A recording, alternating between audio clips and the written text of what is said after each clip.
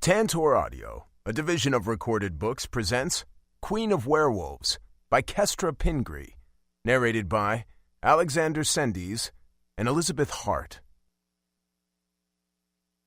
Chapter 1. Todd. The Crimson Caves tech field is holding strong. Each spire can be accessed without issue. Commence system-wide takeover.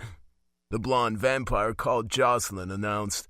I sat cross-legged in the driver's seat of a roomy glider, hunched over and intent on my vampire-made packed pewter screen.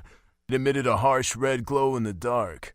Jocelyn was sitting to my right in a similar position. Our packed pewters were linked. Each time one of us pressed a key, we came that much closer.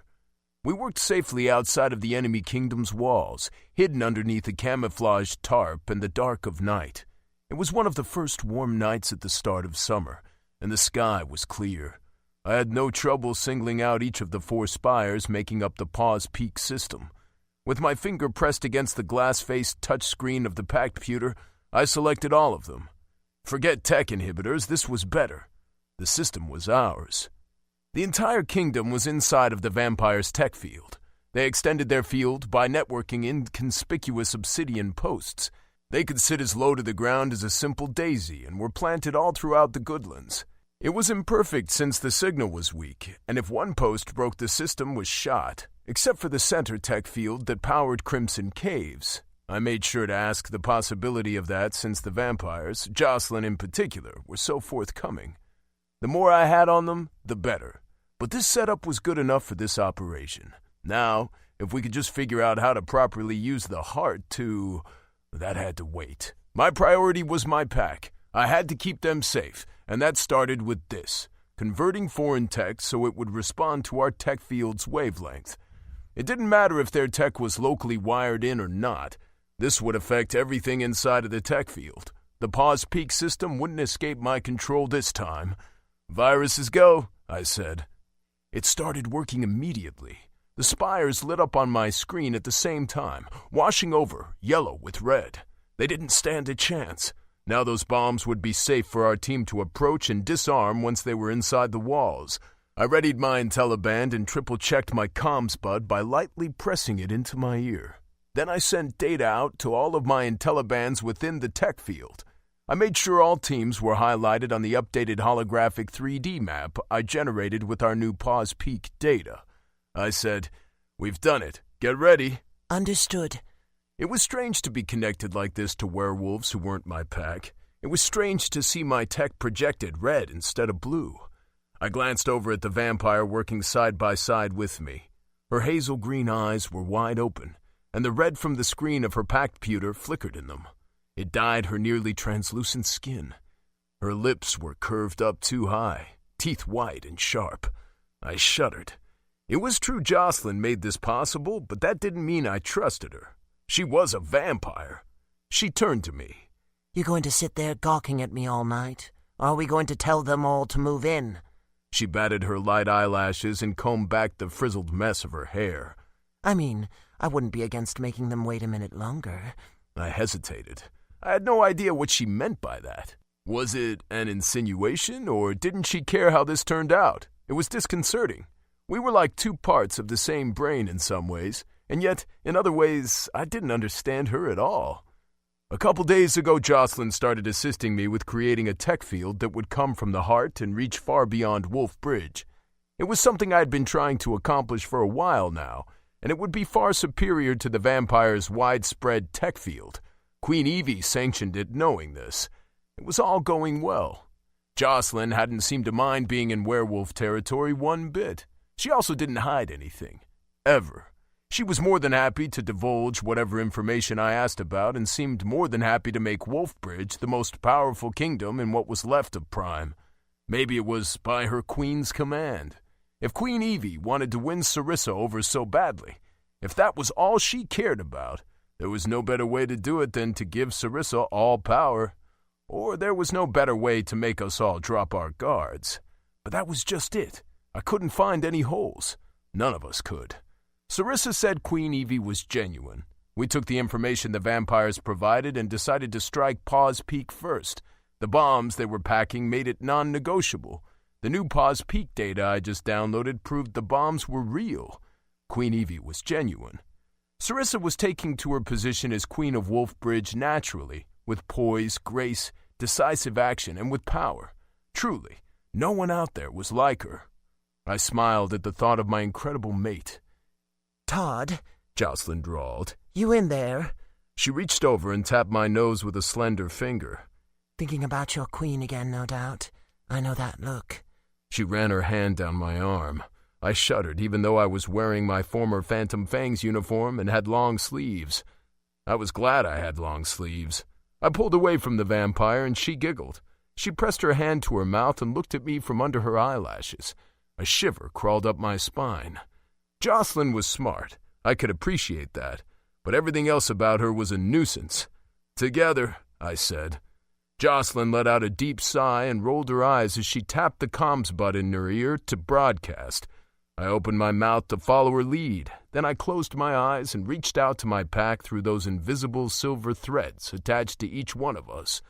I told them, all of them, now.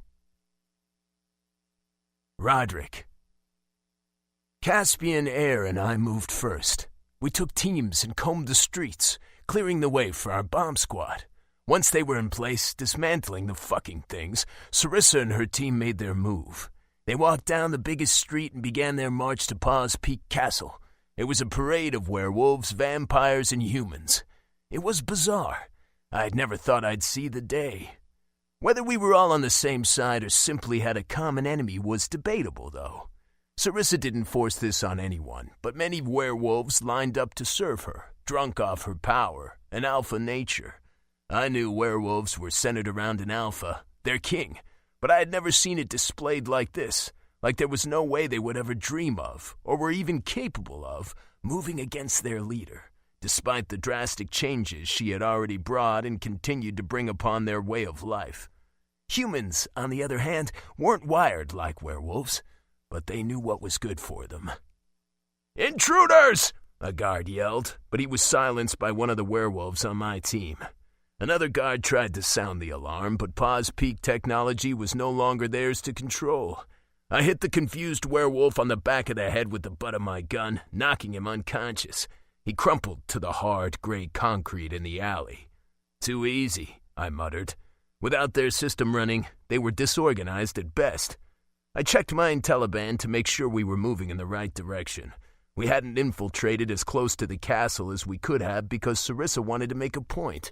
My eyes watered in reaction to the new garishly red interface of my IntelliBand. The holographic 3D map looked like what I was used to. Other than that awful red, it was a bright reminder that we were linked up to the Crimson Cave system. I kept my eyes on my map as I tripped a guard who rounded a corner. He drew his gun on the concrete, and I kicked it out of his hands. Then I repeated the process of knocking him out cold with the butt of my gun. "Keep following this road," I said, sweeping my hand to indicate the direction. It was like traveling through a steel tunnel with intermittent splashes of yellow. It was claustrophobic, but my team followed my order without question, and I ran beside them. As we moved, I glimpsed figures hiding in the shadowy crevices between metallic gray buildings, but most weren't too keen on interacting. Those who were didn't stay awake for long. My hand was numb because of how many times I'd made that precise swing and hit. Crack! Another body crumpled. These unconscious soldiers created a trail of metal shavings behind us. I couldn't compare them to breadcrumbs, but it crossed my mind. Their chests bobbed up and down, slow and steady, alive. I had orders not to kill. I had always killed, for the rebels, for Phantom Fangs. Sarissa, on the other hand, just wanted a path of passed-out bodies leading her to the castle. Her point was this: we had the power to kill them, but we chose not to. "Everyone good?" I asked, sharing the thought with my pack alone. "It's all going according to plan," Sarissa replied. "The bombs are march. We won't see the rest of the Goodlands destroyed." King George really has lost it. I can't believe he was building those things in the first place. "It's a good thing Queen Evie warned us of their planned attack on Wolfbridge." And the rest of the world, apparently. I looked behind me when I heard gasps and whispers. Sarissa had caught up. She had the Queen of Vampires with her. the Queen's most trusted commander, and a parade of vampires and werewolves behind them. Sarissa was the focal point. She was a beacon, blazing blue with moonlight like a bonfire, and wielding that big-ass sword she loved entirely too much. But I understood her pride. We had forged that blade together, and she named it after this great fairy tale werewolf hero she adored, Garstrauda. It suited her. She was a living legend herself, the kind of thing fairy tales were made of.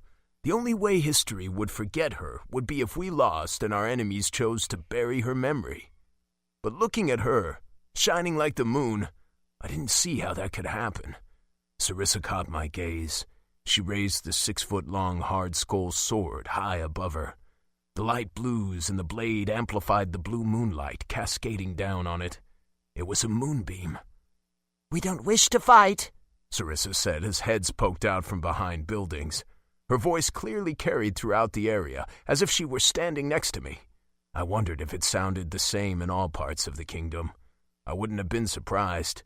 Sarissa contained an immense amount of moonlight, and she had great control over it. Ridiculous control. No one would have known it when she first arrived outside of the Witchwoods, empty of moonlight.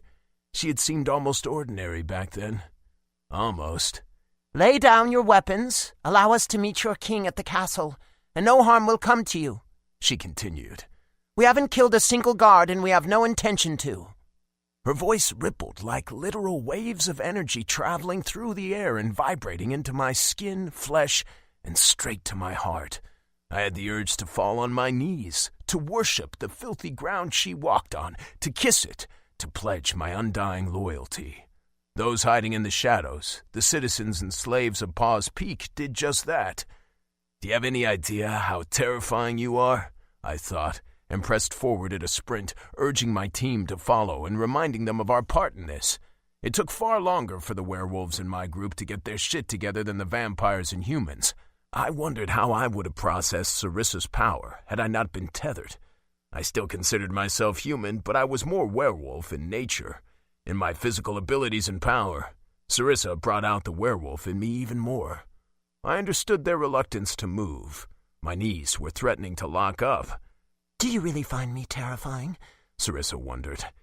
"Enough chatter," Air joined. "We have things to do."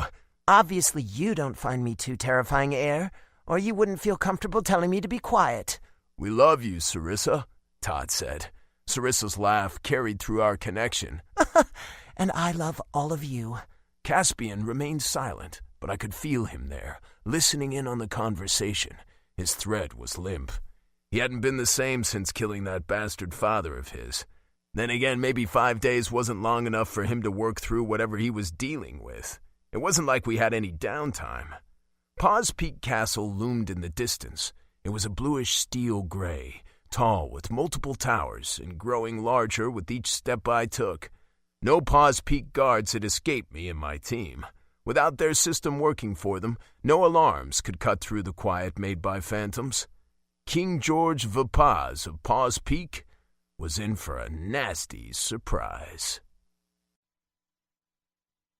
Chapter 2. Sarissa. I hadn't stood at the front doors of Paws Peak Castle when I first saw it.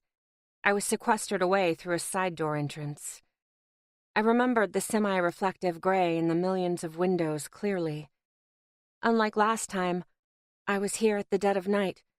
The windows reflected blue moonlight instead of the oranges and reds of dying sunlight.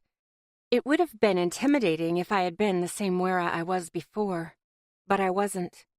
The maw of hell had lost its fire. Now, I was a queen.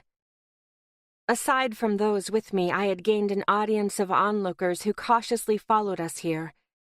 The Queen of Vampires herself was at my side, Gala at hers. More vampires trailed behind us, werewolves and humans too. I glanced at the residents and meat of Paws Peak farther back, and I raised Garstrada high over my head. Its white blade crossed with blue veins shone in the night, amplified by the moonlit flames that flickered over every inch of me. I maintained a steady rate of moonlight. I had more control and determination than ever before. I had my pack and all of those standing behind me. I refused to let them down. I focused some moonlight internally, visualizing it coating my vocal cords in the same fire-like blue energy. With this level of control, I could use moonlight like this for hours on end. It wasn't because I had more than usual, because my mates each gave me some of their moonlight. It was something else. I had never felt more powerful. I had never been more powerful. I spoke. I am Sarissa Valupin of Howling Sky, now Queen of Wolfbridge. I demand King George Vapaz of Paws Peak show himself. My voice reverberated throughout the entire area, slamming back into my own body as a powerful vibration. The large doors groaned as they opened, and I moved back. Guards poured from the drab guts of the castle. I held my sword ready, but they disappeared to the sides, as if intending to circle around us. However, the line of those following me was too long. Instead, they stood at the edges, anywhere they could fit, and blocked our way as much as they could. "Where is your king?" I asked. "Charge!" a guard yelled. The first gray soldier to move caught my eye, and I intercepted him. When he took a step forward, I had already crossed several feet. The tip of Garstrada's blade was mere inches from his throat. He almost took another step forward, but his eyes shimmered with understanding. His face paled. He froze and swallowed, the fabric underneath his gray armor bobbing up and down, the little yellow paw print insignia along with it. I recognized the pink scar on his right cheek. This was the werewolf responsible for taking me from my woods and handing me off to George just over a month ago. I didn't see his cronies, but I was sure they were here somewhere. "Lear," I snarled. "Princess," he replied through gritted teeth. My mates and their teams rained bullets down. They struck Paws Peak guards in the joints and weak links of their armor, though they were careful not to hit anything vital. I knocked Garstrada's hilt against the metal helmet Lear wore. His eyes rolled back, and he fell into unconsciousness. His body hit the stone-paved street with a dull thud. "Stand down," I said. Paws Peak stilled. So far, everyone was adhering to my order, cowering before my moonlight. I was keenly aware of the sharp presence of werewolves. "We haven't killed any of you," I said, keeping my voice amplified. "Either your king will come out here of his own free will, or you will bring him to me." "That is quite enough, lost princess." George, with eyes as hard and gray as his kingdom, emerged from the castle's maw. He stood tall, his yellow cape trailing behind him. It looked more green than yellow in the night, slightly wrong. He didn't look much better. The sickly pallor of his face was contradicted only by his firmly set jaw. His metal crown was even skewed atop his white head of hair. I stifled a growl deep in my throat. I didn't care to see this werewolf ever again, but peace demanded it. "You killed my son, little bitch," George spat. His eyes dulled. The skin underneath them was bruised. "What makes you think you have the right to control an entire kingdom like this? Like you're some kind of king. This isn't a Wera's place. You're perverting everything about the werewolf way of life." I ignored his goading. "I want to spare this kingdom. I want peace. I have no desire to kill any of you. But I can't leave Wolfbridge open to danger. You were planning to attack us. You've been building bombs that could have very likely destroyed the rest of the Goodlands." "Your threats are hardly peaceful. You cut us all down without mercy." "Only if you leave me no choice. And it won't be everyone here, just those who would side with you and do us harm. At the very least, I know your slaves would pick me over you." I glanced at the humans hiding in shadows. Some sunk in further after hearing my words, as if they were trying to disappear completely.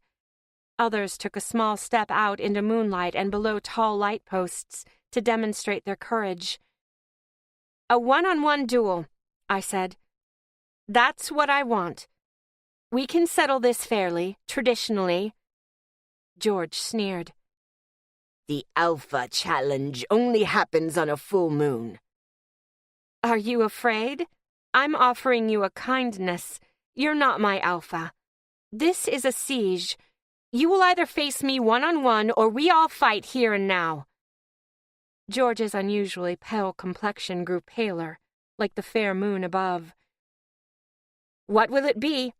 Your kingdom is waiting for an answer." His lips trembled and his tongue darted out to wet them. "Fine. For Charles." A small cluster of look-alike soldiers stirred behind George. They were dressed differently from the others. They still wore a uniform with a gray base, but it was more formal with intricate swirls and yellow patterns carved into the metal accents. They were likely George's other sons, princes still, but not favored by their father. Perhaps they weren't even acknowledged. Perhaps, in some way, they were like my Caspian. I searched for some sign of Caspian, perched on a building above or hiding in the shadows below. A silver string led me to him. The moonlight enhancing everything about my body made my eyesight sharp, as if he could feel me searching. Caspian caught my gaze with dark sapphire-flecked eyes and offered a subtle nod of his head. "We're here," he thought. The unspoken words warmed my chest. I returned my attention to George. "What are your terms?" he asked, and shed his cape. His sons dutifully caught it before it could fall to the ground.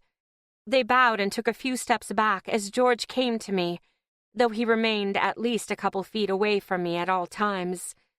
Those around us cleared a space in front of the castle, forming a ring outlined by bodies for our fight. "Anything goes. We fight until the other surrenders or is killed," I said. George spat on the ground in front of me as he moved back, his royal armor glinting in the moonlight. I stepped back as well, mirroring him. I held Garstrada ready. George drew a gun previously holstered at his hip. He fired. I twisted Garstrada's hilt so the flat side of the blade faced George. The bullet pinged against it and fell to the ground as a smoking, crumpled lump.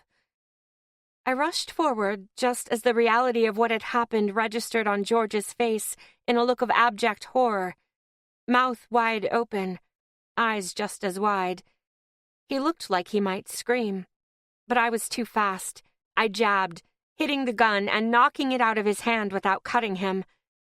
Then I held the tip of the blade to his throat, just like I had with Lear. "Surrender," I said.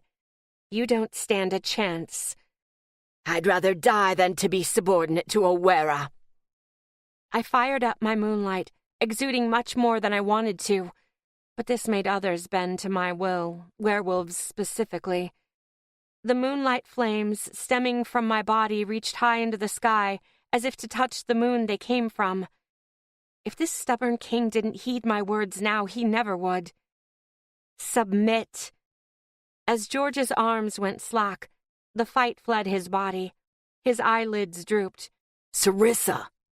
Roderick's voice roared inside of my head. "He has a second gun." George's hand trembled behind him.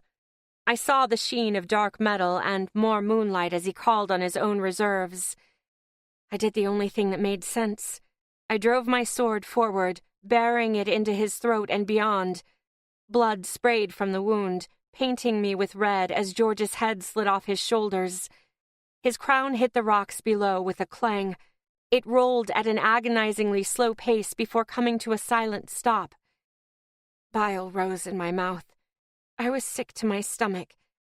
I stared at the crown as red pooled around it. Slowly, I forced my eyes to follow the source of George's severed head. I took it in. His tongue lolled out of his mouth. His eyes were white orbs, and his body hit the ground with a wet smack. This was my first time killing a werewolf. This was my first time killing in war. I was officially part of it now. I was a queen. Maybe I was a monster, too. You did what you had to do. Todd's voice was gentle and soothing in my head. I hadn't realized my breaths had grown erratic. I willed them back under my control, and time resumed its normal speed and lens rather than the bubbly, warped film it had assumed. "Your king is dead," I said dully. The precise circle surrounding me broke. It scattered away, and Evie approached me. She looked over the result of the impromptu alpha challenge. "You all have a new queen," she said. She took my wrist and raised it high, Garstrauda with it. Her strength astounded me. Vampires didn't have an outside tell like moonlight to show their strength, for the most part. A vampire's strength could often be gauged by how healthy they looked, but it was an inexact approach. Unless they looked sick, they always had to be presumed strong. My mates told me that. There was much I didn't know about vampires. Moonlight was a lot easier to read. My stomach kept churning. The vast amount of moonlight licking my skin dwindled. When Evie released my wrist, I let my hand and sword fall. Garstrauda's blade cut through gray rocks as if they were butter. The sword stayed vertical, hilt up, patiently waiting for me to wield it again. If a sword could be noble, it was my Garstrauda. It refused to fall on its side and clatter to the stones below like a normal weapon. But it wasn't normal. It was made for war and the strongest of werewolves. "Take her sword," Evie said. Then she added, "If that's all right, Queen Sarissa." I nodded. I didn't need Garstrauda anymore. Not if this worked the same way it had in Wolf Bridge. Gala took my sword with the help of a couple other vampires. They sheathed it. Then they bowed to me and their queen. All other figures followed that bow in a continuous wave. But there was a cold silence despite the warmth of a summer night. The subtle bond I forged after becoming Alpha of Woodbridge wasn't present here. That wasn't a good sign. So I fired up my moonlight on full blast and commanded, "Pledge to me as your Alpha, your queen, and put an end to this fighting." Little sparks of electricity darted out from the dancing flames of my moonlight. They popped and snapped in a bright light, and threads of that same light were burned into my vision. Werewolves. Every werewolf lit up in response to me, my moonlight calling to theirs. It brought heat and forged a bond, a unanimous acceptance of me as Alpha. Werewolves follow the strongest. "My queen," Lear said. He had woken from his forced sleep and bowed like everyone else. He fell lower, onto his hands and knees, and pressed his lips to the ground. "We did it. We really did it. After all that had happened to me outside of my woods, we were making a change in Prime."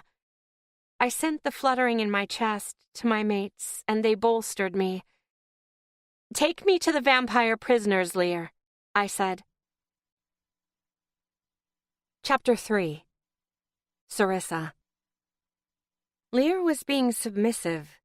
He led the way through the castle in silence, in total obedience. I left almost everyone outside of the castle rather than take a large parade through it. I brought Evie, Corin, and Gala with me, though. I couldn't stop staring at the back of Lear's head. Our first encounter was fresh in my mind. It had been a shock, painful even. That feeling extended to all of Paws Peak. Walking down these metallic gray halls reminded me of the prison this place was. The Lunalite scraps were the cries of those seeking power. But not anymore. Paws Peak no longer belonged to a king who would abuse it. Lear led us to the spiraling staircase I had fled to when Prince Charles had tried to seal me with the mate claim against my will. I narrowed my eyes at the back of Lear's head, where his dark hair was tied up into a bun. I concentrated and singled out whatever ties now existed between us with me as his Alpha. We didn't share emotions or thoughts. It wasn't a physical thing either, but I could tug on it like a leash. I was the master, and Lear was the dog wearing a studded collar. I tugged on it, and Lear flinched. He almost cowered like a cub that was about to be scolded by his mother, but then he continued forward. I hadn't told him to do any differently, and we hit the decrepit bottom of the dungeon where loose rocks with jagged points had once cut into the soles of my feet.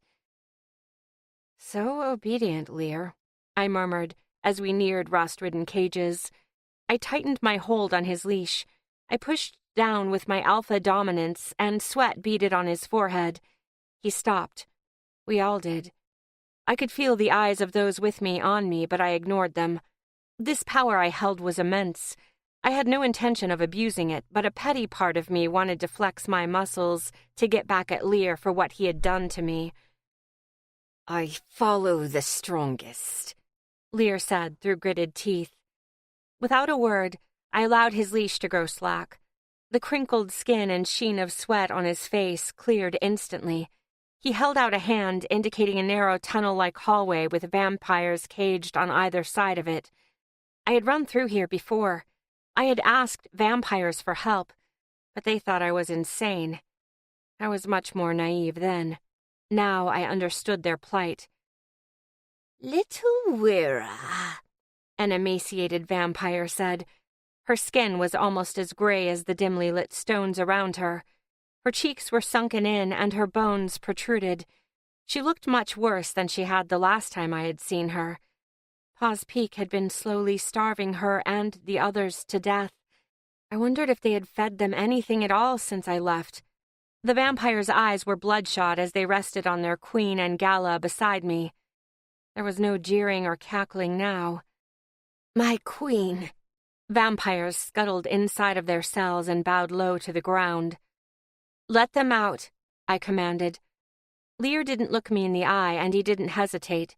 He grabbed a keyring attached to and hidden inside an inner pocket of his Paws Peak uniform.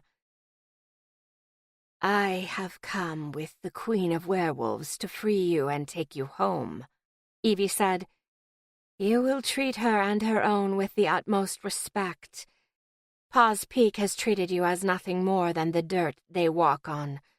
But their new alpha will not condone or tolerate that any longer. The Prime War is finally coming to an end." Lear unlocked the first cell. The vampires inside hesitated. I didn't know what their connection to their queen was like, but I could tell it wasn't like the bond I had forged with so many werewolves. Vampires weren't wired for packs like we were. Slowly, the vampires emerged from their cells as Lear unlocked them all. As much as I didn't personally care for Lear, I was relieved none of them attacked him. Corin held his breath beside me. I tried to send soothing vibes his way. I knew how to show dominance with this new alpha status, but I hadn't figured out if I could do much else. Corin released his pent-up breath and glanced at me. "Thank you, my queen." I nodded, and I hid the frown trying to crawl its way onto my face. I had much to learn and hardly any time to do it. But essentially, this connection tying me and so many other werewolves together was just like the connection I had to my mates. The one I had to my mates was far stronger, but the reason for that seemed fairly obvious to me. I had a much closer relationship with my mates. This was likely the real reason why werewolves eventually built kingdoms like humans and even vampires.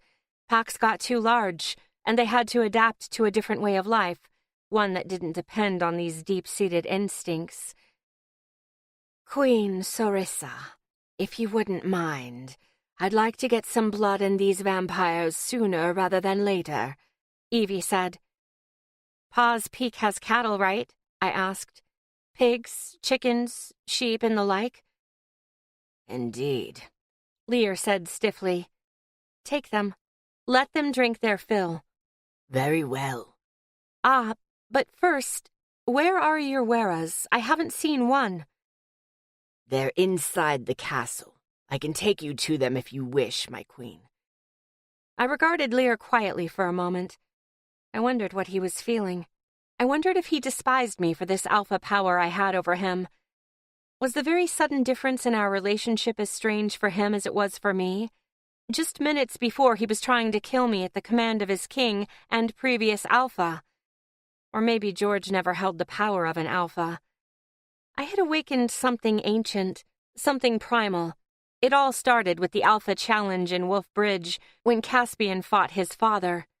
The Alpha Challenge, its rules and what it meant, were remembered, but it was rarely invoked these days, I was told, until me and my mates— "One step at a time, Sarissa," Roderick whispered in my head. "Corin," I said, "find a guard outside and go with him to take Evie and her vampires to the livestock." Lear's lower lip twitched at my use of livestock. To these man-eaters, their livestock was as much the animals I had mentioned as the humans who lived here. Well, no more. Shields, man-eaters, it was all going to end. Under my rule, humans had equal rights. "And leave you alone, my queen?" Corin said uneasily, eyes darting to Lear. "I can handle myself." Corin took my word easily enough. He bowed and left with the vampires as Lear and I waited until the dungeon was silent. Lear stood tall, but his gaze never reached my eyes unless I demanded it. He was nothing like the Lear I knew. My stomach twisted uncomfortably. Was I the one taking freedom now? Was freedom nothing more than an illusion? Was it only attainable by a few, by the alphas, the leaders? Was everyone else meant to follow? What was the price of peace? "Take me to the Weras," I said. "Your wish is my command." Lear led me through more castle halls. A lot of them were empty since the soldiers had rushed outside with their king to meet me before, and I hadn't asked them to return to their posts.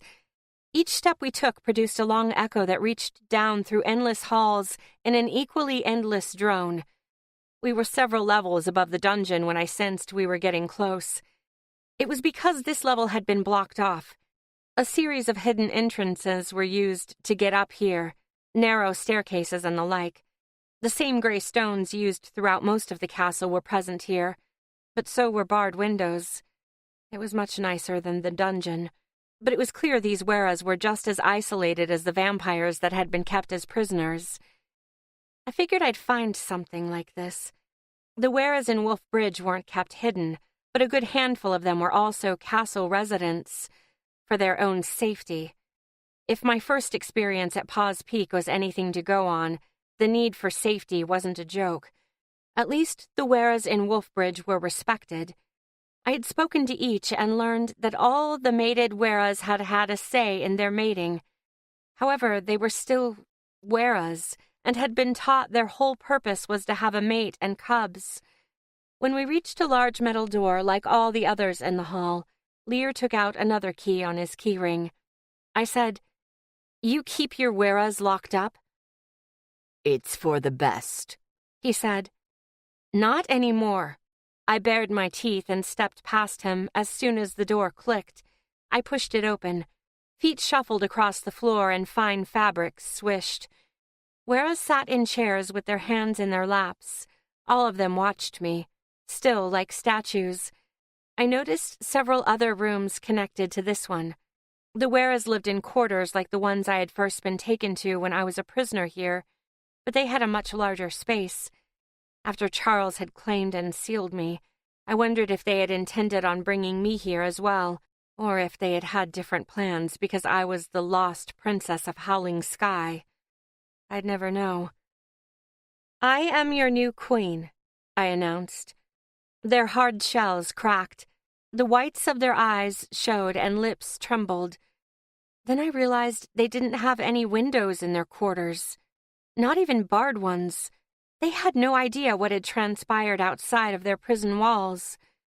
My eyes settled on an elder Wera. She should have had more wrinkles, but she was so practiced at being expressionless her skin was abnormally smooth. All of these Weras wore draping, sheer fabrics in pastel yellows or grays, but hers was especially ornate, with bright splashes of yellow intricately woven in through the base fabric to make an inappropriately sunny design. She also wore a thin metal tiara. "Is King George dead?" she asked, voice warbling. "Yes," I said. "I killed him in a one-on-one fight." It was true they hadn't seen the events themselves, but there was an underlying sense of pack tying me to them as much as it was tying me to anyone else. They had felt the change. And my sons. The rest of your sons are alive and well. I hope they told you about Charles before. Her shoulders fell, and she gave a swift nod of her head. Yes, I was told. Thank you, my queen. The other Weras followed her, relaxing slightly. The previous queen was the one they looked to, an alpha in her own way. What's your name? I asked. Anne. From now on, your room will never be locked. You can come and go as you please. You are not prisoners. You will be treated like any other werewolf. I gave Lear a pointed look, and he bowed his head. The same thing applies to the humans living here. They will no longer be food or slaves. I'll have some of my soldiers from Wolfbridge stay and assist you in these changes. I will also work beside you and organize things before I leave. Leave? Lear asked, incredulously. Sarissa, we're ready to broadcast your message to the entire kingdom using its comm system if you are. The spires actually have pretty amazing sound. Todd informed, using our intimate connection. I closed my eyes and answered, I'm ready. Chapter 4. Sarissa. It was well into the early morning hours by the time I had set things in motion. I spoke to the kingdom. I gave orders, and my mates helped me every step of the way. Exhaustion set in when I returned to the castle with my mates by my side. I collapsed into a hard chair in the foyer, joining the others. Evie, Gala, and Jocelyn were there and waiting. Corin and a human named Dirk from Wolfbridge were too. Dirk had stepped up when hardly any human would, when I started making big changes to Wolfbridge and needed human input. I was glad. Trace couldn't be my only advocate. Dirk saw I was serious about treating humans equally, so he spoke his mind, within reason, using the skills he had no doubt learned growing up in Wolfbridge and interacting with superior werewolves his entire life. The other humans were willing to follow him. He was a farmer with hard-earned muscles and weathered skin. He was a man with a big heart who gave to those in need. He was also very level-headed. He had earned a trustworthy status among his peers. Dirk, thank you for joining us, I said. Thank you for allowing it, my queen. How are the humans here? I couldn't get close to any myself. I would turn to look at humans from Paws Peak and they'd scatter like flighty birds. Scared. They cower whenever a werewolf is near. Because all the werewolves they've known have been man-eaters. Indeed. I sighed. Do you think you'll be able to get through to them? I'd like to hear their thoughts on the changes we're making to Paws Peak. It'll take time, but I think I'll be able to.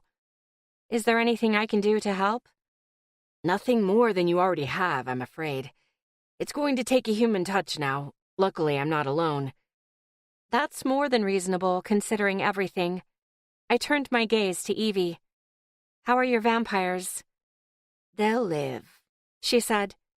It's good we got them out when we did, however. Most of us were still in the armor we had worn for the siege, but Evie wasn't. Her armor had been spotty at best to begin with. Shoulder guards, a loose breastplate. None of it seemed to fit properly. What she wore underneath was all she wore now. A red satin dress that reached her ankles. It was also very loose. I didn't question it, though.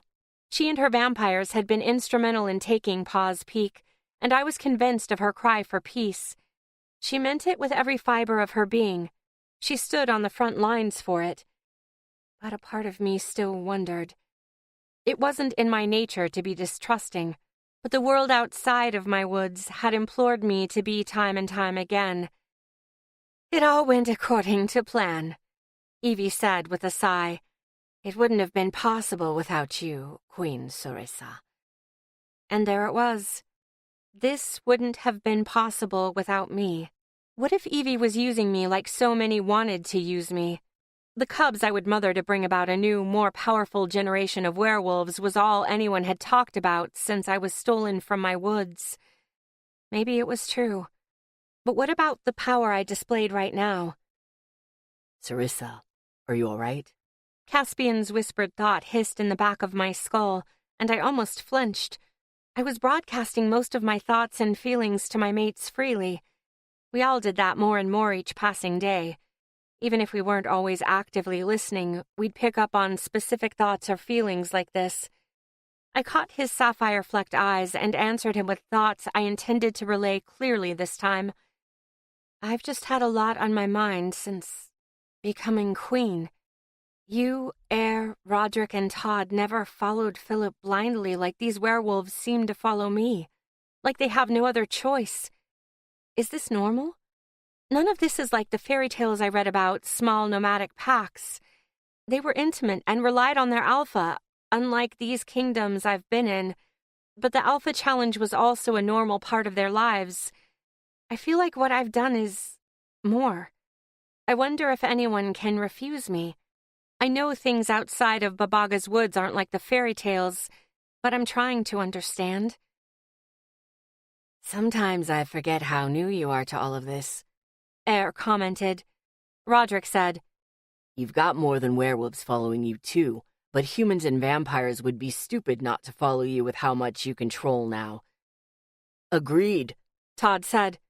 I think you have a stronger hold than a typical alpha because your moonlight capacity is unprecedented. The werewolves in Wolfbridge were ready to follow Caspian when he killed the king. Todd suddenly fell silent. We all did. Then he added, Sorry, Caspian. I waited for that emotional weight to crash down on all of us like it did when it leaked through Caspian's thread. Instead, he spoke. Werewolves are wired to follow the strongest, with or without this nearly tangible connection tying so many to you, Sarissa. Some kind of bond has always existed between an alpha and their pack, even if it gets stretched out when the pack grows like it probably has with these kingdoms. Werewolves are like sheep, then, I mused. Except for the few that break out and propose the alpha challenge. I challenged my father, but that was because of you. Maybe, rather than sheep, most of us have grown complacent and are used to a certain way of life. I wanted to change things, but I also knew I was no match for King Philip on my own. That world was all I had ever known. He protected us, kept us safe, and I wanted to believe in him, mostly. He changed some things in Wolfbridge, but he mainly stuck to the tried-and-true functions of a werewolf kingdom. No one has defied you, even though you've already made major adjustments to everyone's way of life. If there were viable candidates, there could be a great power struggle over these shifting dynamics. But you are an alpha above any other. You've proved it. It would be suicide to challenge you. Call it pack instincts mixed with self-preservation if you want. It's ancient, probably a lot like those nomadic packs, and it's working because you're you. It's almost like you've tethered them to you, Eyre said quietly. So, no one actually agrees with what I'm doing, but they have to follow me anyway because of my moonlight. Is that what you're saying? I didn't like that, but I didn't know how else to keep my pack safe, or how else to help those who didn't have the power to help themselves. If that's what it takes, so be it. I protect what's mine. They'll see. They'll all see. Queen Sarissa, Evie said. Yes? I asked if there is anything else we need to discuss, or if there is anything your Moonlight Knights have to report. Moonlight Knights. It was the name that stuck once their title as Phantom Fangs was dropped. Moonlight Knights came naturally to the denizens of Wolfbridge since I was their mate, and one of my many titles included Moonlight Child. No, I said. I think it's time to implement the next part of the plan. The unity of Prime is well underway. Evie agreed. Once the Heart's new and enhanced tech field is cast all over the Goodlands, I'll check in with the portacoms that are synced up to the system. Todd said. He held out the small boxy device equipped with a short antenna. Jocelyn held one as well. It isn't ready, though. So I'll need to return to Wolfbridge. Is that okay, Evie? Her hazel green eyes went big and wide, and her lower lip trembled. Jocelyn, Gala said, exasperated. Address your queen properly. Of course, Jocelyn, Evie said. Real-time communication with the rest of the Goodlands is of the utmost importance. There will still be the issue of the tech field penetrating the underground, Todd said. Unless Crimson Caves has receivers open, I'm not sure if it'll work. We'll always have our receivers open, and we'll tune a set of them to the Heart's tech field, Evie said. We're calling it the Heart Field, Jocelyn chimed, to keep things short and simple. Todd nodded. I rose from my seat, and the others did the same. I went to Todd, took his hands, and kissed his cheek. Thank you, I said. He freed one of his hands from mine so he could wrap his arm around me. He held me close. It was warm in his arms, and I didn't want to leave, but I had to. I had more hugs to give and responsibilities to attend to. I reached for his red hair, threading my fingers through it. I gave him one more kiss, on the lips this time, and then we parted. And you, Jocelyn, I said. We couldn't do this without you. Ah, shucks. She gave a bouncy bow. I'm just happy I get to work with someone almost as smart as me. She fluttered her light eyelashes at my mate. Todd didn't see it, and Evie gave Jocelyn a stern look. The tech vampire clasped her hands behind her back and took a few steps away. Jocelyn's fascination with my mate had bothered me before, but Todd quickly cured any doubts I might have had. He only had eyes for me. I caught air, and he rested both hands on my lower back. I'm really tempted to grab your ass, he thought. I grinned. Why not? You're a naughty queen. He didn't grab my ass, but he did lean down to kiss me. I rested my hand on his smooth jaw. Slowly, I caressed him. I was eager to savor every bit of physical contact I could.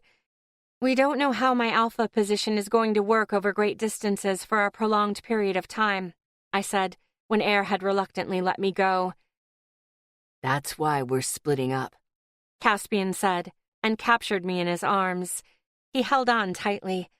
I felt his firm biceps, imagining my fingers melting through the fabrics of his combat uniform and through to his skin. Yes, I think we have to. I'll take care of things here. Caspian gave a small smile, a shadow of the smile I had come to expect from him. I may be the Phantom Prince, but I have some experience with leading, at least when compared to the rest of you. Air came up from behind him and grabbed the back of his neck, forcing him to bend forward slightly. I stayed where I was in Caspian's arms as his warm breath brushed my neck. You're not the Phantom Prince anymore, Air murmured. I'm staying too, remember? I hated dividing my pack. It was especially unfortunate we consisted of an odd number. Todd would be without one of us. It's fine, Todd said. He glanced at Jocelyn, who giggled in an endless loop. I refrained from rolling my eyes. She had been extremely helpful so far, and it sounded like she would continue to be. I gave Caspian one last squeeze before settling at Roderick's side. I hugged him, pressed my fingers into his beard, and he kissed me. Our hug was shorter, but I captured his hand as I said, Roderick, Evie, Gala, and I will go to freedom. Corinne, Todd, and Jocelyn will return to Wolfbridge. Todd, you're officially in charge, but Corinne can take care of most things for you. And by that, I meant the interacting with other creatures part. Todd wasn't fond of that. Caspian, Air, and Dirk will stay here in Paws Peak. If that's okay, Dirk. The farmer nodded. Yep. Left everything in Wolfbridge to Trace and Nora. I was glad Air and Trace's mother was willing to help us, too. Like Dirk, she had a good reputation among the humans. I decided it partly had to do with age. Perfect, I said. Keep whoever else you need here and send the rest back to Wolfbridge. Werewolves and humans alike, all right? Caspian and Dirk both replied. Understood. The rest of my vampires will return to Crimson Caves, Evie said. For now, I agreed that was for the best. Paws Peak was already going through big changes, and there was no need to try and throw vampires into the mix when they already had a perfectly good home of their own. Corin, my goal is to have everything running smoothly as fast as possible so that we can all attend your wedding. Corin blushed, and his wide brown eyes drifted to the floor as he fidgeted. Perhaps he was uncomfortable with me suddenly turning everyone's attention to him. It would be an honor, my queen. Corin and Trace had wasted no time mating. Almost as soon as I had become queen, Trace showed up with a claiming bite between her right shoulder and neck. It hadn't changed her, though. It was because of what Air had told me before, about the intent behind a moonlight-infused bite. Corin didn't want to tether Trace. He just wanted to keep her by his side as his mate. I rubbed the back of my neck, feeling the weight of that same claim. Todd and Air had bitten me and sealed me. Caspian and Roderick hadn't. My body ached at the thought, and my claiming bites throbbed. We hadn't had much time to ourselves. Mostly, I was okay, but there were times like this where the thought of not being sealed by all of my mates nearly had me on my knees. Sometimes it wasn't triggered by a thought. My body needed something, and it wasn't getting it. I tried to ignore it because I didn't have time to figure it out right now, but it was getting harder and harder to. It would have to be addressed soon. At the very least, it would be wise to ask another Wera about it. When I got around to it, I sincerely hoped one of them would know something I could do about it other than pressure Roderick and Caspian into sealing me with the mate claim. I wanted them to claim me when they wanted to, not a moment sooner. Gods, but I needed them. I was happy for Trace and Corin, though. When I had seen Trace after she and her mate had made things official, at least in the werewolf sense, she had been glowing. It was as if a light shone underneath her skin, infused into her bloodstream. I wondered if I looked that way to others. Or maybe that wouldn't happen until I belonged, without question, to all of my mates. My eyes flickered to Roderick and then to Caspian. Heat pooled in my lower stomach and grew until it was a raging fire. I clenched my jaw to keep myself from screaming. This I made sure to keep to myself. I didn't let it slip through on the silver threads keeping us transparent. Some things were best kept a secret. That's it, then, Evie said. Shall we move out? Yes, immediately, I said. Thank you for doing this, for trusting us. Roderick yanked my hand. He caught my waist with his free hand, pulling me into his broad chest. Then he touched my cheek with rough, calloused fingers. But the gesture was soft, loving. Let's go change the world, little fighter. Chapter 5. Roderick. We took a brief stop in Wolf Bridge to gather supplies, to refill the rotor's gas tank, and to rest up a bit before setting out the next day. Now the rotor bumped along the same trail we took to Howling Sky a month ago.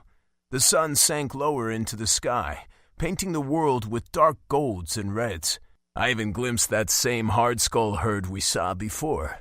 They were a unit still, so that likely meant they had found a new bull. I'm glad, Sarissa said. There aren't many left, right? It's lucky. Yeah, we didn't wipe out an entire species because of Caspian's stupidity, I replied. She folded her arms and raised her eyebrows at me. I caught it in my peripheral vision. I wouldn't say it to his face. I know he's fragile right now. Then I added with a mutter. Wish he'd get over it, though. How long can someone mourn? Caspian loved his father. And I never knew my father, so I guess I just don't get it, little fighter. I turned the wheel, and the rotor headed off the old dirt trail and into the grass field to the east. I was aiming for the trees ahead. The Queen of Vampires and her second followed in their glider.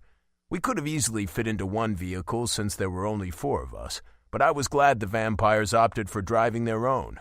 We were working with them. They had been nothing but helpful since kidnapping Sarissa. My jaw clenched. This ride to freedom could have been nice.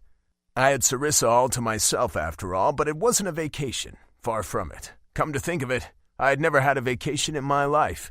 And there were a million ways all of this could turn out terribly wrong. In the past, I might have known the outcome, but nothing was clear anymore. Nothing but Sarissa and my pack. You wouldn't mourn me if I died? Sarissa asked as we were about to enter the trees concealing freedom from the outside world. Just a few layers of deciduous trees, that was it.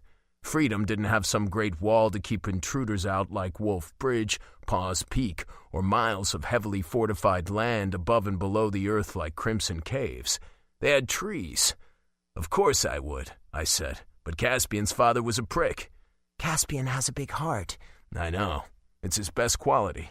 It also makes him infuriating at times. I had been making sure not to look at Sarissa much during this trip. I kept my eyes on the road, on the task at hand, because looking at her was painful.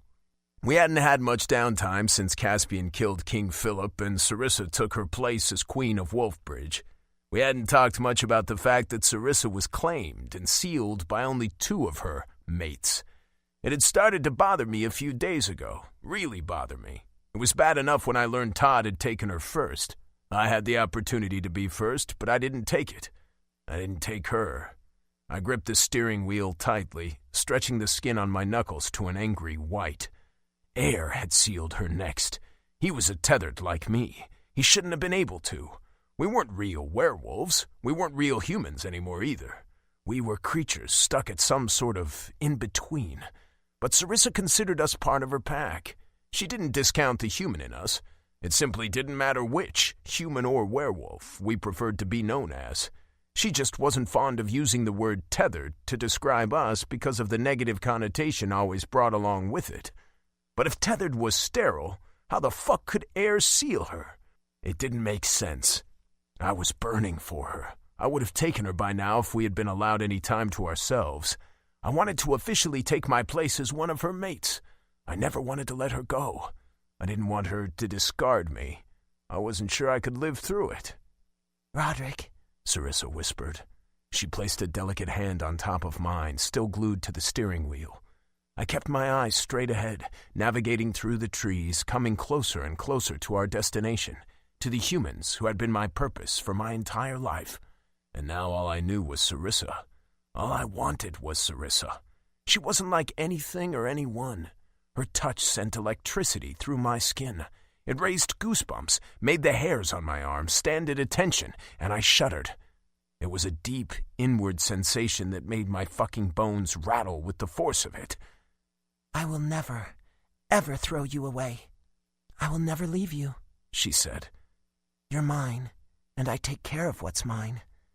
If it wouldn't have killed us, I would have grabbed her right then and there and kissed her until she couldn't breathe, until her lips were good and swollen. I would have continued my onslaught across her entire body, until she couldn't think about anything but me and was screaming my name. My throat was dry. I swallowed. The trees parted and the first flag came into view. It was white with the light blue silhouette of a soaring skyscraper. The large predatory birds were thought to have been killed in the Hellfire strike, but when freedom was established here, a sky spear painted like a cloudy blue sky was spotted in a tree as if overlooking this place, blessing it even.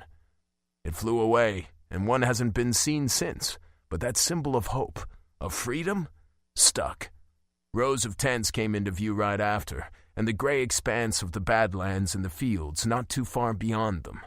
I eased up on the gas. I stopped in the grass near the horse pasture, away from the tents. Gala followed, stopping just behind me. We needed to look as peaceful as possible, but humans with weapons were already rushing out of their tents to intercept us, thanks to the shouts and alarms from those on watch. A rotor and a glider were red flags in a pick-up-and-go settlement like Freedom. They only had motorbikes and horses. Hopefully, the rebels wouldn't kill us first and ask questions later. Sarissa kicked open her door and got out without any sign of caution. Despite being a queen, she hardly wore dresses any more than she had before. She was fearsome in her plain tunic, a skilled hunter hiding behind simplicity. She stood tall, chin raised. Gods, was she radiant. It didn't matter what she wore. She had the regal thing down. And she was trying to give me a heart attack. I rushed out of the rotor to stand beside her, my hands raised. "We just want to talk," I said. Some of the rebels hesitated, lowering their weapons slightly. Others had their sights set and their fingers heavy on triggers. I reflexively grabbed Sarissa's waist and hid her behind me. If she had been using moonlight, she could have stopped me. She tried to resist by digging in her heels, but I was stronger than she was when moonlight wasn't involved. "Roderick," she growled. "Roderick?" a familiar voice echoed. The thickening crowd of rebels parted, stepping back toward the tents for the man coming down the center. Merrick Rex. I hadn't seen him in months, but he looked the same. His sizable physique and the scars he had given himself when he taught himself how to endure pain were his most distinct features. I doubted the wrinkles he'd continue to grow with age would ever diminish his presence. "Hold your fire," Merrick ordered the rebels, but he didn't take his brown eyes off me. They were usually hard, glimmering with something dangerous. I didn't see that glimmer now, though. "What do you want?" I did my best not to bare my teeth like a damn werewolf when Job emerged, cloaked in black, and stood at the rebel leader's side like a demon. He would have reminded me of a vampire if his cloak had been crimson, with gilded hems instead of tatters. Sarissa kept her cool easily enough, despite how she had lost her temper when Job and his guys had attacked me that one night, though she clearly didn't approve of me hiding her behind me. She was gently working to pry my fingers off her waist. "We want to talk," she said. "You're Merrick, I assume, leader of the rebels?"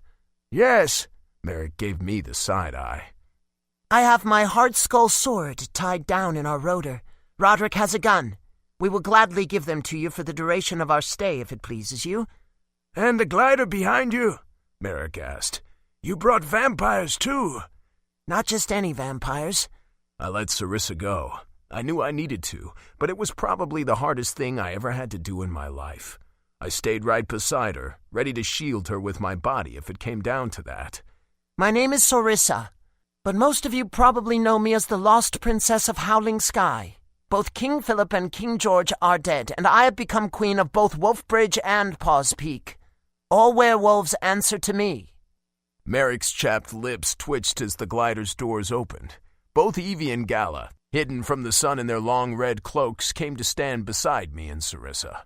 Their golden hems danced like flames, catching the light as they swayed in the soft breeze. No one stepped forward, and no guns were fired. "I have the Queen of Vampires with me," Sarissa said, "and her most trusted commander. We want to talk about peace." The corners of Merrick's lips slowly curved up until he was grinning. His eyes were too wide, the gesture too distorted to make it appear friendly. "Overconfidence in your abilities or sincerity? I wonder," he said. "Hand over your weapons and let us inspect your vehicles." "As you wish." Merrick signaled rebels forward. I took out my gun and handed it to one of them. Evie and Gala did the same with their firearms. Sarissa moved to the back of the rotor where Garstrada was sheathed and awkwardly tied down half inside the too-short cargo bed in the roof. Shorter cargo beds made rotors better suited for paving their own trails, but Garstrada really could have used a longer one. It also didn't help that Sarissa insisted on bringing supplies to share. She was too attached to the damn sword. Sarissa didn't lift the sword once it was free. She simply warned, "It's heavy." A couple rebels tried to move it on their own, but they could barely lift it. Their arms trembled. The sword was going to fall off the rotor and chop off someone's limb with its weight alone. But Sarissa reacted. She fired up her moonlight and caught the sword effortlessly. Then the crowd of humans drew weapons on my little fighter. "Steady, Roderick," Sarissa thought. I hadn't realized my muscles were coiling tightly, ready to spring forward. I took a breath. Sarissa held up one hand cautiously as the other held her monster sword. Blue flames lit her up, brighter than the last sun rays of a harsh orange sunset. The rebels may have been human, but they knew the dangers of moonlight, and they knew a shitload of it when they saw it. Carefully, Sarissa laid the sword in the grass. She turned off her moonlight at the same instant. "Please be careful," she said. She held her hands up as she stepped away from the sword and slowly made her way back to my side. "Sincerity," Merrick murmured. Then he raised his voice. "Everyone lower your weapons. Queen Sarissa, Queen Evie. We can talk in my tent." Chapter 6. Roderick. Job wouldn't stop glaring. Of course he came inside of Merrick's tent with us. With me gone, he was Merrick's right-hand man. I knew that, but I didn't like it, especially not after what he pulled on me last time I saw him outside of Wolf Bridge. Merrick's tent was easily the biggest of the lot. Several people could stand inside comfortably. It had sectioned-off rooms, including one with a map where missions were discussed with Freedom's tacticians. We stood in the first section, a sitting room of sorts, and were allowed seats on wooden stools. Aside from the rug placed on top of the tarp, there weren't any decorations. The tent's opening was tied down to give us some privacy, and a couple electric lights were lit thanks to the portable generators Freedom had developed. The tent's material was mostly opaque, but the outside light and the shadows of loitering rebels were noticeable. "Job told me you sided with the lost princess of Howling Sky," Merrick said, breaking the heavy silence. "He said you'd given up our location. I didn't believe him. I said you'd hold out, that you'd come back to us." My guts twisted up in a mess of nerves. I felt sick to my stomach, and that wasn't normal for me. I didn't deal with this kind of shit, but it felt like Job had kicked me in the balls and the pain was shooting up my spine. I would have doubled over if Sarissa hadn't placed her hand on my thigh then. Her touch brought everything back into focus and chased away the sickness. "Roderick would never have given Freedom's location unless he knew it was to Freedom's benefit," she said. "Not even if you demanded it?" Merrick asked. His tone was flat, almost dead. "A Wera who has united all werewolves in the matter of what? A month? I'd tell you to prove your claim, but Freedom's spies informed me of your exploits before you arrived." "It's good to gather intelligence. I'm glad you know what I say is true." "I think you're sincere, but too powerful to anger without serious repercussions." Merrick looked at the two vampires who had yet to speak a word. "I'll hear you out, but it's not because I want to, Wera. I don't have any other choice if I want the least number of casualties." "Honesty is also good." Merrick sighed and hunched over in his seat. He rested his clasped hands in between spread knees. "So, Queen of the Werewolves, do you truly believe your four could wipe out this entire camp if it came down to it?" "I didn't think about that. The only thing I'm sure of is that I could get the four of us out of here alive if it came down to it. I have no intention of turning this into a slaughter." "Naive, perhaps. Or maybe overconfidence after all." "I want to end the Prime War. It's idiotic. I have no idea why it began in the first place. It's not that hard to get along with each other, is it?" This time, when Merrick grinned, it was familiar, warm. It was the same look he gave me when I was young, acing any challenge he could think to throw at me. "I see why Roderick chose you. You see white from black too, don't you?" Sarissa shrugged. "I know what's right, and I know what's wrong." "Exactly. You don't hesitate." "I have hesitated, but not when it counts." "Honest, earnest. You aren't like any werewolf I've ever met. You are a strange one, Queen Sarissa. Is that why the others are happy to let you be their spokesperson?" Evie smiled with painted black lips. "A wonder, isn't she?" "And what's your bit? How many humans have you bled dry and killed?" "More than I can count. At the time, I didn't regret it in the least. Then Phantom Fangs killed Denez, the last male vampire, and I understood real pain. Now I know peace is the only way this won't end with another burst of hellfire." Joe bared his teeth underneath his hood. It was a gruesome image between that ugly scar on his face and the flickering lantern light. His appearance had always bothered me, but it wasn't because he was one ugly motherfucker. I didn't like how it reflected what I had always seen inside of him, a twisted, angry man who was good at what he did but had little to no compassion. He wasn't righteous, but he followed Merrick, and I could never figure out why. I could never figure out what made him tick, and it didn't matter. Back then, he was white. We were on the same side, but I saw things differently now. I had a grudge against him because he brought out an ugliness in Sarissa I'd never seen. I'd never forgive him for it.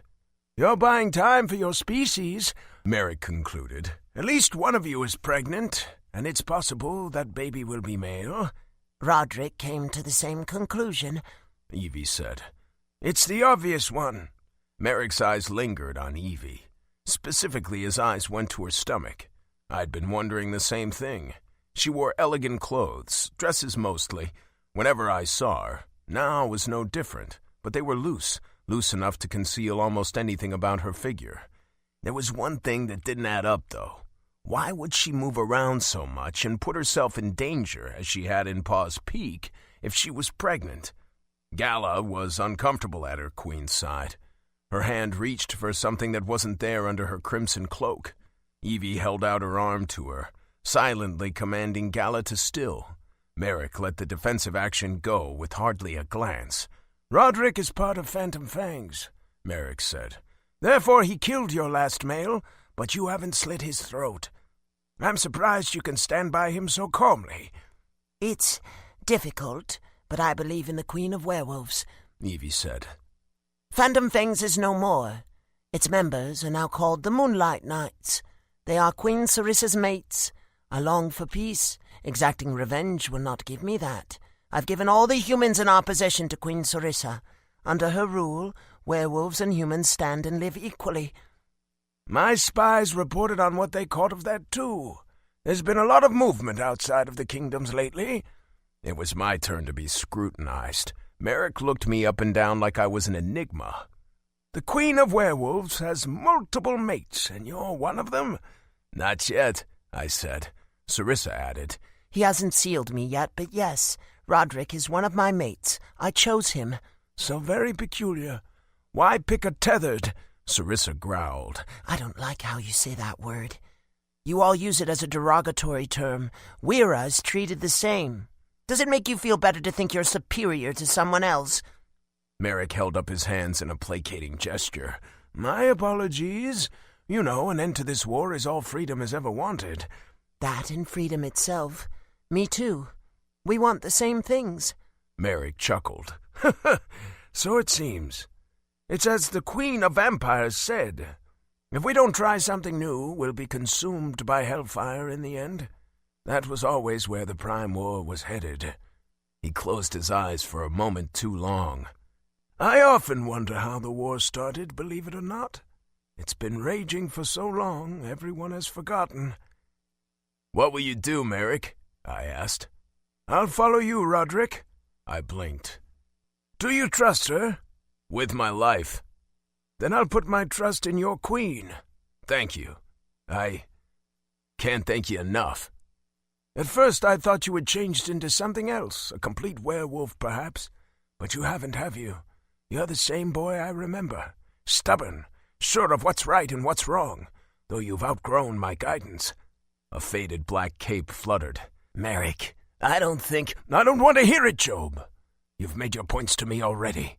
"We've brought some food and supplies we'd like to offer Freedom," Sarissa said. "Please let us know of anything you might need, and I will see that it is delivered to you. What's ours is yours." Job moved. Every muscle in my body tensed as he neared Sarissa, but he didn't stop. He passed all of us and tore out of the tent. His cloak billowed behind him like angry storm clouds. He didn't bother securing the entrance and left a gaping hole where a loose piece of animal hide flapped in the breeze. "Should I get that?" I asked. Sarissa shook her head. "Merrick, Evie and I would like to hold a conference. This peace we've been working toward. We're calling it the Unity of Prime, and it won't work unless we're together. The Unity of Prime Conference would be a place to discuss our differences, our needs, and to simply exist together, to even celebrate it." "When and where will this conference take place?" he asked. "The next full moon in Wolfbridge. I'm replacing the Moonlight Banquet, werewolf exclusivity, with this peace conference. Feel free to bring as many from Freedom as you wish. The more of us, the better." "And your werewolves are okay with that?" "Yes." Merrick stared at her for a moment, unblinking. "Very well. We'll be there." Chapter 7. Todd. "Test it again," I said. "Okay." Jocelyn sing-songed.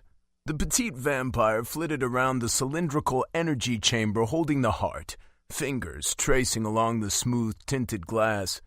She pressed a button on the other side of the console and the chamber glowed white-hot. It was almost painful to look at even through the protective lenses of my goggles. I monitored the system we had heavily modified. We threw out its previous guts, the components responsible for the tech field that had surrounded Wolf Bridge for years, and made a new one.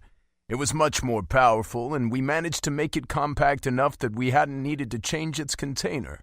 Other than making some modifications to the energy chamber's console, everything looked the same on the outside. Mostly, the console had a few new dials, levers, and gauges, which I was carefully adjusting now as the heart pumped in immense amounts of electricity. I flipped a few more levers, fighting to keep the lightning stone from frying the system. We needed a certain amount of energy to cast a tech field that spanned all of the Goodlands, and that required a technology I had yet to invent. Gauges jumped up to dangerous levels and red lights blinked on. Sweat dripped down my brow. The heat inside of the chamber spiked at the same moment electrical pulses zapped my ears. "Turn it off!" I shouted. Jocelyn did. I could tell by the high-to-low buzz and eventual silence that followed. The computers inside of the heart's bubble glass shell shut off. The only light left came from the heart itself, blinking erratically. "Give it time to cool off. We'll boot up the system again in a few minutes so Wolf Bridge has power again," I said. It was better safe than sorry. Outfitting the old tech field with all of this new technology meant none of our wireless tech worked, so the kingdom was reliant on our base tech and wired-in comm system in particular. "It's hot," I said. "Let's move. I'll leave the shell open to air out the energy chamber. Ventilation will be the first system we want up and running again." "You got it, Tech Werewolf," Jocelyn said while showing her teeth. My eyes always went to those sharp white fangs. Little did anyone know the heart shell could be opened manually. I made it that way in case of an emergency so the heart could still be accessed if all systems shut down. It was a pain, though. It required 2 small keys I always kept in a little pocket on my utility belt and a ton of force, moonlight levels. After groping along the uneven glass for longer than I would have liked, and after realizing I could have just used my moonlight to see clearly in the bright, flickering light, I found the keyholes. Then I dug deep inside of myself to that dormant energy I hardly ever used. It warmed my core and cooled it at the same time as blue sparks flashed behind my eyes. I forced the seamless bubble glass door out of place. A gust of hot air puffed out, as if eager to escape the heat. Jocelyn and I ran out too. "Water," she said. I nodded. That was a need vampires apparently shared with werewolves and humans. My lips were chapped, and I was definitely dehydrated. I was glad I hadn't been wearing my beanie. I'd been tempted to wear it again after I started attracting much more attention than I ever wanted, after officially being announced Sarissa's mate. But I didn't give in to the urge. Sarissa liked my hair. Just as Jocelyn and I were about to exit the base of the tower through the silver archway for the main body of the castle, Corin appeared. A couple other guards were behind him, and they all had flashlights. I squinted at the beams of light. "What happened?" he asked.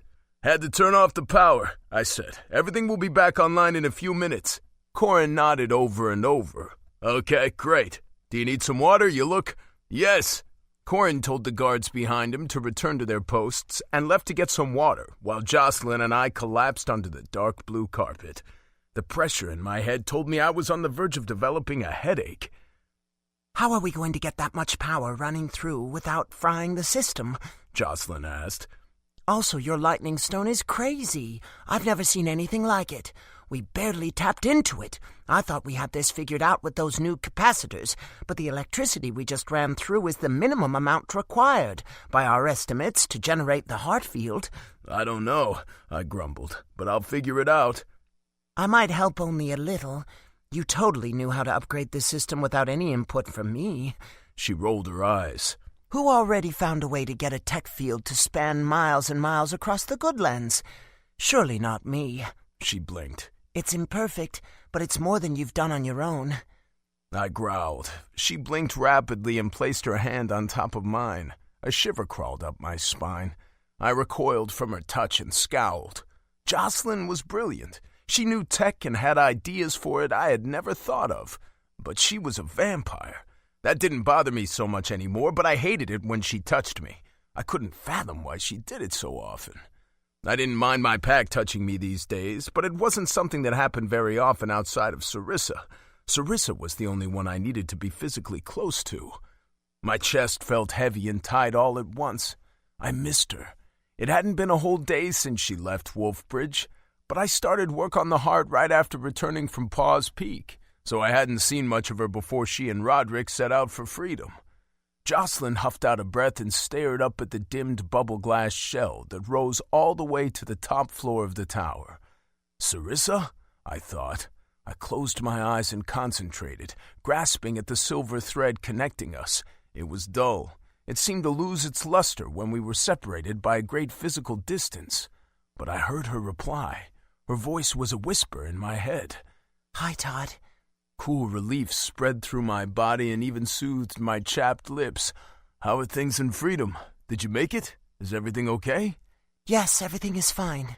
We have Merrick with us. He's letting us stay for the night since it's so late. We'll be back to Wolfbridge in the morning. Good. That's good. How is the heart field?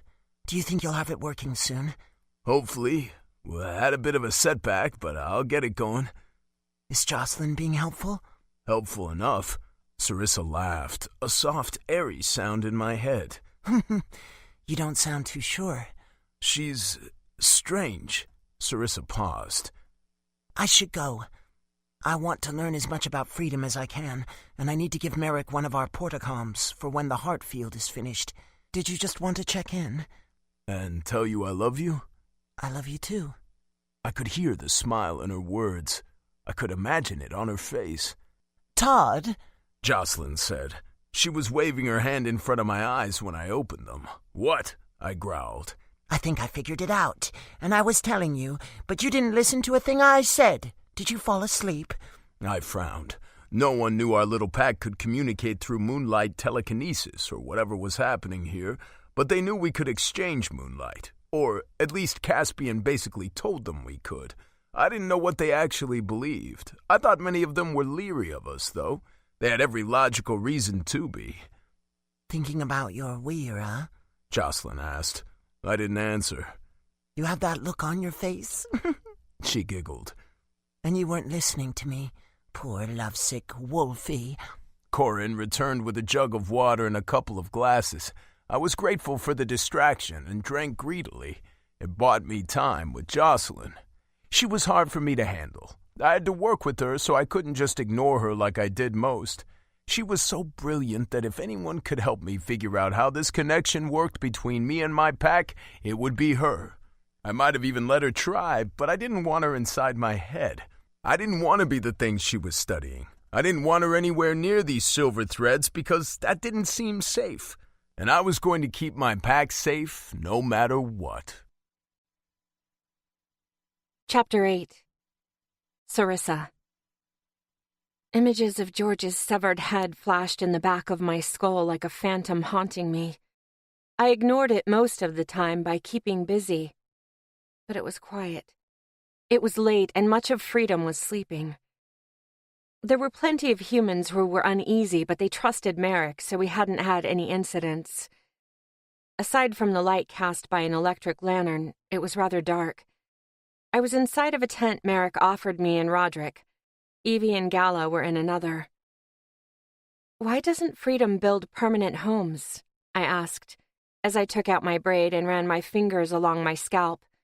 I was curious, and I was trying to keep the gory images away. They made my stomach churn. I hadn't been able to eat much since it happened. "The rebels always need to be ready to move," Roderick said. "Even the tech. Makes it hard to think about infiltrating well-fortified kingdoms, but they've made to. Hell, I think even Todd would find the tech tent impressive." "Haven't they been here for years, though?" "Yeah, but that's just luck. They spent many years before I was born traveling and avoiding werewolves and vampires." Roderick laid out a couple of bedrolls on the tarp below. His shoulders were rigid, and he was clenching his muscles, jaw in particular. I observed the scars on his face. Scars appeared all over his body, but often I forgot about them. His black tattoos were more prominent and hid many of them. "How did you and Merrick get your scars?" I asked. "Battles, but most of them are from training." training? To withstand pain, to never talk if tortured. I opened my mouth to ask what kind of training, to ask who in their right mind would scar themselves like this. But I didn't. I wasn't sure I wanted to know. The thought made my stomach hurt more. I liked to fight for sport, but I didn't like to needlessly harm or kill. There was a difference between killing to attain power and killing in order to survive. I would never go out of my way to disfigure someone. When I brawled with bears in Babaga's woods, we had an understanding. It was play fighting. It was different. I don't know how you're doing this, Roderick said. Doing what? I asked. Bringing peace. Merrick is listening to you. He's willing to try. Because of you. He shook his head. No. He just sees what I see. Regardless of what you all seem to think, I couldn't do this without you. I'm not so sure about that, little fighter. If it wasn't us, it'd be someone else. You'd always convince someone to follow you. I frowned. You don't need us like we need you. Like the world needs you. That is not true, I said vehemently. I marched up to Roderick and willed him to look at me. He did. He tilted his head down low, since I stood right next to him, and met my defiant gaze. You are not replaceable. Even if I hadn't met you, Todd, Air, and Caspian when I had, I would have found you. I will always find you. Roderick gave me that lopsided grin I loved. He brushed the rough pad of his thumb across my cheek. His touch ignited my core. The sick feeling was wiped away and replaced only with desire. I pressed my thighs together in response to the subtle tingling in my sex. Kiss me, I whispered. I didn't have to ask again. I didn't have to beg. Roderick cupped the back of my neck, tilted my head back, and bent down to kiss me soundly on the lips. My lips softened, and he swiped his tongue along my cheek before meeting my tongue. His other hand was on my waist. He tightened his grip as we kissed deeper. Every inch of my body was on fire. It's not often I get you all to myself, Roderick murmured against my lips. Maybe you want to take advantage of that?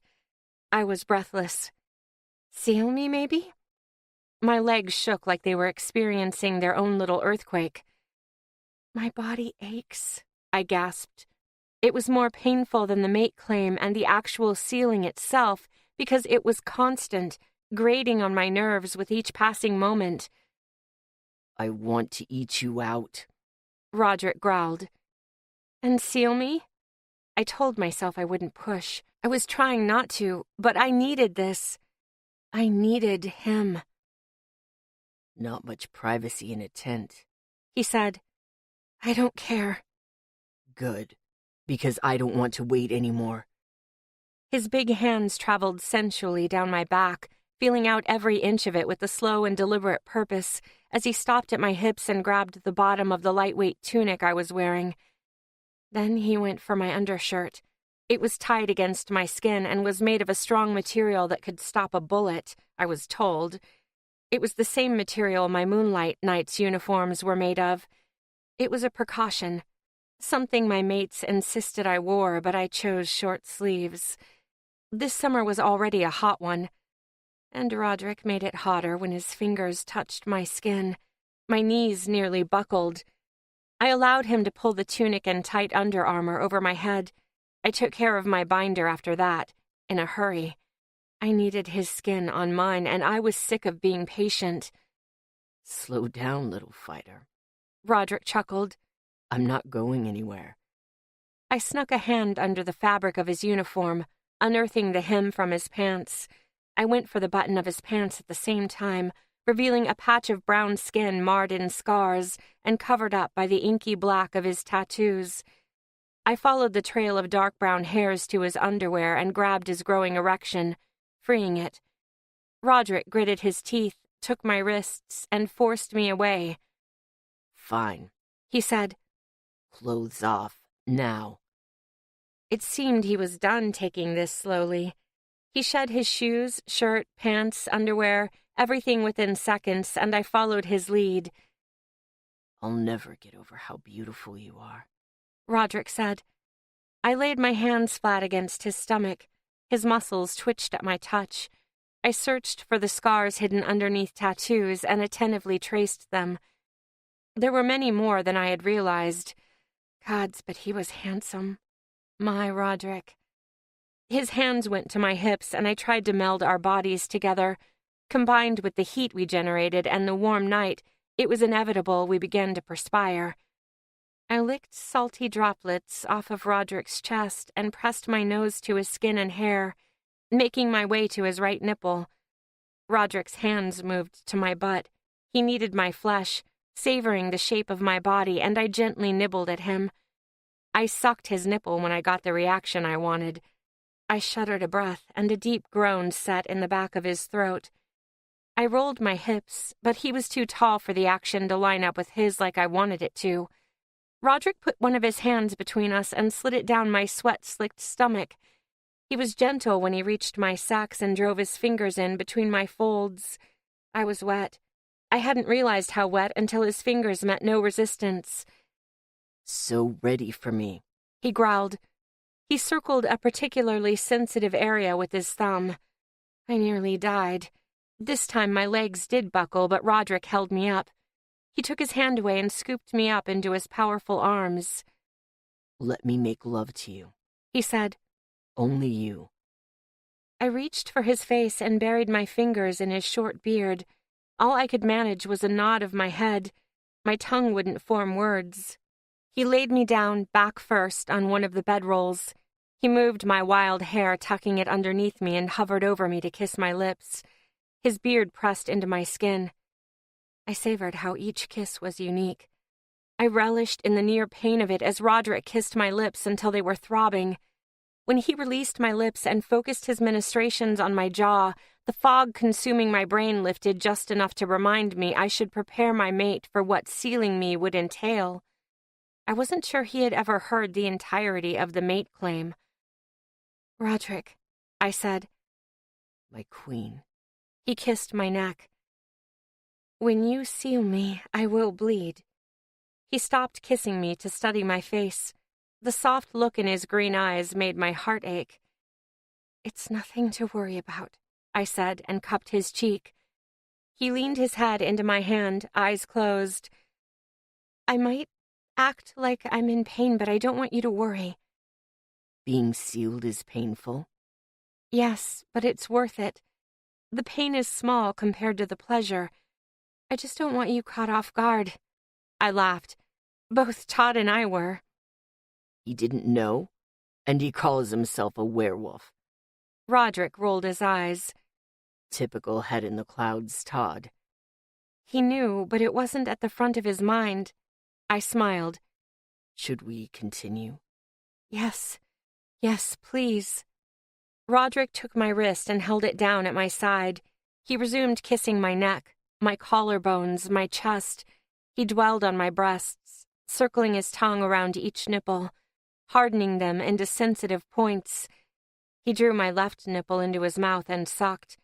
His mouth was amazing, and his beard offered another layer of texture. Warm, soft, scratchy all at once. My back arched in response. I gasped. Instinct told me to dig my fingers into Roderick's back, but he held down both of my hands at my sides. I was reduced to wriggling helplessly underneath him. Normally, I liked to be in control. I was powerful. I was alpha. But it felt right to be dominated by my mate at this moment. It was all consensual. He knew my power. I knew his heart.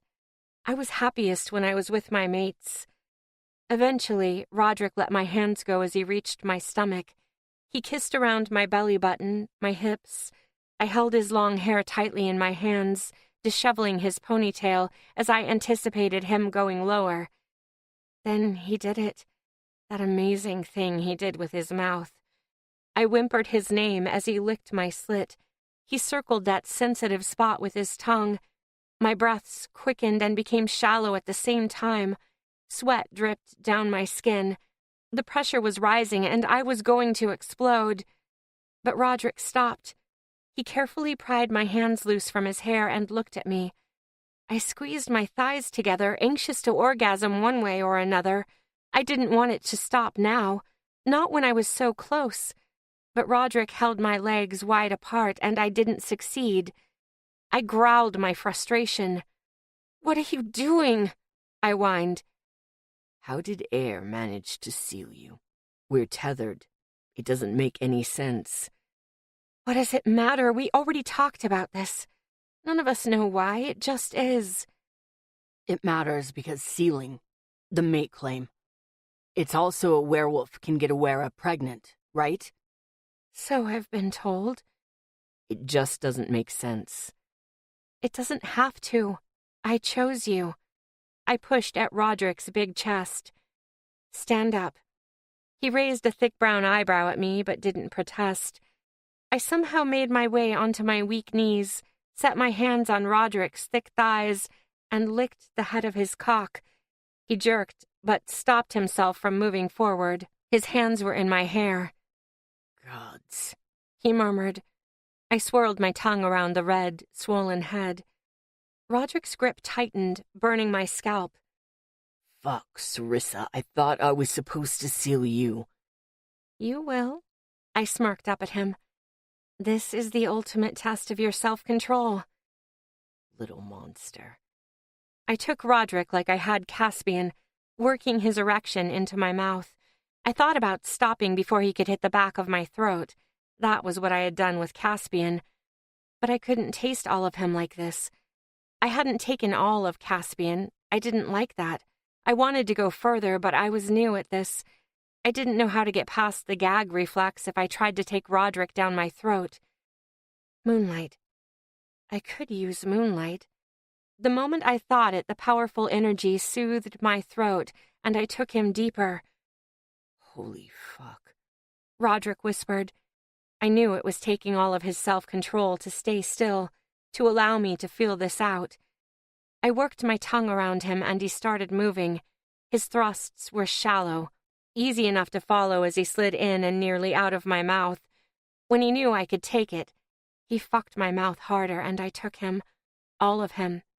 I gently pinched his balls with one of my hands. They drew up tight, and I knew he was close.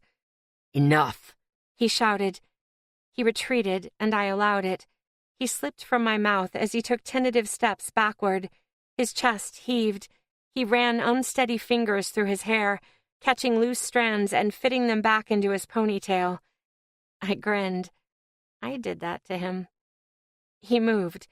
He moved so quickly I couldn't track him, and he was streaking blue. Sparks of moonlight zapped my skin as Roderick grabbed me and yanked me to my feet. He turned me around so my back was facing him and forced me forward until my thighs nearly hit a small wooden table. I held out my hands, bracing and catching myself against it instead. The moonlight in my core blazed in response to the power Roderick displayed. I used it to reinforce my limbs. Roderick positioned me, pulled my legs back and widened my stance. He held my hips and angled my butt upward, and he thrust into me. I stifled a strangled scream, barely aware that I would disturb others if I let it rip through my throat with the volume it demanded. He was big, a lot for my body to take. I was glad we had so much lubrication and active moonlight, but my pussy still throbbed as he pushed into me again and again, relentlessly. The table I braced myself against dug into the tarp and skidded against it. I gasped when he buried himself as deep as possible. He reached over me. He brushed away the unruly curls of my hair and licked the back of my neck once before sinking moonlight-infused teeth into my flesh. "Roderick," I pleaded. My vision flashed white. I bit my lower lip against the urge to scream again. And then my body pulsed. The pent-up energy exploded and slowly dissipated with the pulses. Roderick jerked inside of me and continued pushing against me as he emptied his cum. I couldn't hold it all. Hot liquid dripped down my legs in tiny streams. Exhausted, I collapsed, my upper body supported by the table as Roderick continued to hold my hips as he rocked slower, shorter. I dug my nails into the wood and squeezed my eyes closed, bracing myself against the pain I knew would come once Roderick's body left mine. Then he pulled out. I was acutely aware of his absence. Ceiling hurt more this time. It melted my core. The blood was hot lava burning its way through me. I couldn't hold the moonlight I had activated. The blood drowned it out, offering no relief. I whimpered quietly as I dug my nails deeper into wood. Thankfully, my mate wasn't gone for long. As blood seared my legs, he took me away from the table and settled me in his lap on the floor. He rocked us back and forth in a soothing motion, and I held him tightly. "Are you okay?" he asked. I was panting, overheated, and still bleeding. "I'm okay," I managed to say. "Give me a few minutes." He did. He held me and made the excruciating pain bearable.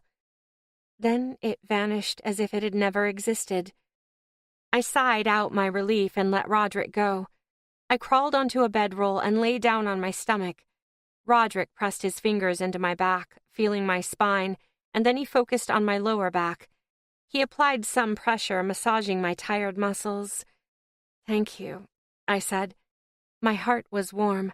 I could feel Roderick's warmth there, too, like our hearts resided in the same space. "Can you feel it?" "Yes," he said reverently. He lay down beside me, and I snuggled up next to him, neither of us caring about the blood. We wanted to be close. That was all that mattered at the moment. "Sarissa." "Yes." Roderick simply breathed, like he was trying to work up to something. He hadn't figured out quite how to say it yet. I could feel him and hear his thoughts, but I couldn't decipher what wasn't already clear to him.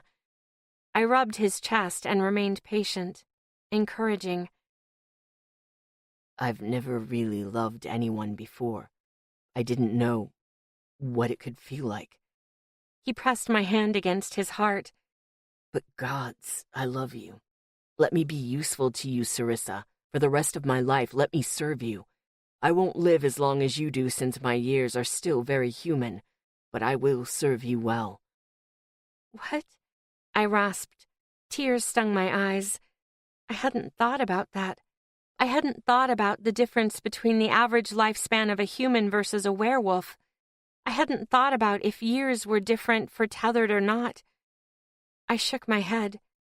"No, Roderick. I will not use you. But I will love you. I do, with all of my heart, for all of our days, and more. We can share moonlight. We don't know what effect that has on our years. You conceal me. That shouldn't be possible either." "So optimistic." Roderick chuckled, but his eyes were wet. He sniffed and cleared his throat. He wiped his eyes with the back of his hand. "Fuck. Sorry. That was weird." I held him close and I kissed him. "You're mine." "And you're mine," he said with a growl, nipping at my lips. "I see a bright future ahead." "That's reassuring." I closed my eyes and listened to the steady rhythm of my mate's breathing. "I love you, Roderick." "I love you too, Sarissa. I love you so damn much." Chapter 9. Caspian. It was quiet. I stood on a small circle of pieced-together lunalight and stared out one of the castle windows at the rest of Paws Peak below. A few bodies moved like fish in a pond reflecting moonlight, but the streets were clear otherwise. Everything was going impossibly well. It was as if Sarissa's alpha dominance had been passed on to me. Not even that. It was the ties. The ties she formed made me an indisputable alpha here. No one thought to challenge me, not even the remaining sons of the previous king and queen of Paws Peak. In fact, they seemed the least interested. They had been slighted by their father. Compared to Charles, they had never held much power here at all. I understood how they felt. I was vaguely aware of the bond now tying all werewolves to Sarissa. As a designated subordinate alpha, they were vibrant and clearly connected to me. And yet, they were a ghost of the silver threads I shared with Sarissa and Phantom Fang, the other Moonlight Knights.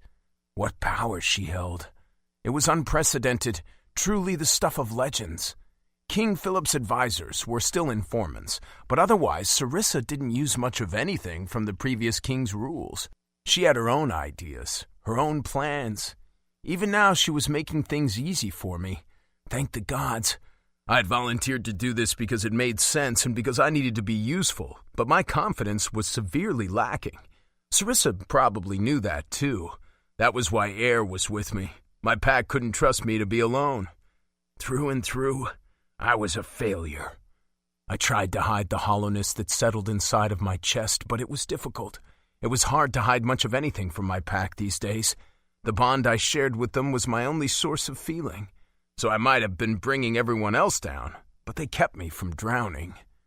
Movement down below kept my fleeting attention for a moment longer. The nearly imperceptible buzz of moonlight trying to enter my system, even though I was beyond full, because of the lunalight under my feet, kept me in place. It was a sensation outside of my pack, a novelty these days. So I stayed a little longer, motionless and silent. It was 10 times darker outside when I blinked. How long had I been stationary? I blinked again. My eyelids were dry and scratched across my eyeballs like sandpaper. Gods, I need to get some sleep. The guards have this under control. Hell, even your damn brothers insisted on staying to help. And they have. Everyone is serving Sarissa better than you are right now. Air told you to get some rest. He can take care of things. Air had just as much influence tugging on this new alpha bond Sarissa created. It didn't matter that he was tethered. The werewolves here listened to him. I took a step back. The steady buzz of moonlight stilled. The silver threads of my pack were slack. Most of them were probably asleep, or they were cutting me out. I didn't blame them. I had my own connection on mute as much as I could handle, but I managed to be a burden anyway. A shallow breath entered my lungs. It wasn't enough, so I took another. It was even shallower, hollower. Whatever air I did have in my lungs expelled in a rush when a warm hand gripped the back of my neck. He applied pressure, so I had to dip my chin or fight against him. I looked down. Caspian? Air? You good? Why wouldn't I be? Don't do that shit. The least you can do is answer honestly. I fell silent. No words found their way to my tongue, or if they tried, my tongue refused to move. It was dead weight in my mouth. I couldn't taste anything. Didn't I tell you to get some rest? Air asked. If you're worried, don't be. It's been quiet as death. There's been no sign of trouble. The guards are on patrol. Wolfbridge and Paws Peak are integrating like Sarissa wants. It's going off without a hitch. Yeah, maybe too damn easily, I said. Or Sarissa's actually a god. It wouldn't be that far-fetched after everything she's managed to accomplish, with the way she's able to command without question. I'll agree. I've never seen anything like it before. Or maybe she came at the right time. How long has the Prime War persisted? Her ways may be unconventional, but if something doesn't change, we'll all be lost. Maybe that's the truth everyone can see beyond her obvious power. Could the world finally be ready for peace after all this pain? After all this fucking time? I glanced over my shoulder at Air when he let up on the pressure he was applying. Moonlight washed his golden tan skin with blue. It caught in his eyes like a clear blue sky. I took my gaze back out, past the window. I miss Sarissa, I confessed. It had only been a couple days since we split up, but I felt her absence in my bones like I was missing a few vital pieces, and my frame would collapse before long. Me too. Air's hand hadn't left my neck. His warmth hadn't either. I almost didn't say these next words, but they bubbled to the surface. I'm glad you're here, though. Air removed his hand. I thought he might leave, but he stood beside me instead. I didn't look his way, though I could see him out of my peripheral vision. How was he so bright? He was like a sliver of moonlight separate from the moon. Sarissa must have rubbed off on him. He cleared his throat. I noticed his arm barely brushing mine. We were wearing our moonlight night uniforms, as was our almost daily routine, so our arms were covered, but I could feel him. He said, "If you need anything, just reach out. Say the word. Whatever." Yeah, okay. I wanted to say something else, but didn't know what. Air turned on his heel. I told myself not to look, but my chest ached with the thought of being alone again. That hollow feeling expanded and bent my ribs, extruding them. My eyes caught on his tight golden braids, and then he stopped. He turned back with a grimace on his face. "How am I supposed to leave when you're breaking, Caspian? You can't shatter. I don't know how to pick up the pieces. I can't even glue the cracks together." I averted my gaze. I settled it on the steel-gray ground and the embedded pearly shards of lunalite.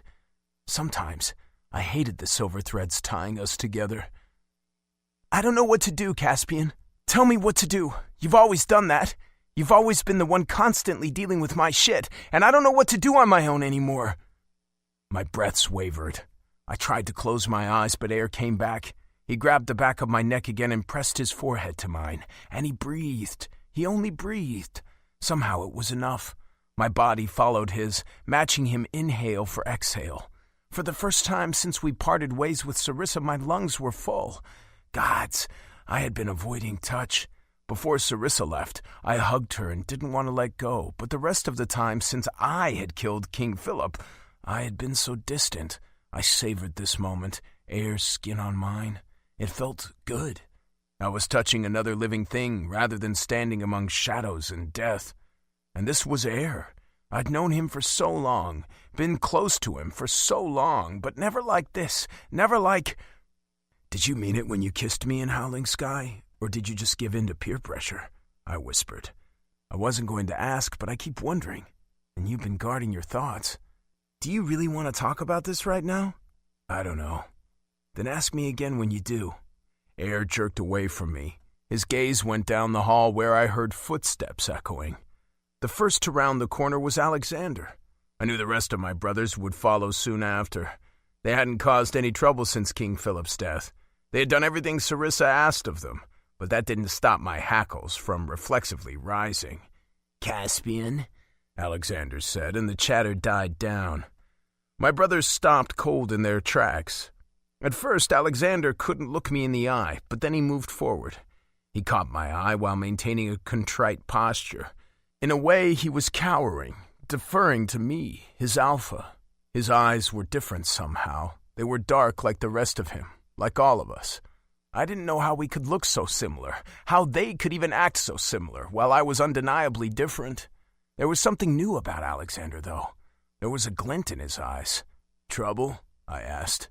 "No, everything is quiet," he frowned. Maybe it's too little too late, but I'm sorry, Caspian. We all are. You probably never knew, but we were jealous of you. Each one of us." I balked. Jealous of the outcast son? The expendable pawn? That doesn't make any fucking sense.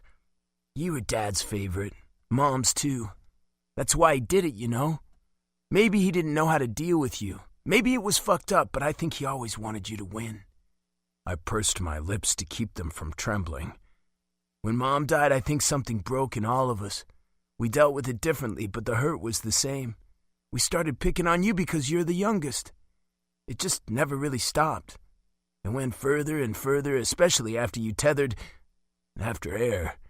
Alexander glanced at him before returning his attention to me. "You were never like us. It was so easy to target you, to cast you out. Much easier than dealing with our own problems, anyway. I know we have a lot to answer for, but we're ready to work hard and do it. Whatever you want, Caspian. I can say it and mean it now. It's good you're the one standing beside Queen Sarissa. Things just feel different, you know?" "Yeah," I swallowed. "I know." "We're still jealous you have such a hot maid, though," Dominic chimed. A pang of emptiness hit my chest, but I forced a laugh. "She is a fierce beauty. Not that I've sealed her, and yet she calls me her maid anyway." Julius said, "The Weiras of mating age King George had locked up in this castle are damn nice to look at, too. Maybe one of us will get lucky." "You'll have to work for it," I said. "They're free to choose their mates. Queen Sarissa's orders." "Yeah, and now's our chance," Edward said, "since you appointed us as part of their personal guard. Until our queen is sure they'll be safe going where they please on their own, that is." My brothers had been doing a great job. Did I mention that? I couldn't get over it. They didn't do a thing out of line. It seemed King Philip's death had sobered them up to our new reality, or Sarissa's alpha power had. So smoothly. Everything was going so damn smoothly. "I'm feeling hopeful," Dominic said.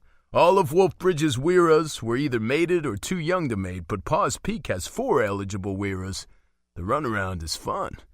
I hadn't seen my brothers this happy in a long time. To be safe, Air and I were also vigilantly watching over our new Weiras. I might have expected trouble, but they were as bright-eyed as my brothers. This courting game was being thoroughly enjoyed on both sides. When I thought about that, why shouldn't it have been? None of them had ever been free to choose. In a way, werewolves had been just as imprisoned as our Weiras. It was all political, all decided by the current king in the end. "The runaround? It's called flirting," Air said. "We know what it's called," Henry scoffed. I didn't like the way his dark eyes glazed over Air as if he were an annoying flea. No, it wasn't even that. It was a fight to ignore the alpha power Sarissa had given Air. However, oddly enough, Henry righted himself and brought his gaze back to Air, offering a slight nod. Acknowledgement. My brothers were trying. It wasn't just the magnetic pull to alphas. Their apology was genuine. I could even feel the change in them, like a warm light shining where there had been only cold darkness. I had to focus on it, really tug on whatever invisible thread connected us, but it was there. The death of King Philip set them free. In a way, I supposed it had done the same for me. It allowed change. It made this possible. But that wasn't all. I was bound by unbreakable chains because I was the one who had killed him. I never wanted to kill my father.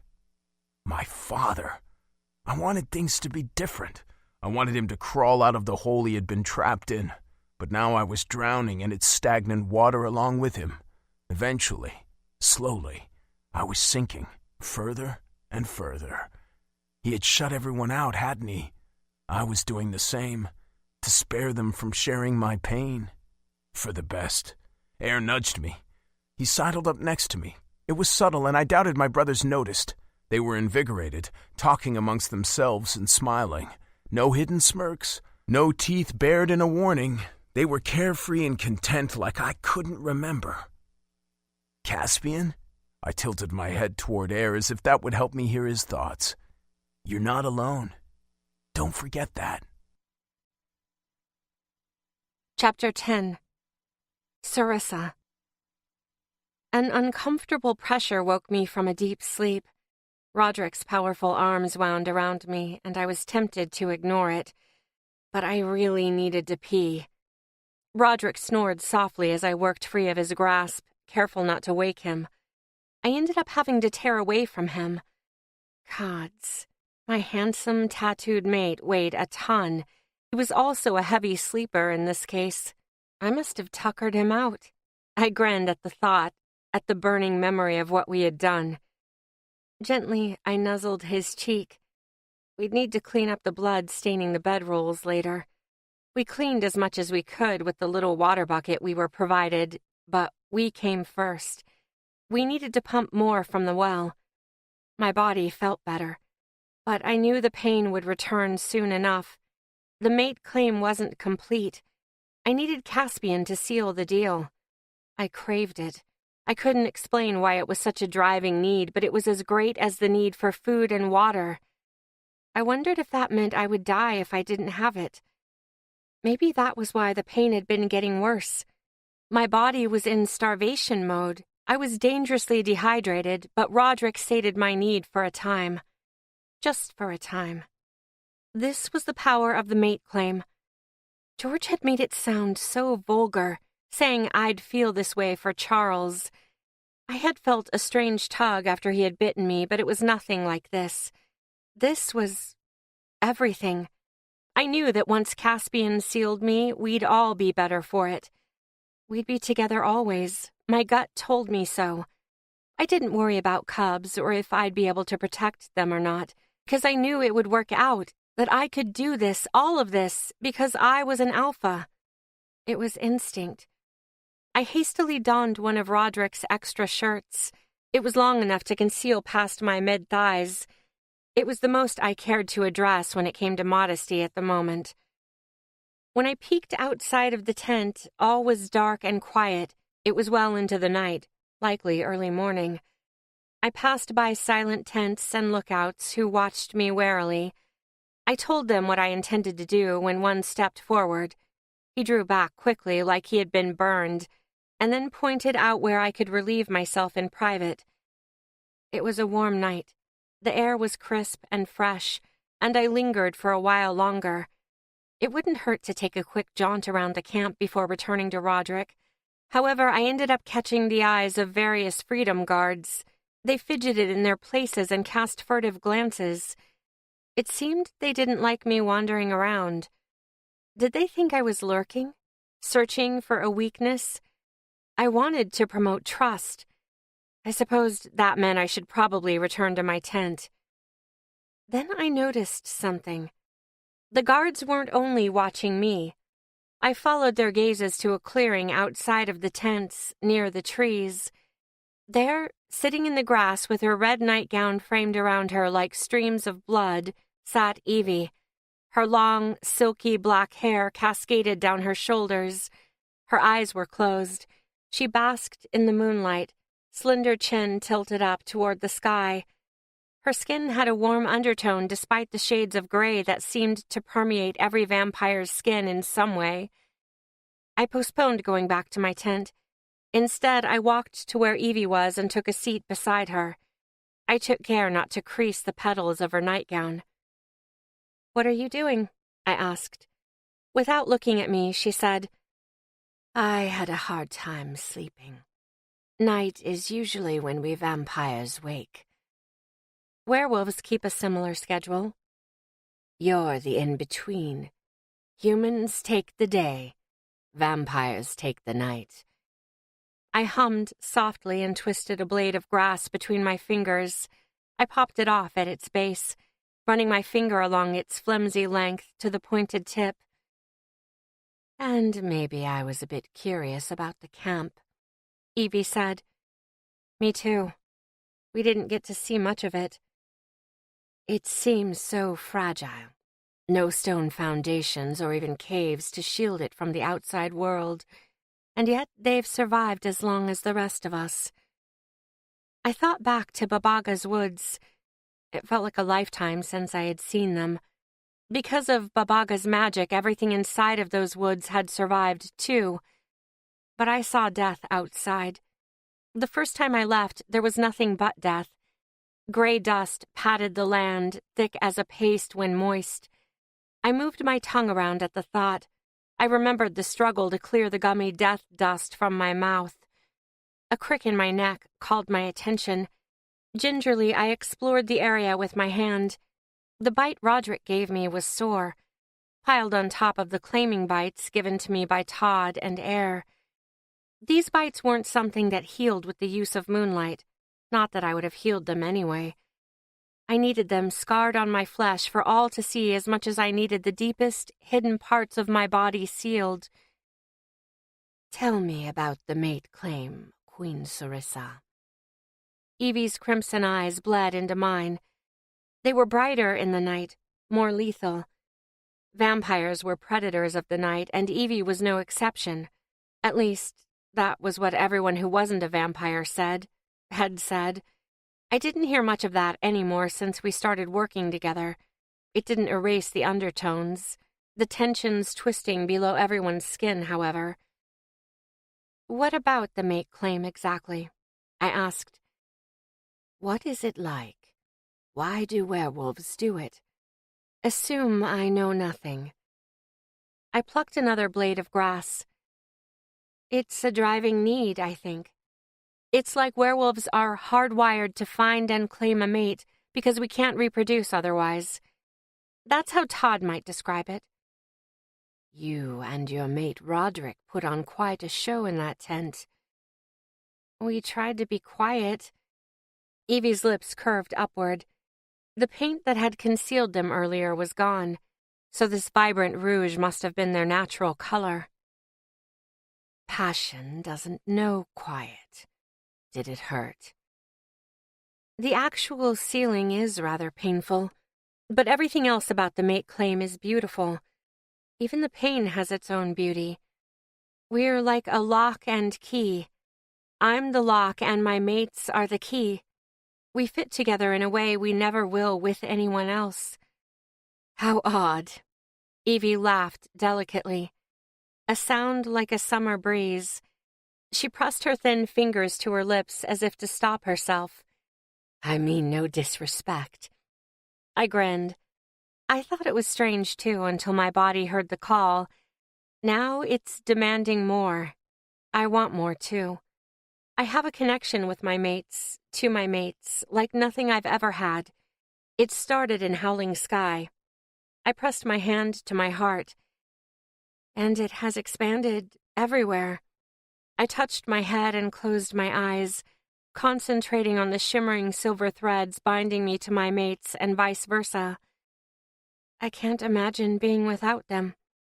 They've become a part of me. Evie's eyes flickered and glossed over. She blinked a few too many times, straining against letting tears flow. I was at a loss for words. Did I say something wrong? "Perhaps vampires are incapable of ties like that," she said. "What do you mean?" "I know a werewolf and a human with a bond just as powerful as mine." "Trace and Corin, yes?" "Yes. It has nothing to do with the mate claim. It can't because Trace is human. Besides, it doesn't really matter in the end. 2 of my mates were human first, and the mate claim isn't supposed to apply to them. Love is bigger than that." "Love," Evie repeated. Her eyes dipped to her stomach. The dresses she wore always did an excellent job of hiding her figure, but this nightgown didn't.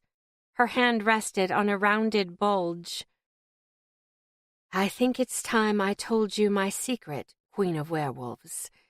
It won't be a secret much longer anyway. If I'm to survive, if he is to survive, I will need you on my side. I am carrying a scamp, and he is in fact male. Our last, we used our medical instruments to make sure. He is the only hope for my species. I didn't tell you before because I need to keep my scamp safe. Because I failed Dinez. Your Roderick was right in a way. We need this peace so our species can survive. But I promise you that isn't the only reason. I want this peace more than anything so my scamp can have a life worth living. And with this I have no more secrets. Please help keep my scamp alive. I'm begging you." She rapidly blinked her eyes. Thick black eyelashes took on a silky sheen and tears streaked down her face. Evie had kidnapped me. Gala could have killed my Caspian. But I was working with them. All of the unchanged humans once kept in Crimson Caves had been surrendered. At the time, I didn't understand such drastic actions. Now I did. Philip refused to hear the vampires out even after that. I wasn't blind. I could see for myself how broken the world was. Evie did the only thing she could to ensure she would be able to speak with me, and she hoped I would have the power and influence to do something about her plea. She did what she believed she had to. We all had blood on our hands. I joined them when I severed George's head only 2 days ago. The wet sound of his body hitting the stones below, his head rolling, lifeless eyes like white marbles, tongue protruding, blood. I could see it painting my hands if I held them out to look. I felt it, warm and sticky, dripping down my fingers at times. It was the price I paid. It was the price we all paid fighting for what we believed in. It was imperfect, every bit of it, and I was naive. I had shackles on every werewolf and believed they would do what I said. If they resisted, if they wanted to hurt the innocent, I'd force them. I had good intentions. I believed the 3 species could live side by side without war, as friends. I wanted to lead by example because I didn't want to be a dictator. That meant accepting, setting aside, things that would otherwise drive me to rage. "He will be born soon," Evie said, I need to know you'll take care of him if I don't survive this. Everything is going well now, but war is unpredictable. We aren't past it yet, not even close. If history is anything to go on, then again history has never known anyone quite like you, has it? She dabbed at her eyes. Please tell me you do this for a scamp who has done no wrong. You'd entrust him to me? I asked, baffled. I'm not a vampire. How could I possibly— It has to be you. I've seen much more than you have. It's a wonder you've come as close as you have to peace already. You've had vampires, humans, and werewolves all in the same place multiple times, working together. You have to save us, or choose to rule the world. That power is yours. You command all werewolves. You could pick your own kind over anyone else. No one can stop you. I'd never. I know. Evie smiled and kept dabbing at her eyes, but the tears kept coming. I can see it. I have seen it. I will do everything in my power to help you, but please. Nothing is going to happen to you or your scamp, I said. The vast pool of moonlight lying dormant inside my core simmered, asking me to activate it. But I wouldn't. There was no need for it, and I doubted I would ever be careless with it again. Enough was expended on disposing of both werewolf kings. I couldn't afford to run out before the next full moon. To some, myself included, my position, my power appeared absolute. However, others knew better. Chapter 11. Todd.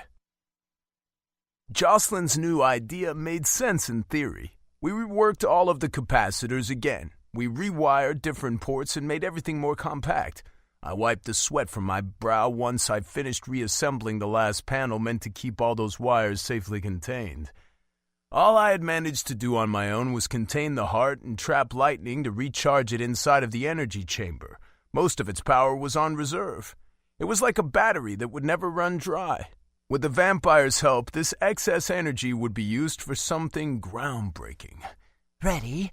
Jocelyn asked. Yeah, ready. Let's try this again. I stepped back with arms folded while Jocelyn flipped a switch on the console to let more power flow. The cylindrical container holding the heart popped, though it luckily didn't crack. It was a bright flash that would have blinded me even with the tinted glass. That proved my precaution with the goggles was well-founded. As sparks zapped out from the lightning stone, I eyed the gauges, but the disturbances settled. They landed on safe peaks all the way around. We were doing it. We were tapping into amounts of energy I had only ever dreamed of using all at once without frying the entire system. Look at that! Jocelyn exclaimed. She bounced on the balls of her feet, rocking back and forth. She was showing her teeth again. Fangs glistened and caught the flashing light of tiny lightning bolts. The light danced in the glass of her goggles, too. Her hair perpetually looked like she had stuck her finger into an electrical outlet. Right now it was fitting, but I had asked her about that before. She told me it was a very rude thing to ask and proceeded to pat down her frizzy blonde hair just to have it spring back up again. It wouldn't be tamed. It reminded me of sheep wool. Moment of truth, I murmured. I'm expanding the tech field. My hand hovered over a knob, which I twisted right. Both Jocelyn and I kept our eyes on the gauges as I kept going. A small beep caught my attention, and I glanced at a large screen on the console. The tech field just reached foreign tech tuned to the heart field's wavelength. It was one of the Crimson Cave's tech field posts. As foreign tech, the heart field was designed to only allow access to comms units. Likewise, the tech Jocelyn tuned to the heart field was comms only. We were working together, but we weren't going to give each other complete access to the other's system. So far, so good, I said. Jocelyn squealed and giggled. Oh, this is so exciting. I twisted the knob farther, little by little. More pings sounded from the console, and soon the screen was lit up with little blue blips, signaling the new tech we were communicating with. I stopped twisting the knob when we spanned all of the Goodlands. The heart field was real. All portacoms are ready and available. Blue blocks of text reflected in Jocelyn's goggles as she scrolled through a list of our available devices and their current locations. I scanned the list Jocelyn had and saw the portacom I wanted to contact. It was online. After going on a hunt for the portacom Jocelyn and I had misplaced inside of the heart, it was under the console. I used it to call rather than using the built-in comm system. Everything should have been working, but my hands were sweaty anyway. I wanted to hear her voice coming through my tech. I wanted a physical trace of her, something not only in my head. I wasn't expecting this to work so soon.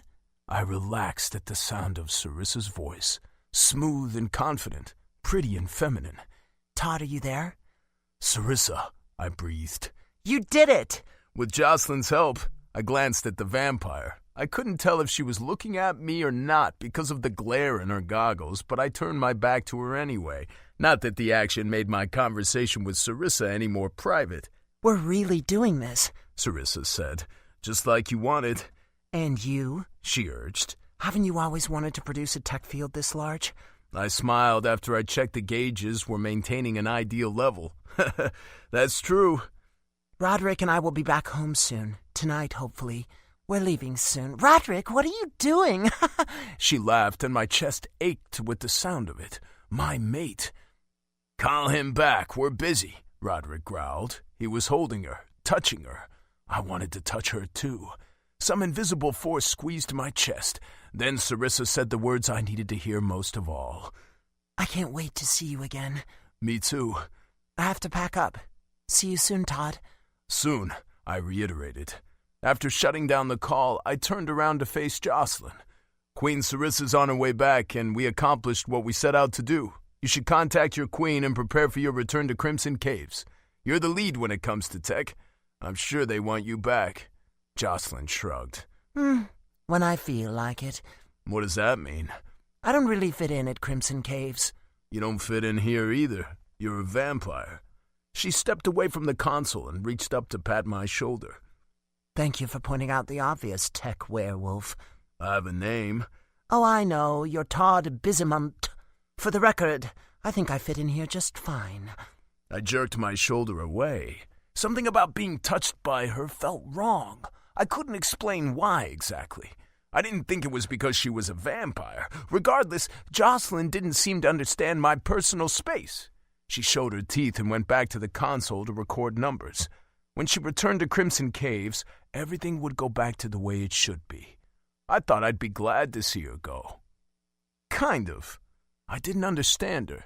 She was the smartest vampire I knew, smarter than any werewolves or humans I knew too, but she was crazy. It was nice sharing my space with someone who could challenge me. I never thought that would happen, especially not with a vampire. None of that mattered, though.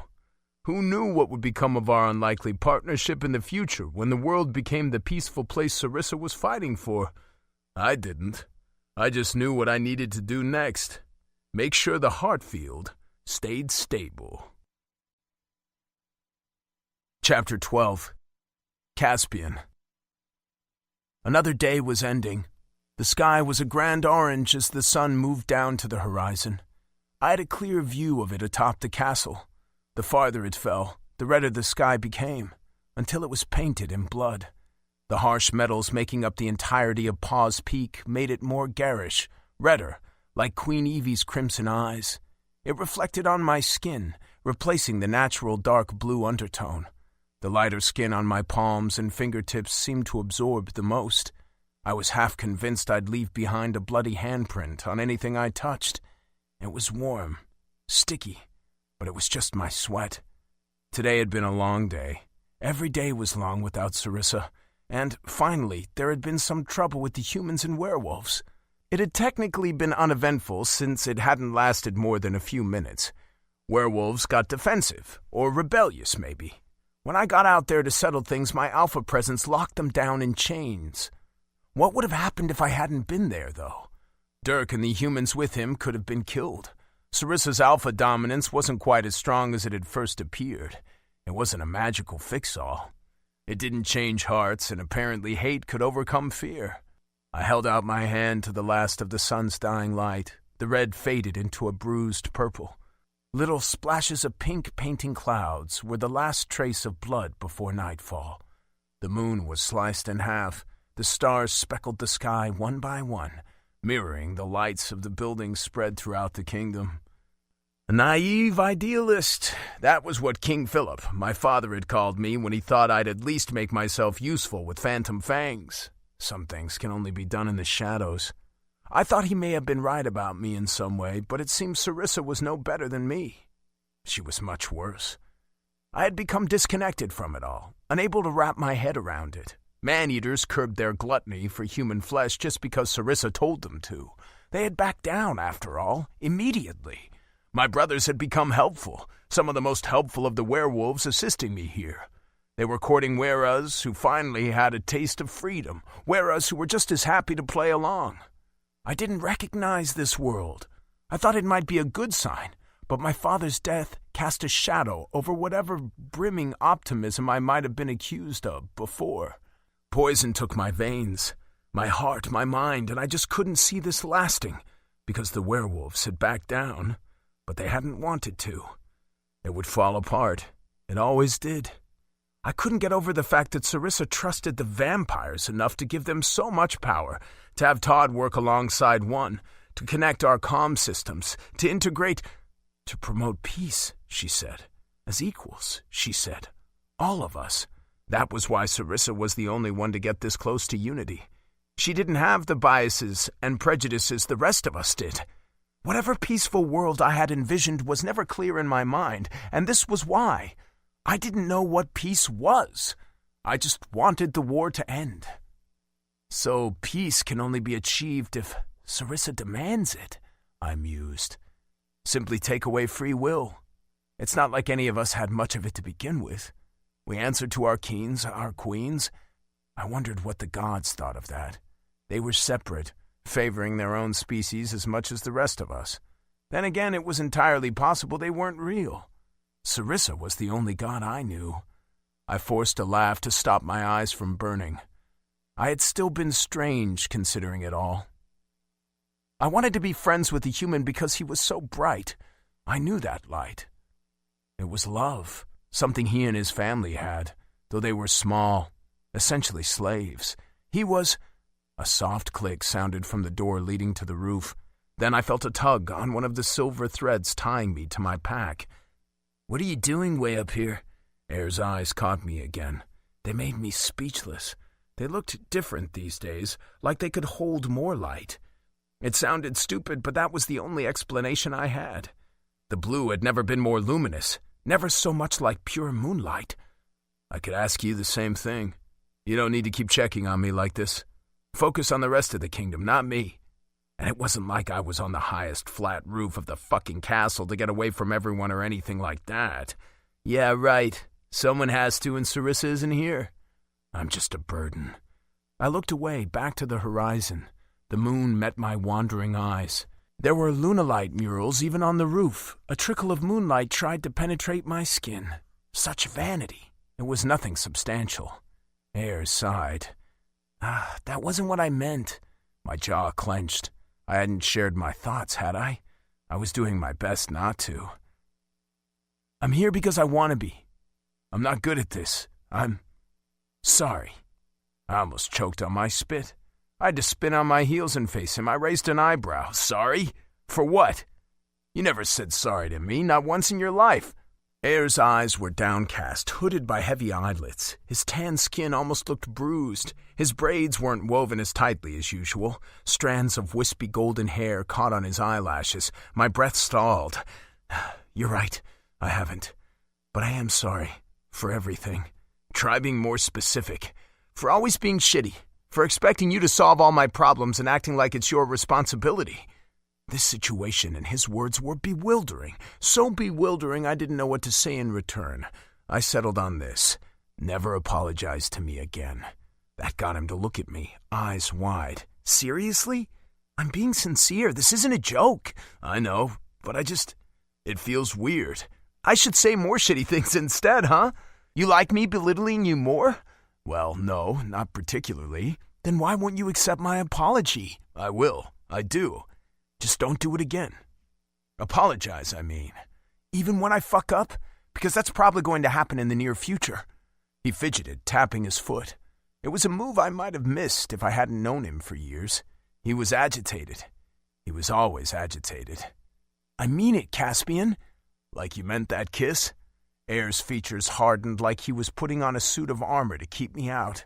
He was already keeping me out of his head. Granted, I was doing the same. But what was he hiding? What was that kiss? I pressed. I gave in to peer pressure. It was like you said. I winced. Why those words felt like a punch to the gut I couldn't explain, but gods, that was a hard blow. Same old Air. No one could hurt me the way he did. No one else's hit stung as much. Not even King Philip's. I wouldn't mind kissing you again, though. I stared at him. I didn't blink, just stared and stared until he fidgeted more noticeably. His foot tapping sounded at consistent intervals, like the ticking of a clock, a timer counting down to an explosion. "Say something," he murmured, "or let's bury it. That's okay, too. You told me not to apologize again, but you should know you're my best friend, Caspian. That wasn't a lie. For so long. I did everything wrong, but you never gave up on me. I don't know how to put any of it into words. And so much has changed. We aren't dumb kids anymore. We stopped being that when you agreed to tether me." His foot stopped tapping for just a moment, breaking the rhythm he had set. "When I gave you an ultimatum, despite all the cold shoulders, the harsh words, abusing the friendship you could have taken back whenever you wanted to, you let me stay. You kept me around. That means everything to me. And I liked you, a lot. Though I could never admit it for so many damn reasons. You, Sarissa, hell, even Todd and Roderick. You're as much my family as my own flesh and blood." A lump formed in my throat that I couldn't swallow. "I never wanted to tether you to me. I know. It's another case of me being shitty. I thought if I could keep you, everything would turn out somehow. As well as it could, anyway." "Really? Because all it did was put more bad blood between us. More resentment toward werewolves. Because it was the only way to keep your mother and sister safe. My fault. Again." I closed the space between us, so close we almost touched. All it took was a couple long strides. I was taller, so Air was forced to look up at me. But he stood his ground. Or he tried to. His hands shook at his sides. He clung to the loops in the casual pants he wore, though they weren't for sleeping. I wasn't the only one staying up late. Even with something to hold on to, Air's hands kept shaking. "Nervous?" I asked. "I guess. I hoped after I gave in that tethering you to me would help this make sense. It bound you to me. But it didn't make you any easier to understand." I glanced at his hands. His foot was still tapping too. I eclipsed his boot with my own, but I didn't press down hard. I applied only enough pressure to make him stop.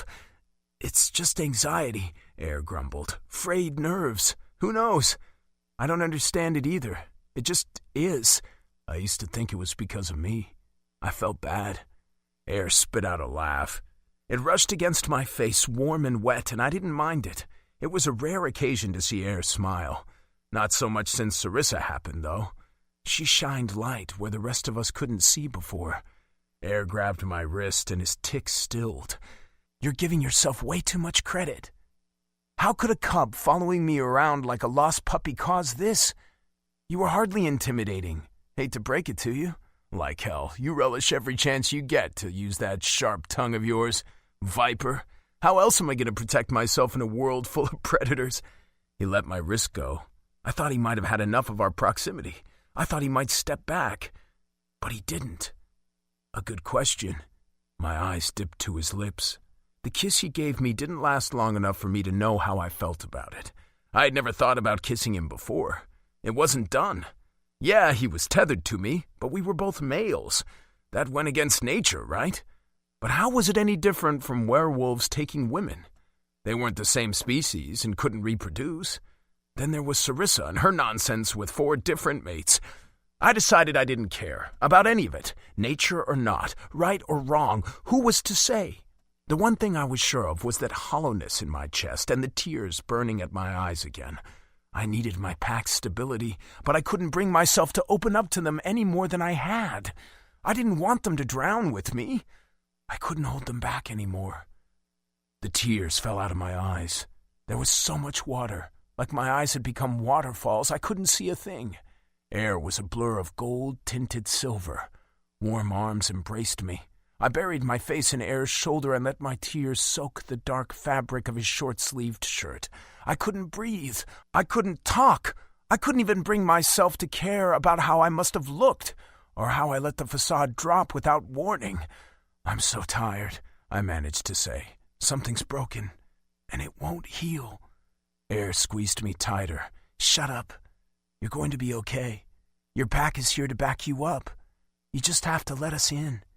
You're not a burden. We need you as much as you need us, okay? I'll say it as many times as I have to until you get it through that thick skull of yours, and then I'll tell you again. You're going to find that cub I first met, and smile again and dream your crazy idealistic dreams. He's still in there somewhere. I know he is. I just don't know if anything we're doing is going to work. Maybe it's not worth anything. You're not a quitter, Caspian. I'm not going to let you give up now. And it is worth something. To me, to Sarissa, to Todd and Roderick. It's worth something. What about everyone else? Fuck everyone else. Air! I angrily bit at his shoulder and growled. "Don't talk like that." Air turned his head and growled in my ear. He nipped at my ear too, a warning to back off. But he didn't let me go. He kept me locked in a vice grip.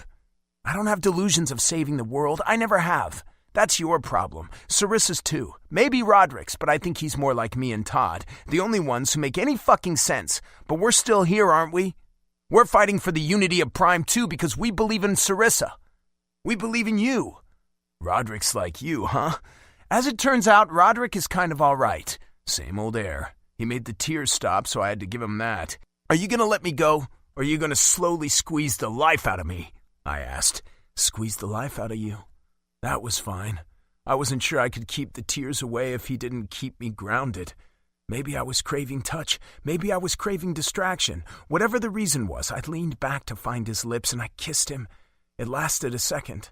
Air let me go in a rush and retreated, even though the night was hot and muggy. It was cold without him pressed against me. "Payback," I deadpanned and shoved my hands inside my pockets. Air's chest bobbed with every breath he took, like prey considering fight or flight. He looked how I had felt when he had kissed me before, but then his blue eyes went dark, the same shade as the night sky. He stepped up, grabbed the back of my neck and forced our lips to meet again. It was hard, punishing, teeth scratching sensitive skin, the barest hint of stubble on his jaw. Yes, this was what I needed. This was enough to make me forget. To forget my failure to claim Sarissa when I had the chance. Twice. To forget all the problems of the world. I was melting. Air stopped kissing me, but he kept his mouth close, each panting breath mingling with my own. "What are we doing?" he asked. "I need more," I growled. I twisted, grabbed, and clawed my way to the back of Air's neck. I bared my teeth against his skin and pressed sharp points into scarred flesh. My bite, my mark, my claim, mine. Air shivered, fingers digging into my arms. His heart raced so fiercely it pounded in his wrists like a plea. I was the one who Air had in a bind. I was the alpha who could demand whatever I wanted, but I didn't want to be that. I didn't want to demand something Air didn't want to give. Just like Sarissa didn't demand I seal her, even though it had been too long, even though I should have by now, even though I wanted to when this heaviness lifted enough for me to notice, when the fear of secretly not being wanted wasn't screaming in my ears. "Tell me the truth," I said. "Are you afraid of me?" "No," Air said the words so quickly, without a hint of doubt. "I trust you." Chapter 13. Air. Gods, I didn't know why I was so turned on when Caspian was breathing down my neck, his teeth on my flesh like a predator about to tear into a meal. A jolt shot down my spine. I gripped his arms as fiercely as I could without the added power of moonlight. If I didn't cling to him, I didn't know what I'd do. I didn't know what he wanted. He had gone still, hadn't moved a muscle since he asked his question. I couldn't see his face. "Caspian." Slowly, he took his teeth from the back of my neck. He faced me. I thought he would step away, but I dug my fingers farther into his skin and he looked at me. Really looked at me. I couldn't get him to hold my gaze for more than 2 seconds at a time since King Philip's demise. It was a relief. His eyes were darker than normal, but I found those underlying specks of light too, like the stars in the sky. Caspian shook his head. Sorry, I shouldn't have done that. Done what? Gone for your bite? It's full of bad memories, right? I bit my lower lip. I bit it hard enough that my teeth punctured it. A sour, bitter taste hit my tongue, but I couldn't let up. Stop. Caspian leaned in and licked my lips, once, twice, until my teeth let go, preventing my lip from turning into mincemeat. I kissed him before he could lick again. My lip hurt, but I didn't care. His lips felt good enough to erase the pain, warm and soft. Damn it! I was getting lost in the feel and sweet taste of him. I was drunk on him, and I couldn't explain why. Maybe it was because he had been ignoring me as much as everyone else, more in some ways. This was the first time I had his attention in what felt like ages. I wasn't used to him ignoring me, avoiding me. My feelings for Caspian were a mess. I had never considered kissing him before. I truly hadn't. It would have been inappropriate. He was a werewolf. I was a tethered. We were both males. It wasn't done. So many reasons, and it just never crossed my mind. It couldn't. Without Sarissa there, changing everything, it still wouldn't have. Maybe. It was the time Caspian was almost killed by the Queen's right-hand vampire Gala, when he was covered in blood and the reality that I could lose him dawned on me. That was when it had crossed my mind. I could lose him, Sarissa, my pack, my family, everything. That was why I was fighting with Sarissa now. That was why I was buying into crazy ideas of peace. I was ready to fight, to put my all into it after all this time. There'd be no more resistance from me. Subconsciously, I lifted the hem of Caspian's shirt and placed my hand on warm skin. I gripped his waist and kissed him deeper. A muscle twitched underneath my palm, but it just drove me on. More. I should stop. Caspian gasped when I released our locked lips with a soft smack. He shuddered. I thought I could even see a deep red settling into his dark complexion. He was overheated. Fuck, air. Just fuck. He puffed out a breath. He shook his head a few times as if to clear it. Hopefully you're as turned on as I am, or else this is going to get really awkward fast, and we'll have to swear never to talk about this again or share it with anyone. You know, mainly Sarissa. Oh, gods, Sarissa. Caspian chuckled. I cleared my throat and pressed my hand flat against his chest. I shoved him back. He wouldn't have moved if he hadn't wanted to, but he complied, freeing some space between us. I don't think Sarissa would mind, Caspian said. No? She told me when we were together and you sealed her that you wanted more, and then she basically told me to figure it out. My feelings, I guess. That sounded entirely too much like our strange and beautiful queen. I wanted to ask Caspian if he figured out his feelings, but it wasn't the right time to pester him. I couldn't sway him on this like I had everything else, like when I had convinced him to tether me. I knew he'd bend. I could feel that. And yet I kissed him like a sex-depraved lunatic anyway. Fuck, I wanted to get off. What's it been like since you've sealed her? Are things different? Caspian asked. Of course, everything is so much better. It's like a physical manifestation of these invisible threads connecting us. It makes my tie to her stronger. She's mine and there's no question. Core Almighty, I loved saying that. It was likely the werewolf in me talking, but it had become as big a part of me as my human origins. By all accounts, I should have said I was Sarissa's. While that was true, it was, more than anything, mutual. That was one of the many things I loved about her.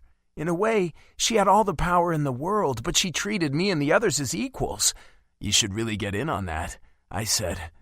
Caspian tugged at his collar to fix it. I hadn't realized I had rumpled his shirt like that, bad enough to stretch the fabric. I intend to. I want Sarissa so badly I ache in ways I can't explain. But it's also been muted with all this. He raked his curly bangs back along his scalp. I could have sealed her before. I had a couple opportunities, but I didn't take them. The first time, I outright refused her because the king would have had my head, because she wasn't mine to keep. The second time I gave her to you. I told myself it was because I didn't think you could get her pregnant. Didn't think? Now you do think it's possible? My heart raced. I hadn't even considered that, but I was able to seal her, wasn't I? There was no way. I was tethered. I don't know anymore. Her power feels limitless. It feels like she can change anything she wants to change. The rules don't apply to her. I just want her to be sure she wants me, you know? She does. Ask her. She'll tell you the same thing. You're wanted, Caspian. Needed. I promise. Air, Caspian, are you there? Sarissa's voice cut through my mind like a thought that had forced its way to the forefront. Yes, Caspian and I replied in unison. I've been trying to get a hold of you both. I've called both of your portacoms. I guess this means there's a glitch in the heart field. Todd figured it out? Caspian asked. I didn't have my portacom on me, but I had my IntelliBand. It was blinking, showing missed calls. No, the call went through, I just didn't see it, I said. Had my IntelliBand on silent and I don't have my portacom with me. I changed the settings back to normal. I don't know what Caspian's excuse is, though. Unlike me, he wasn't wearing his IntelliBand, but he had his portacom attached to his belt. He checked it. I left my IntelliBand in my room because I had thought about turning in for the night, and I switched portacoms with Dirk when mine died earlier. The one you called is recharging. I'll try calling again, Sarissa said. The portacom let out an obnoxious beep. Outside of Wolfbridge, we typically would have used comms buds to communicate, but we weren't exactly undercover at the moment. We weren't really on a mission either. After accepting the call, Sarissa's voice sprang to life through Caspian's portacom. Can you hear me? Loud and clear, Caspian said. He does it again. Is there anything Todd can't do? I commented. Sarissa replied. Perfect. I'll let Todd know. It's good to hear your voices with my ears. Caspian laughed. I agree. How are you both doing? You haven't reported any trouble. Little spats here and there, but nothing worth mentioning. Werewolves listen to me as if I were you. Caspian frowned. They listen because it's you. Because you're my mate, and we share our power equally. Except we're not equal. You're the alpha. You hold more moonlight than anyone. Besides, I'm not even officially your mate. Sarissa growled. I chose you, Caspian. You are my mate whether you've sealed me yet or not. You stand by me, and you're my pack. I smirked and mouthed the words, I told you so. I hate that we're split up like this, Sarissa continued. We should all meet back in Wolfbridge for Trace and Corin's wedding. That sounds nice, but I should stay in Paws Peak, Caspian said. My brothers, the guards, Dirk, everyone here helping me has been doing their job well, but overseeing something this big should be left to your inner circle. You think little spats warrant that? Caspian hesitated. Yes, you're a new queen. We just took Paws Peak. Things are more or less quiet, but you never know. It would be better to take precautions after coming this far. We can't let it fall apart now. He flicked his gaze to me. Air will see you in Wolfbridge, though. I'll send him out. I thought about objecting, but how could I? It was my sister's wedding. I had to be there. I wanted to be there. But I didn't want to leave Caspian here without someone from our pack. Sarissa paused. I'll trust your judgment. I'm not there, so you know far better than I what would be best. Well, and I'm still new to all this, but I'm learning. You're doing great, Sarissa. Caspian's voice dropped to barely above a whisper. I wasn't going to argue. I really wasn't, but that got me. He wasn't okay. I knew he wasn't okay. He needed his pack more than ever, and I was just going to leave him here? Like hell. Caspian, I growled. I'm not going. Trace will understand. He growled back. I'm not going to fall apart while you're gone. We can communicate whenever we want to or need to. Tell Trace and Corin I'm sorry I couldn't attend. Wish them the best for me. You have to go, Air, Sarissa said slowly. We'll strengthen our bond. I know we've been quiet with this separation. It seems to be harder to connect when there's this distance for some reason, but it isn't impossible. More than that, I think we've all been hiding things lately, figuring out a way to regain some of the privacy we lost. Flashes of Roderick and Sarissa pervaded my mind. It wasn't anything lewd exactly. It was mostly feelings. A rush, a reinforced silver thread, and the inexplicable fire of sealing. It brought back my own memories of experiencing that same thing with Sarissa. My body burned with the satisfaction. Soon, Caspian, Sarissa said. Do you feel it? Each time one of you seals me, our bond grows stronger. Caspian swallowed. I feel it. I love you both. I can't wait to see you again. Roderick feels the same, although he's been silent this whole time. I don't do sappy. Roderick's voice was quiet, but it was only because he was too far away from the transmitter. The call shut off, and Sarissa's voice blanketed my mind. We'll keep in touch. My chest stayed warm. It stemmed from inside of me, but I knew it wasn't coming from me. It was Sarissa. I hadn't felt her this intimately since she was last standing beside me. The warmth in my chest flared. I considered what Caspian said about Sarissa not minding whatever it was we were doing, so I shared what I had done with Caspian too. Her response was neutral. No words, no guidance or upset. She really was leaving this to us. Caspian sighed and replaced his portacom, attaching it to the case on his belt. "It's late," I said. "That it is." "Then let's get off this fucking roof and turn in. I'm tired." I waved him away with my hands as if that would be enough to get his feet going. "You're either making room for me on the floor or I'm taking the bed." "You have your own room, and I really need to send you off with a driver.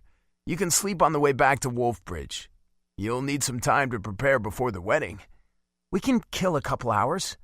"We're having a sleepover." Caspian was about to laugh, but I held his gaze and he cut it off. I passed my feelings along, letting him know I was serious. We needed to be more open, all of us.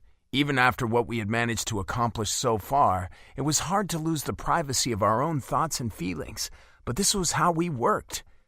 We weren't individuals anymore, not in the sense anyone else would understand. Caspian responded in kind. He didn't use words, just opened up what he was feeling, the constriction of his chest and the release of a pent-up breath. "Thanks, Air." I wouldn't embarrass him by passing this along, but I knew Caspian had been crying himself to sleep, maybe all night. His eyes were always red and puffy in the morning. He could lie and say it was something like allergies, but I knew better. I may have been dense and insensitive to so many things, but I knew him, now more than ever. I had the urge to tap my foot when Caspian gazed out at the kingdom. He was stalling, and I was getting antsy. I made myself wait. Until he was ready, I stood silently by his side. Maybe I could never be the stability Caspian had been for me, for so many fucking years, but I wanted to try. I had to try. Chapter 14. Sarissa. Roderick parked the rotor in front of Wolfbridge's west gate. We hadn't stepped out of the vehicle, but the gate rose for us. Todd's thread shone the brightest of my packs. I had told him we were almost here an hour back, and he was aware of my presence. When Evie's glider pulled up next to the rotor and stopped, I could see my red-haired werewolf emerge from inside the kingdom. His skin was somehow paler at night, his freckles like dark constellations, but his hair maintained its rich color. My face lit up with a smile. I gave Roderick's forearm a quick squeeze before exiting the rotor and running across the orange-red road to meet Todd. I leaped at the last moment, and Todd caught me. He stumbled back a few steps, but he stayed upright. He buried his face in my shoulder. I gently nipped at his ear. Roderick, Evie, and Gala came up behind me, but someone else caught my eye over Todd's shoulder. It was Jocelyn. She was skulking in the shadows, buried inside her crimson cloak. She was treating moonlight as if it were sunlight. I didn't like the way she eyed Todd. I didn't really understand how she felt about my mate, but it was clear she wanted him in some way. The only reason I allowed her to be so close to him was because of her skill. That, and I knew Todd would never return her advances. He chose me. He was mine. Still, it was odd seeing her so sullen. Jocelyn was usually like a lightning bolt. Maybe she had come to realize she had no chance with my mate. She had helped Todd create the biggest tech field in the world, so I was grateful to her for that at least. The toes of my boots touched the ground. Todd reluctantly let me go, and Roderick stepped forward to grab his shoulder. I know I shouldn't feed your already unhealthy ego, but you're a fucking genius. Todd glanced over his shoulder. I had some help this time. The shadows covering Jocelyn's face lifted as she stepped out into the moonlight. She showed her fangs freely in a big grin. Her feet barely touched the earth. She flitted like a little bird. Glad to be of service, my queen. She stopped in front of Evie and made an elaborate bow. It was a big show of hands and swooping gestures before she settled on bending in half. Your timing is impeccable, Jocelyn, Evie said. You will return to Crimson Caves with us. Jocelyn dropped like a wilting flower. What? You heard your queen. Fine, but I'll keep in touch. Jocelyn held up one of our portacoms and waved it around like a flag. Then she opened one of the glider's back doors, stowed away inside, and slammed it shut. Silence ensued and tension filled the air like smoke.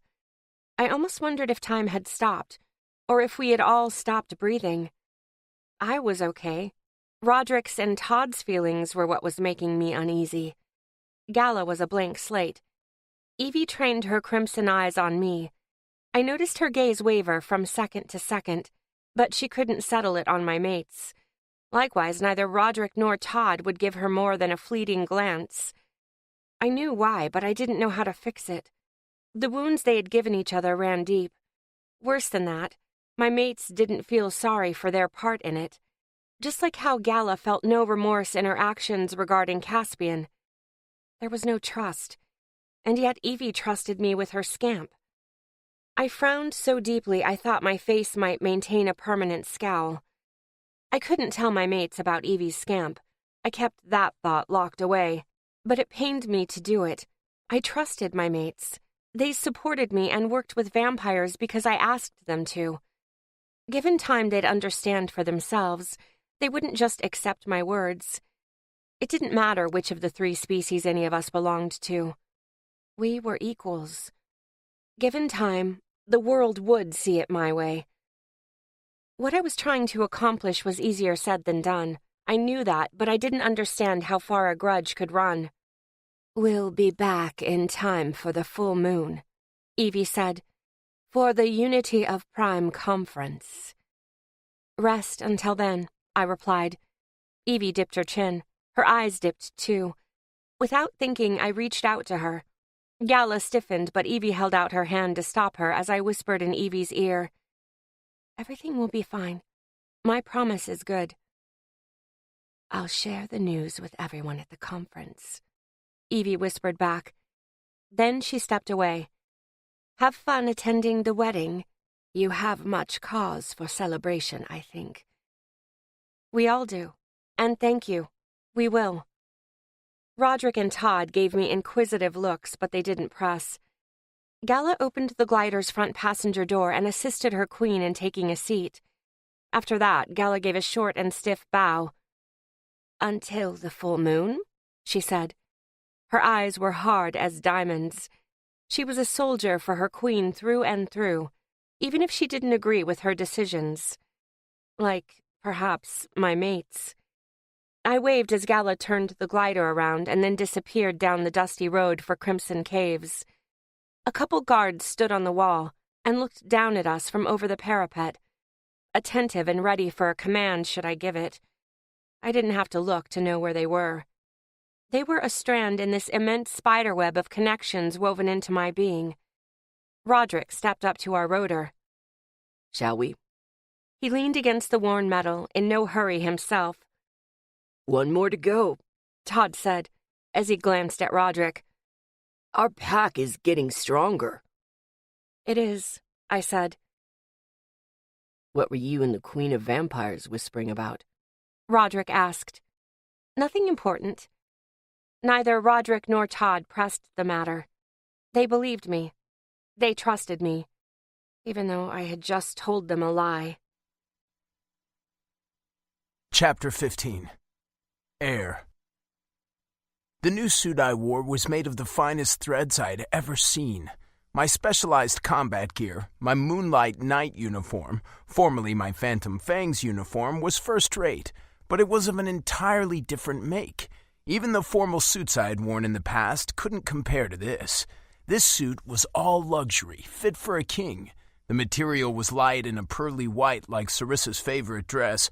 Trace and Corin were wearing Wolfbridge's colors, or so I had been told. I hadn't seen either of them. Werewolves and humans alike stood in the castle garden of all places. It was comprised of many smaller gardens with the luscious greens, flowers of every color, and flowing mountains nestled in crystal-clear ponds. The smells came in as many varieties, but mingled together to create something sugary sweet, like a rich dessert. Trace deserved this, a wedding fit for a queen, but I was an edge. Not even a month ago, this would have never happened. It wasn't perfect. Those who wanted to be here had a certain gleam in their eyes, the same warm gleam as the sun in the sky. It was sinking lower and lower, on the verge of setting. Trace was adamant on having a sunset wedding. Arguably, the deep orange rays made Wolfbridge look its best. The based hands, dark blues and orange reds soaked in the sun's light and became more vibrant. I stood out of the way, near some bushes in one of the ponds. I was mostly hidden from those attending the wedding. I was waiting for Trace. I'd walk her through the narrow opening of bushes and trees in this section and down the walkway to where the largest gazebo was located. Corin would be there waiting for her. He had already taken her in the most werewolf way possible. Now he was going to do it the human way too. I pulled on my folded cuffs. There were too many layers to this suit, and I wasn't a fan of the collar. I was used to a high neckline, but this one was designed as an added flourish. Everything about this suit constantly reminded me I was wearing something expensive. I couldn't stop messing with it. I pulled at the cuffs again. I was going to wrinkle the damn things, but I couldn't make myself stop. Was it better to incessantly tap my foot or tug on these cuffs? Neither, you nervous wreck, I told myself. Stop worrying about Zeke. He's not part of the guard anymore, after your request to Sarissa, and he sure as hell won't be attending this wedding. He will never lay his dirty hands on Trace again. Never. I wouldn't allow it. There were guards posted discreetly all throughout the area, Corin's friends and Sarissa's followers. This place was safe. I sighed. My mind wandered to Caspian. I hated leaving him alone like that, but he had insisted. I couldn't miss my sister's wedding. I knew I couldn't. She wanted me to walk her to her new husband. I tucked my chin and closed my eyes. Caspian, I thought. Aren't you busy, Air? I smiled, relieved by how quickly he had responded. Just wondered if you were there. I'm here. They were two simple words, but I needed to hear them. I was worried about more than one thing, which was typical. Knowing Caspian was there, though I couldn't see or touch him, was somehow reassuring. Air? I opened my eyes and lifted my chin to see my sister. The base dark blue fabric of her dress hugged her body, tailored for her. The skirt was layered like the petals of a fancy rose. The lower layers were orange-red, like the detailing sewn into the bodice. One of those details, on the right side of her chest, was a play on the insignia all Wolfbridge guards wore on their uniforms. However, instead of two wolves touching noses, it was a human and a wolf. Trace's face shone brightly in the dying light. The shimmering makeup she wore only amplified the effect, and her golden hair framed her face with immaculate curls. You look beautiful, I said. She smiled brighter. Thank you for coming, little brother. You say that like you thought I wouldn't. The Queen told me you tried to swindle your way out of it. My jaw dropped. I did not. It's time to get going, right? The sun was about to kiss the horizon. Corin's waiting. I should have been sufficiently distracted, but I tugged at my damn cuffs again. Trace's eyes went to my hands.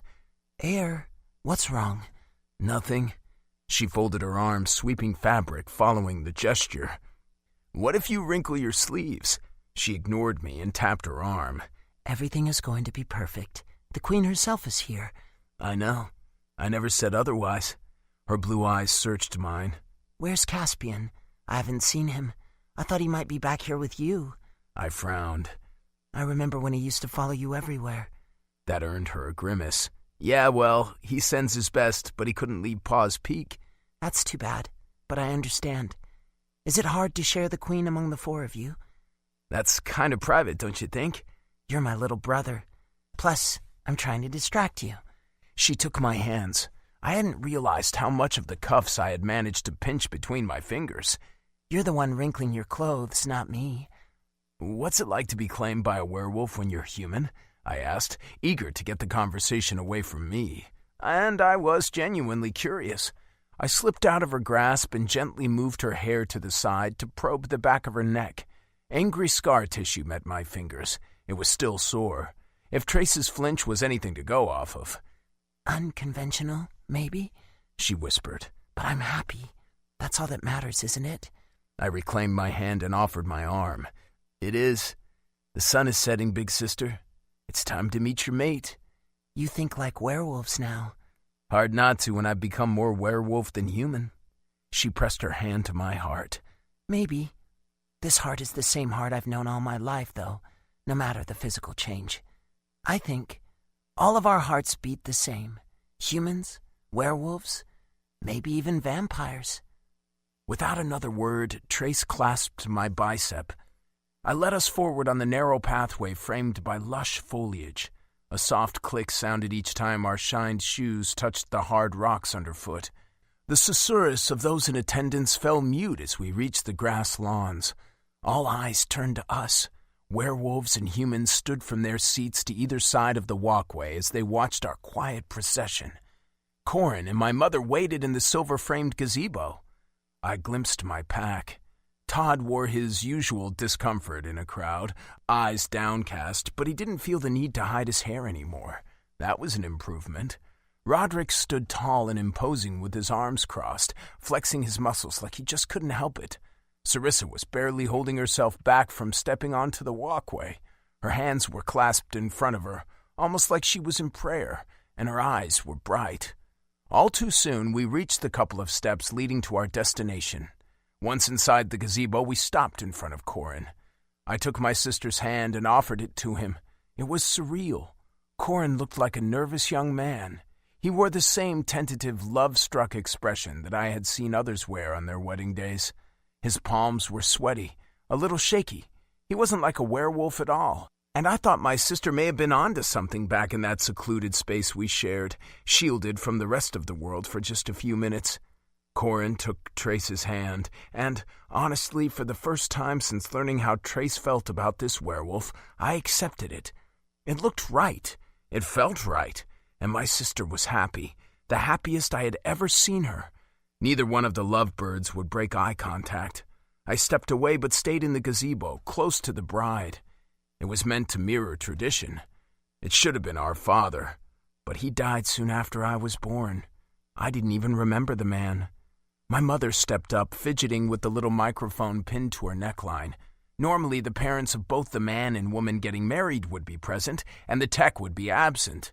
It wasn't that Corin's parents refused to come. His parents had died when he was a cub, and he was swept up in the guard. That was what Trace had told me. I wasn't surprised. The Prime War took from everyone. It would keep taking until someone like Sarissa put their foot down to stop it. If anyone was powerful enough to, it was her. I believed that much. I will say my piece enough for both of you, my mother began. I've gotten to know you well in a short time, Corin, so let me start by saying I know how much you love my daughter. I'm glad everything she told me about you is true. She dabbed at her watery blue eyes with an embroidered handkerchief that matched her dress. My mother wore her best dress, the one she had worn on her wedding day. Some alterations had to be made since she had been much younger when she had last worn it. Bodies changed. She was thicker than she used to be, and yet thinner too, but it suited her. The bronze material played off her golden hair and even complemented the silver strands in it. Mom talked enough for 2 sets of parents. She told stories about Trace, then she told stories about her own wedding day. She told Trace and Corin they must promise to love and cherish each other always. She stopped after the sun had vanished from view when the strung-up lights turned on and lit up the gardens. You couldn't get lost and miss the courtyard with them as a guide. Follow the light, and you won't lose your way in darkness. It was a nice sentiment. Sorry, Air, Mom said, taking off her mic. I took up all of your time. It's fine. I took the mic between my thumb and pointer finger. Then I looked between Trace and Corin. I wish both of you all the happiness in the world. Kiss already, and let's get on with the festivities. I figured that was good enough. Trace and Corin had been more than patient. They smiled through Mom's blubbering and long-winded stories, but this was the moment they had been waiting for. Corin touched Trace's cheek so softly. He held her gaze, and she moved to her tiptoes. When their lips met, they kissed and kissed without reservation. Someone in the crowd cheered. Others followed, led by our queen. However, when I scanned the crowd, plenty remained silent. Though there were clusters of werewolves and humans standing together, the majority were segregated. Corin and Trace were too involved in each other to notice, and they happily led the parade to the courtyard. The crowd slowly filed in behind them. I waited for my pack. Well, for everyone but Caspian. "That was beautiful," Sarissa exclaimed when I handed the mic off to Todd. "I wonder what Babaga would have said about me if we had been married like this." I thought I saw a frown flash across her face. She covered it quickly, if one had. I knew Sarissa loved the Witch of Witchwoods, but I was just as happy to be away from her. She was a menace as far as I was concerned. She was the whole reason I had kissed Caspian in the first place. Not that I regretted it. "Why are we gathering in the courtyard?" Todd asked. "It's not over?" "Not even close," Roderick replied. "It's time for live music and dancing." A storm settled over Todd's head. He drooped as if actual water were pouring down on him.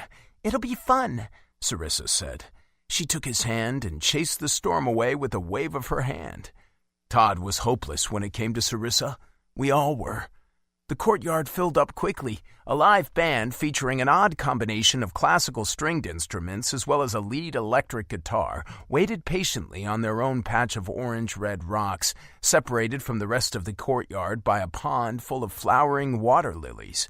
A long table sat along one stretch of the courtyard and was so full of food the tablecloth could barely be seen underneath. Sarissa held up her hand.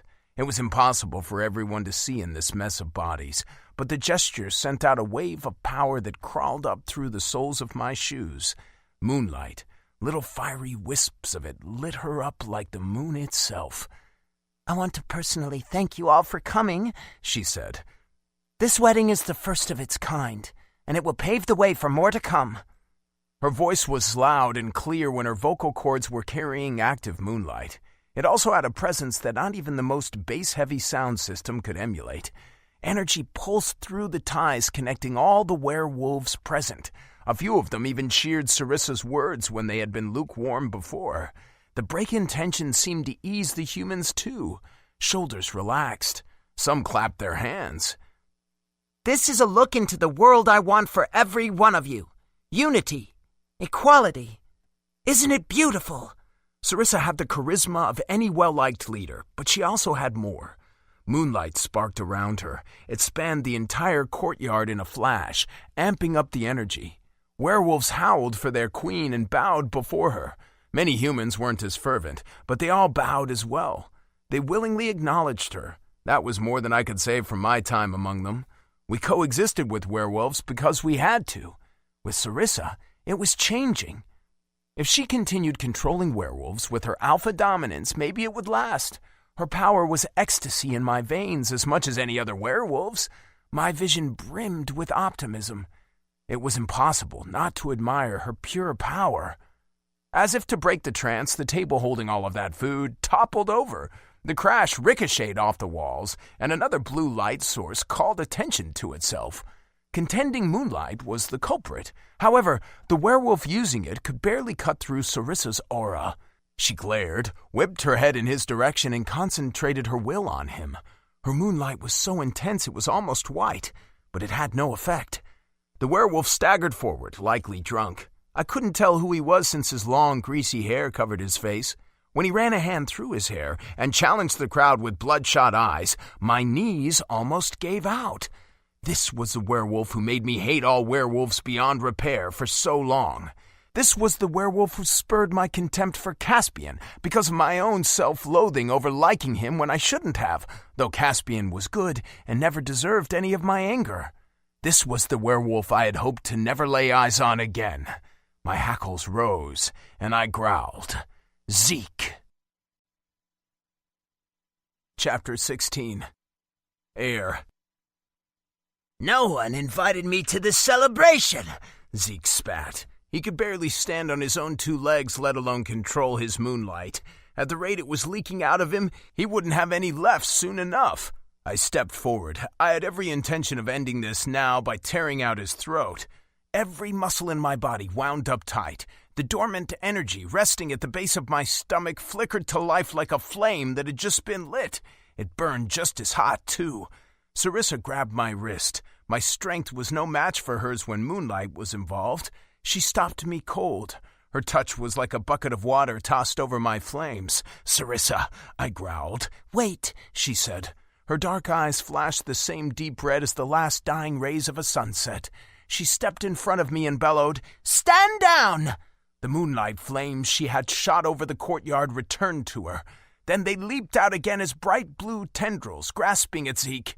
But the thin wall of moonlight he had erected couldn't be penetrated. The difference in power was clear as night and day, and yet he resisted our queen's orders. Was it because he was drunk? Did his intoxicated brain act as a shield against her dominance? "Trace," Zeke droned with a tired lisp. "It's been a while, my little flower. I've waited so long to get you back. Remember last time? Remember how your body writhed? How you screamed my name?" He licked his lips, and the crowd stirred uncomfortably. The intricate web Sarissa had woven frayed at the edges. Trace's face paled to an unnatural shade of white, and she clung to Corin, tighter and tighter until her fingers must have ached. Something inside of me snapped. At the same time, Sarissa let my wrist go. I was running. My moonlight reserves powered up, and I aimed to kill. Zeke was too drunk to move. He stumbled back, slipping on the food now littering the ground. An outstretched table leg caught him. I held out my hand, ready to break his neck and end this in one blow. I concentrated most of my moonlight in my right arm for that purpose. I was almost there, but another streak of moonlight flew past me and caught in my peripheral vision. I had just enough time to dig in my heels as Zeke was swept to the side in a wave of blue. Two bodies crashed into a tree, snapping it at its base like a twig. Corin was on top of Zeke. He pounded his face over and over. A broken nose, bloodied lips. He'd smash Zeke's face in at this rate. Do it, I thought. I'd gladly let him end this. I couldn't think of a better way for him to show his dedication to Trace. He'd protect her. I didn't need to worry about my sister's safety anymore. Each blow Corin dealt sent a rush of satisfaction through my body as if I were doing it myself. Another streak of blue raced past me. It almost knocked me over in its wake. The wind picked up, and it howled through the little decorative spaces in the walls. It screamed through the leaves of trees, bushes, and flowers. It even uprooted a few. Water splashed out of ponds and fountains. The noise rattled my skull. Then it all stopped. Sarissa had Zeke by the collar, and Corin was knocked down on his ass. Corin's teeth were bared in a vicious snarl, but he stayed put. "This is a wedding, not an execution," Sarissa said as her eyes swept over everyone here. Though he had buckled to his knees, Sarissa lifted Zeke with ease. Moonlight pumped down her arm, and she growled in his face. His face went red with the pressure she was applying. He was either going to pass out or be sick. Sarissa continued. I gave you a chance. Philip let you live and kept you in the guard. When Eyre told me your crimes, I still allowed you some freedom. I took you off the guard, but you were otherwise free to live your life as long as you didn't cause trouble for others. I had you watched, and yet here you are. You ruined Trace's wedding. You've disobeyed my direct orders. I don't want to promote bloodshed during my reign, while we're trying to pursue peace, but I can't allow this." Sarissa called over a couple of the guards watching the wedding. It bothered me that Zeke got past them in the first place. "Take him to the dungeon," she said. She unceremoniously dropped Zeke on the ground, where he gasped and was sick. "Trace will decide your fate. You better pray to Lorraine, or maybe Cor, that she has mercy on you." Suddenly she turned off her moonlight. The crowd shifted uneasily, and no one could look directly at her. More than anything, they made sure to avoid watching as the guards dragged Zeke away. My jaw twitched. I wanted to tear out Zeke's throat, but I thought maybe Sarissa was right. Trace's wedding didn't need any more interruptions. This was her time to celebrate. When it was all over and she was ready, she would decide to end the Zeke nightmare how she saw fit. I felt calm. Sarissa made me feel calm. Corin wiped off his bloody knuckles with a handkerchief and went back to Trace. He wrapped his arms around her and held her close. She melted into him. The tension in her shoulders relaxed, and she smiled. She whispered something, but I wasn't close enough to hear it. "Let's clean up this mess and start the music," Roderick shouted. He used Sarissa's trick. He amplified his voice by covering his vocal cords with moonlight. Sarissa's ties demanded the werewolves listen. The way Sarissa had woven these threads together placed us, her mates, as alphas, nearly matching her rank. Or maybe we did match it. I wasn't sure because it wasn't that easy to read. Taking Zeke's actions into account, the follow the strongest wiring in every werewolf's brain was much more volatile than we thought it would be when faced with Sarissa's power. Maybe it was initially too strong to ignore, but it would break down with time. I shivered. Everything is fine, Sarissa thought. She came to stand beside me and took my hand. I held hers tightly in response. Todd joined us a moment later, while Roderick walked away to delegate tasks. Luckily, the courtyard got cleaned up in a hurry with all the available hands, and the band started playing an upbeat tune. Trace wasted no time pulling Corin along to dance with her. I was relieved. Her natural color was back. She smiled like she'd never stop. "What happened?" Caspian asked. So that was why Sarissa hadn't spoken out loud. She wanted Caspian in on the conversation too. "Zeke happened," Sarissa said. "We had a little bit of trouble, but everything is fine. It was an important reminder. Werewolves will only listen to power displays. Usually my alpha presence seems to be enough." "He was intoxicated," I added. "I think that had something to do with it." Caspian said, "I'm glad everyone is okay." Roderick said, "As long as Sarissa keeps her werewolves on a leash, things will stay under control." "I don't want to keep them on a leash. I want them to see things my way." "You can't just force your beliefs on people, little fighter. Not even werewolves." "But I can force my dominance on them. What about free will?" Todd took Sarissa's other hand and shared a thought. "If there is free will, I don't think there can ever be peace. Someone will always cause trouble like Zeke." Sarissa squeezed both of our hands and pursed her lips. "I don't like it." "You've already taken charge. Don't second-guess yourself," Roderick warned. "If you weren't leading, it'd be someone else." "I don't want those I care about to get hurt. And I want to help those who can't help themselves, like Garstrauda did. I want to end this stupid war. I'm not going to let the world end because of it. I haven't even been here that long, and there's so much more I want to see." Roderick's deep, rumbling laugh rang out through our connection. He looked at Sarissa from across the courtyard, and they locked eyes for a moment. "Ha ha! You'll do it. All of it. You're the only one who can." Sarissa tugged at me and Todd, leading us over to Roderick, where we proceeded to help in the last of the cleanup. More food was already being brought out of the castle. It was a good thing the cooks were prepared to feed an army. War continues without end as long as there are creatures like us living and breathing. Creatures with free will, Caspian thought. Someone will always be fighting for something they want or believe in. Real peace doesn't exist here. If it exists anywhere, it's in death. King Philip realized that. Our silver threads went mute, like none of us had the energy to hold the connection between all of us when one of us was miles away. "You don't think like that, Caspian."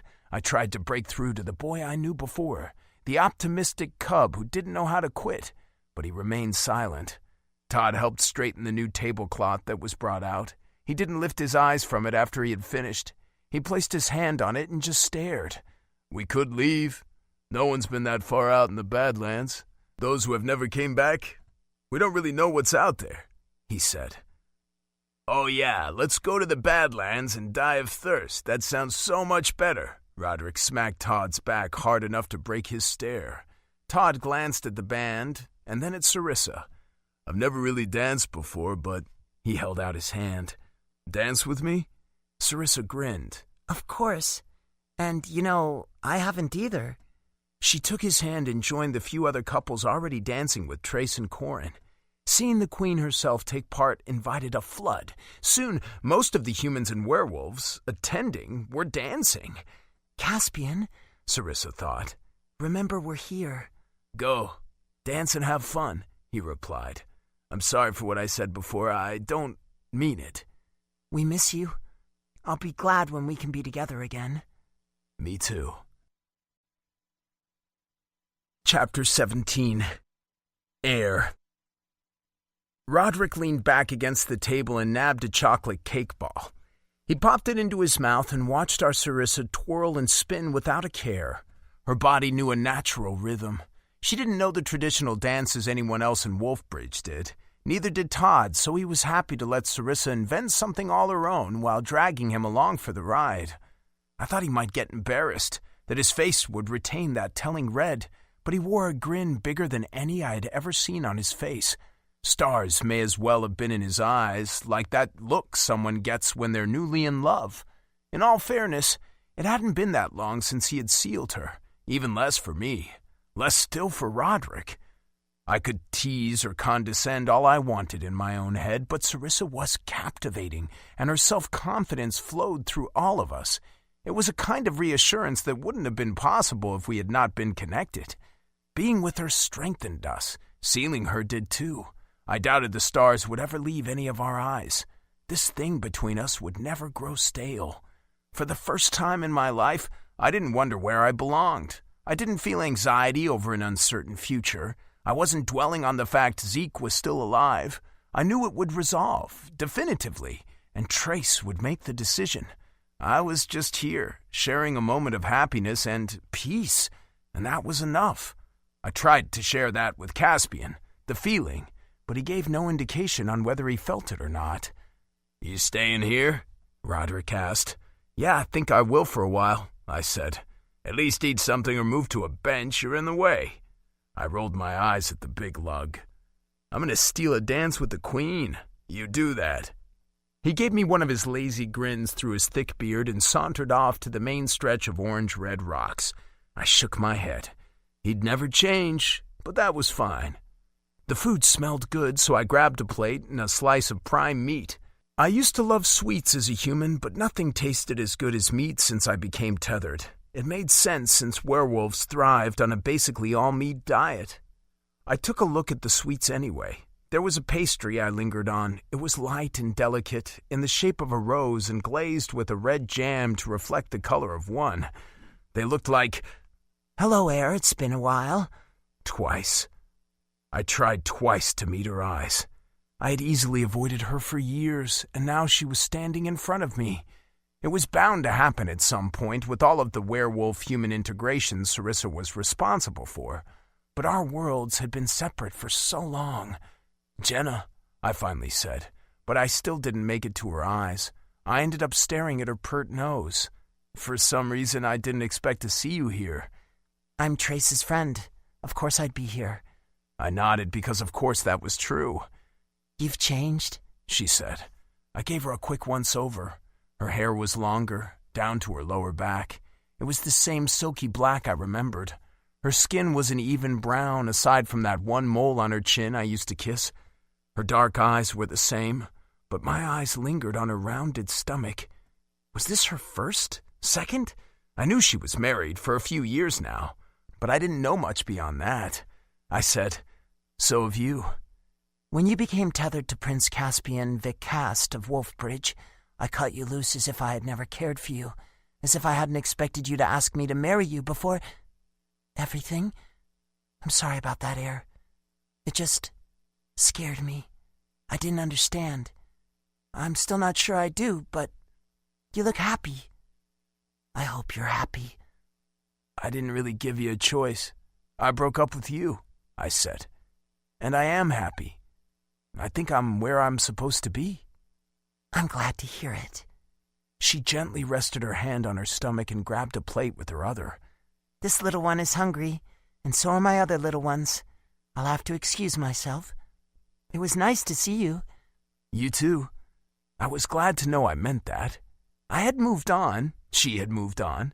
I could say I was okay with that, and mean it. A lot had changed. I took my plate to a bench near a patch of grass opposite the band.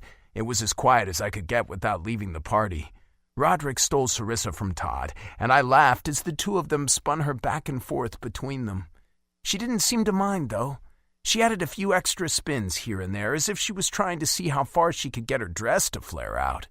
The skirt didn't have any added volume, so it wasn't easy. It hugged her figure so perfectly it got me hot if I thought about it too much. Surprisingly, she managed to get a few good spins, though. The skirt made a perfect circle, and the pearly material glowed like the full moon. I glanced at the sky, almost expecting the moon to be full, but it was chopped in half. I hadn't realized how hungry I was. The first bite I took of that steak had me salivating. The gravy complemented it perfectly. Sweet, savory, I didn't know. It was all of those things, and I devoured it like an animal. When I had almost finished, Trace was making her way toward me, gliding with the musical strings carried on the wind. She bent over me and batted her eyelashes. Air, dance with me? I swallowed my last bite of meat. What about Corin? She pointed out the refreshments. Apparently the steak you ate is delicious. Come on, little brother, just one dance. Humor me. I wasn't going to say no. A server took my plate, and I led Trace to the center of it all. It had been a long time since I had danced, but my body remembered the moves. Dancing had been a popular pastime for humans living in the tech-off zone. Those were fond memories. Caspian and I had exchanged dances once. He showed me werewolf steps. I showed him human steps. Gods, how we danced. For so long, I had replayed the bad memories over and over as if they were a video feed on repeat. But not all of my memories were bad. Do you remember, Caspian? Soon, Trace and I were laughing. I spun her around and we matched steps. She held up her flowing, layered skirt as our shoes clacked against the rocks. Caspian's voice filled my head.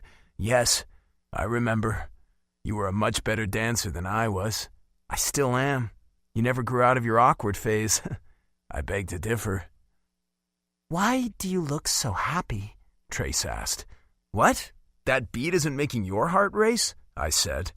The music sped up. Our feet had to move faster and faster until the current song reached a heart-pounding conclusion. The instruments were accompanied by a final clap that echoed out from everyone's shoes hitting the ground. It was loud as a gong, and it rang for a few moments after. Laughter and chatter filled the air as the band moved into the next song. You've still got it, Trace said. Didn't even break a sweat. I grinned when I glanced over Trace's shoulder. She was about to turn to see what I was looking at, but Corin grabbed her waist from behind and leaned in to kiss her cheek. Hi, Corin, Trace said. My mate, he growled. Mom danced her way over to us, clapping her hands in time to the beat. My turn, she said. Be my guest. I held out my arm and led her to an available space on the dance floor. We made it through another upbeat song before Mom announced she was getting too old for this and was going to take a break. But before she left, she said this. I've never seen you so happy, Air. I feel like there's something bothering you, though. Is it Zeke? She rested her hand on my cheek. No, this is the last time. Sarissa has made sure of it. You really love her, don't you? Yes. I can see why. She's charismatic. You could say that. And she doesn't take no for an answer. When you said no, I didn't push. You gave in and kissed me. My neck prickled at the sound of Sarissa's beautiful voice, feminine and somehow powerful like a military commander. She twirled and nestled into my side, resting her cheek on my arm. Mind if I steal him? She asked. Not at all, my queen. My mother offered a deep curtsy and made her way to one of the benches. The next song the band played was slow. I didn't mind, not at all. It meant I got to hold Sarissa close. We swayed back and forth, and I held her the entire time. One kiss turned into two. Our lips lingered. Sarissa closed her eyes and simply breathed. Gods, she was beautiful. I kissed one of her eyelids, then the other. Her smile softened, and I swore her skin glowed. That feels nice, she whispered. I ran my thumb across her cheek, and she opened her eyes. Air, you don't regret sealing me, do you? How could you even ask me that? Of course I don't regret it. I've never felt like this. Sarissa glanced down at her skirt. She kicked her foot out to the side, sending a gust of wind through the fabric. It rippled like the surface of a lake. I didn't bother asking where her very elegant high heels had gone. Seeing her small toes wiggle with their freedom made me smile. Caspian is distant, she murmured. He's mourning. It's more than that. I don't understand what he wants. I need him to seal me. I've said it, and I've tried not to push. I think maybe he doesn't want to, though. What does he want, Air? He's just been in a bad place. Don't give up on him. I'm not giving up on him, but you're closer to him than any of us. I wouldn't say that. You've known him the longest. Sarissa's bottom lip protruded. I gently pinched it between my fingers and she stopped, but I felt it. She passed it on to me, this angry tightness in my chest. "You're jealous," I marveled. Sarissa was capable of jealousy. It surprised me more than it should have, but she just had that air about her, an alpha among alphas. She had a much higher capacity for moonlight than any before her or around her. Sometimes I forgot she was only 18. "You shouldn't be," I added. "I've hurt Caspian more than anyone, I think. He's never felt wanted, Sarissa. Not by his father, not by his brothers. I think he tried to find that in me when we were cubs, but I wouldn't give it to him either. I came close as time went on, but then Zeke happened and everything fell apart. I winced. I knew it wasn't Caspian's fault, but I made him suffer for it anyway. I convinced him to tether me. I gave him shit for everything that ever went wrong, even when it had nothing to do with him. I've been a complete asshole. Gods, but I'm trying to be better." Sarissa searched my eyes. She grabbed the back of my neck, urging me to bend down. I did, and then she pressed her nose to mine. "Do you love him?" "Yes," I answered without hesitation, because that much was true. Sexual attraction or not, that was true, even if I couldn't say the words myself. Sarissa moved back, but she grabbed a hold of my hips. She inched closer until our bodies were flush. She moved her hips so subtly no one surrounding us would notice the added pressure. My dick throbbed at the thought of grinding against her. "I need him to seal me," she whispered. "I can't explain it, but I need it." I rested my hand on her ass and squeezed. Fuck the impropriety. The soft moan she let loose was worth it. So worth it.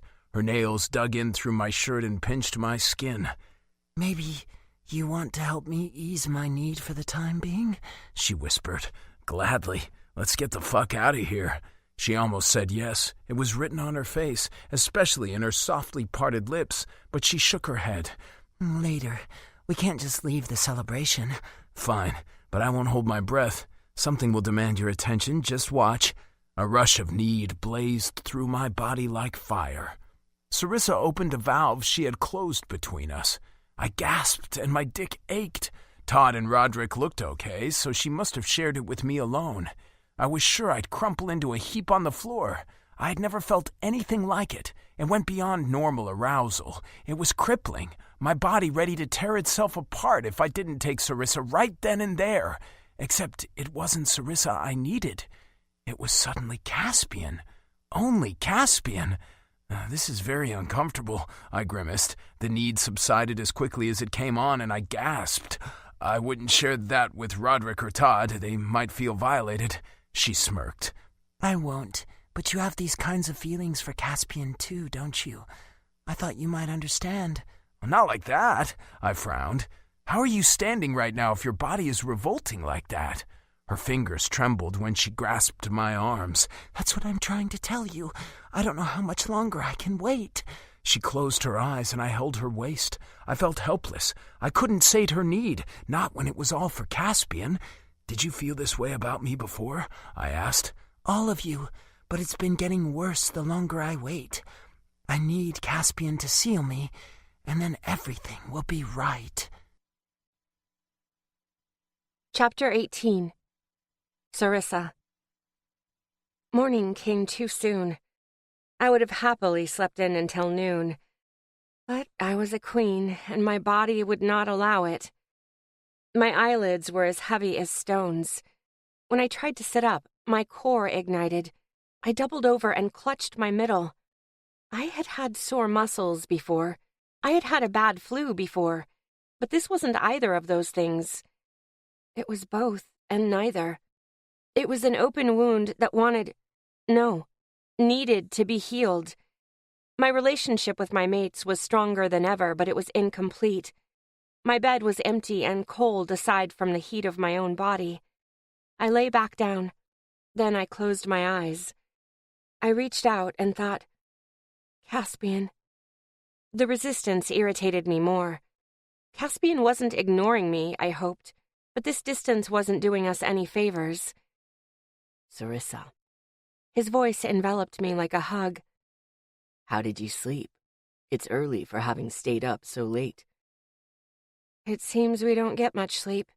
It doesn't help that none of my mates are with me currently. We've all been kept so busy. If we can't even sleep together at night, how am I supposed to cope? The fiasco at the wedding didn't help matters. It's drilled its way into everyone's subconscious and has them worried. I can feel it. Todd worked late into the night fixing an anomaly in the heart field and probably fell asleep near the heart. Roderick needed to ready supplies for freedom and refused to wait. Air spent the night in his old house and helped Corin move in since that's where Trace wants to stay.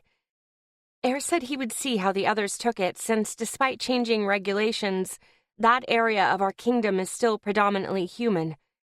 The tech-off zone and the tech-on zone don't exist in name anymore, but they still exist in the hearts and minds of Wolfbridge's citizens. I know what you mean, Caspian said. We're closer than ever and yet so far apart. I miss our time in Howling Sky. I do too. Are you doing well despite all of that, my queen? I thought about lying, but a thought escaped my filter before I could. I need you to seal me. I don't want to pressure. I feel it. The fire in my body lessened some. I wondered if that meant Caspian had split it with me. I hadn't intended on sharing my need, but I was losing my control. I should have done it already. Caspian continued. Seal you. I want you. I want this. I need you, Caspian. We all need you. Do you believe me? Yes, I believe you. It's the only thing that's kept me going. We're pack.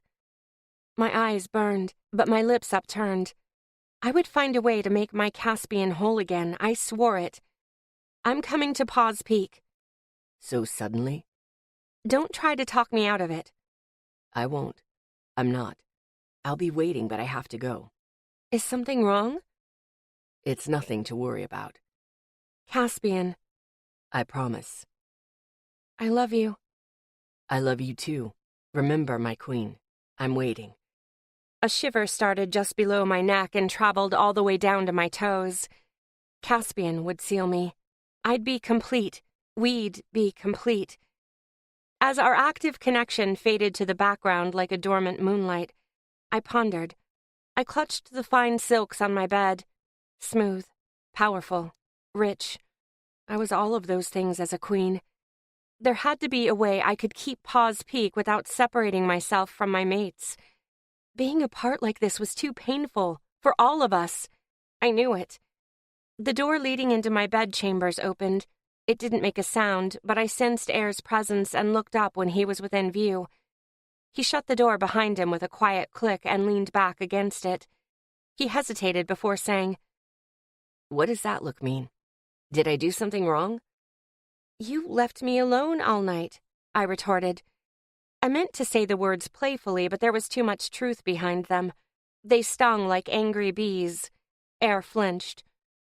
I'm going to Paws Peak, I said more quietly. I'll come too. No, I said more harshly than I intended to. What had gotten into me? I bit down hard on my tongue before I could strike again. Air folded his arms. I couldn't see the hurt in his eyes, but I must have done it. Hurt him. I didn't even know why I said it. I wanted to be with all of my mates, and it was because of the mate claim. I needed Caspian to seal me. I needed him to complete it. Sarissa, if you don't want me and Caspian to... I held up my hand to stop him. No, Air, I'm sorry. I'm lashing out like a wounded animal. One of my hands held my middle and refused to let go. I understand, he said. That's something I have a lot of experience with. Come with me. I'll need time alone with Caspian, but come with me. He'll be happy to see you, too. Pack. The word resonated with every fiber of my being. Air lurched when the door opened again, smacking into him. He stumbled to the foot of my bed and rubbed his back. Fuck, Roderick? You should have gotten out of the way if you knew I was there. Roderick stepped into the room with a satisfied smirk on his lips. Todd was right behind him. What's going on? Todd asked. His red hair was sticking up in odd places. He hadn't bothered to look in a mirror today. That was typical of him, part of the charm I adored. Yeah, Roderick said. Are you sick? You look pale. It seemed I couldn't stop my own discomfort from leaking through the silver threads tying us together anymore. I had reached my limit. At least I kept most of it to myself. Forcing them all to suffer alongside me wouldn't have been beneficial. I need Caspian to seal me, I said. I hate to split us up. I'd much rather bring him here, but I haven't figured out what to do about Paws Peak yet. I don't really know what's going on there. I'll need to discuss things with Caspian. I can barely think. I doubted I could stop any scuffles right now. I felt weak in my mind, my heart, and my body. Todd and I will take care of things here, Roderick said. What? Todd frowned. You just got back, Sarissa. I won't let everything Sarissa's accomplished fall apart now. Neither will you. Todd frowned deeper. I didn't do anything but work on tech when I was the only one here. Corin took care of things just fine. Were you or were you not at the wedding celebration last night? We can't take chances. That's why I'm staying with you. Roderick growled. And why we will be distributing moonlight more evenly among us, I said. Even if you share my power now, I've been crowned Queen of Wolfbridge. But you're just as much its kings. We're all alphas. Todd opened his mouth, but he closed it again without saying anything. At least through you we're all alphas, Air said.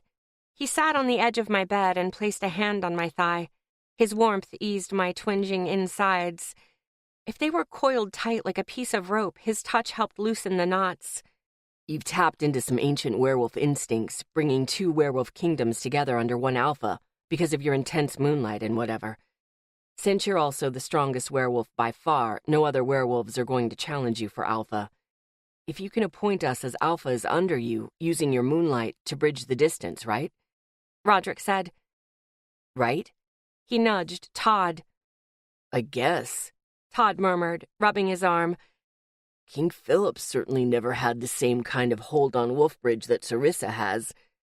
Old nomadic packs and whatever tied their packs together are not my specialty, but alphas and their power are real. Werewolves are wired to follow the strongest for their own survival. It's like we said before, Sarissa's just doing it on a scale that's, well, I would have said impossible. And that's why things haven't gone to shit yet. That fucking bastard werewolf last night was drunk out of his mind. She couldn't reach him when his brain was addled like that. Roderick said.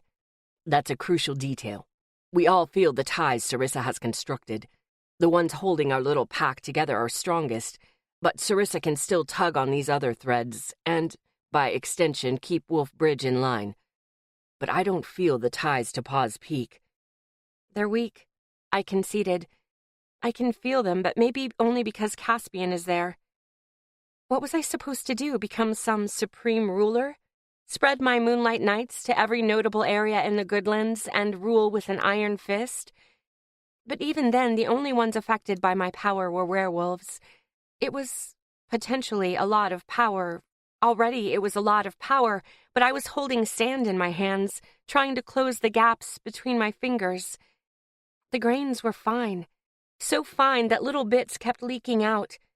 My hold was getting weaker, and we could all feel it. My thoughts turned white. My head hurt as if I had hastily eaten something frozen. I need Caspian to fulfill the mate claim, I said. I held my head and threw my legs over the side of the bed. Air squeezed my thigh as if to keep me there, but I stood, or tried to. My head was heavy and led forward. If Air hadn't grabbed my waist, then I would have fallen over. I'm going with Sarissa, he said. Roderick stepped up. He took my chin in hand and tilted my head from side to side. I watched him. I let him do it, though I had no idea what he was looking for. Everything was muddled, including our connection. After releasing me, he said, Take good care of her. Todd stepped forward and took my hand. Are you sure you weren't sick? I'll be fine as soon as Caspian seals me, I assured. It was all I could think about. Chapter 19. Roderick. An angry hum made the thread connecting me to Sarissa vibrate. It was almost still at times, but then it'd rumble like the beginnings of an earthquake. No wonder she had left for Paws Peak as soon as possible yesterday. This was unbearable. I could hardly sleep last night, and I wasn't the one this was directly affecting. The mate claim was a power to fear if it could bring even the Moonlight Child to her knees. Maybe we were the only thing that kept her standing. I could hope. I hated to be useless. Briefly, I pressed my fingers to my temples. My boots made heavy thumps on the carpet like a horse's hooves. I passed by a couple of guards at the silver archway and stopped inside the tower's base. The heart shone as brightly as ever. I expected Todd to be hidden away inside of its bubble glass shell, but he was outside of it. He was slumped against it with his ass resting on the floor, eyes closed, and breathing deeply. "Don't tell me you slept out here all night," I said. That startled him. He scrambled forward and pushed up to his feet. Then he rubbed his eyes. They were bloodshot, and the skin underneath was puffy. "Not all night," he said. "We're heading to the old tech-off zone, remember? You're in charge, Techie." "Yeah." I'd be along to add muscle and to make sure everything went smoothly. So far, uniting the kingdom and fixing the tech differences was going okay, but things were too quiet as far as I was concerned. Or maybe it was Sarissa's unbridled need rubbing off on me. It was irritating. "Let's get it done," I said. "It'll wake you up."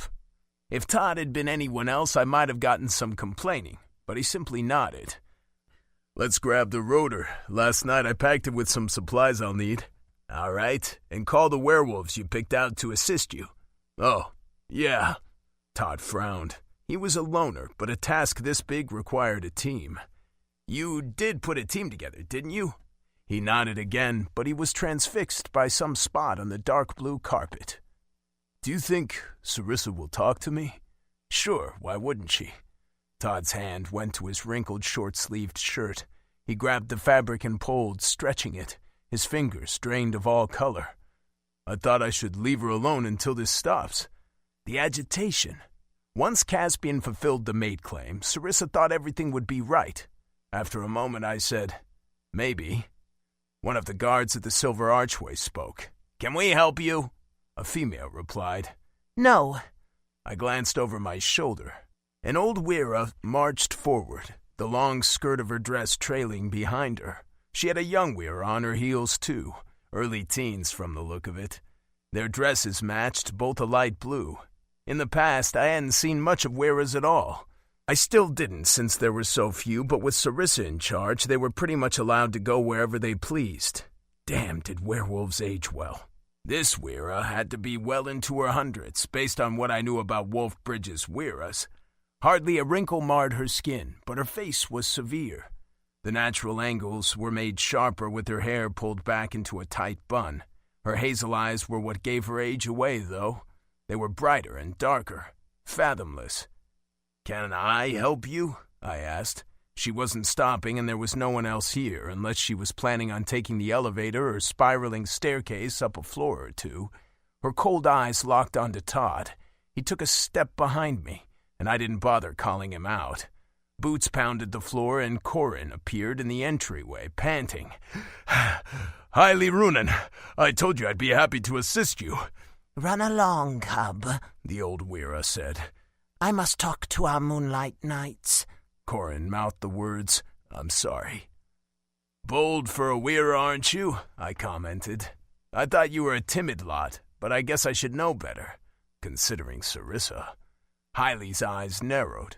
That depth of knowledge, of life, grew until I thought it might swallow me whole. I never had trouble holding anyone's gaze. I was defiant, but it didn't matter now. I had to look away. "We are strong," she said. "We have to put up with dumb werewolves like you to bear your cubs and raise them." "I'm tethered," I said, but I didn't know why I said it. She had to know. "Doesn't matter. Two of you aren't." I glanced at the young Wera. She, on the other hand, was a shy little thing, hiding behind her mother's skirt. "You should return to your mate," Corin said. Hiley let out a sharp laugh. "Ha! Says the werewolf mated to a human." "But your safety." "I'm already sealed and claimed. What more safety do I need? We are no longer fragile." Sometimes all we need is a few minutes of soft music to come back to ourselves. This is your moment. Thank you for being here.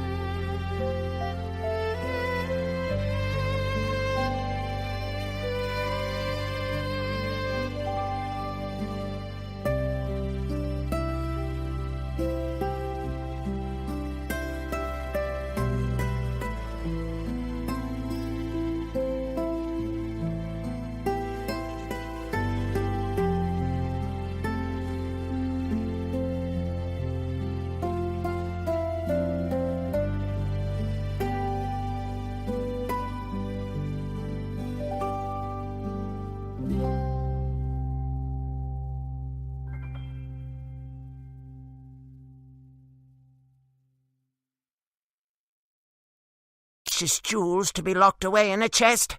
Isn't that what our queen proclaimed? Was this brazen confidence all because of Sarissa? I had to wonder. But it was something else, too. Hailey wasn't just exercising new rights.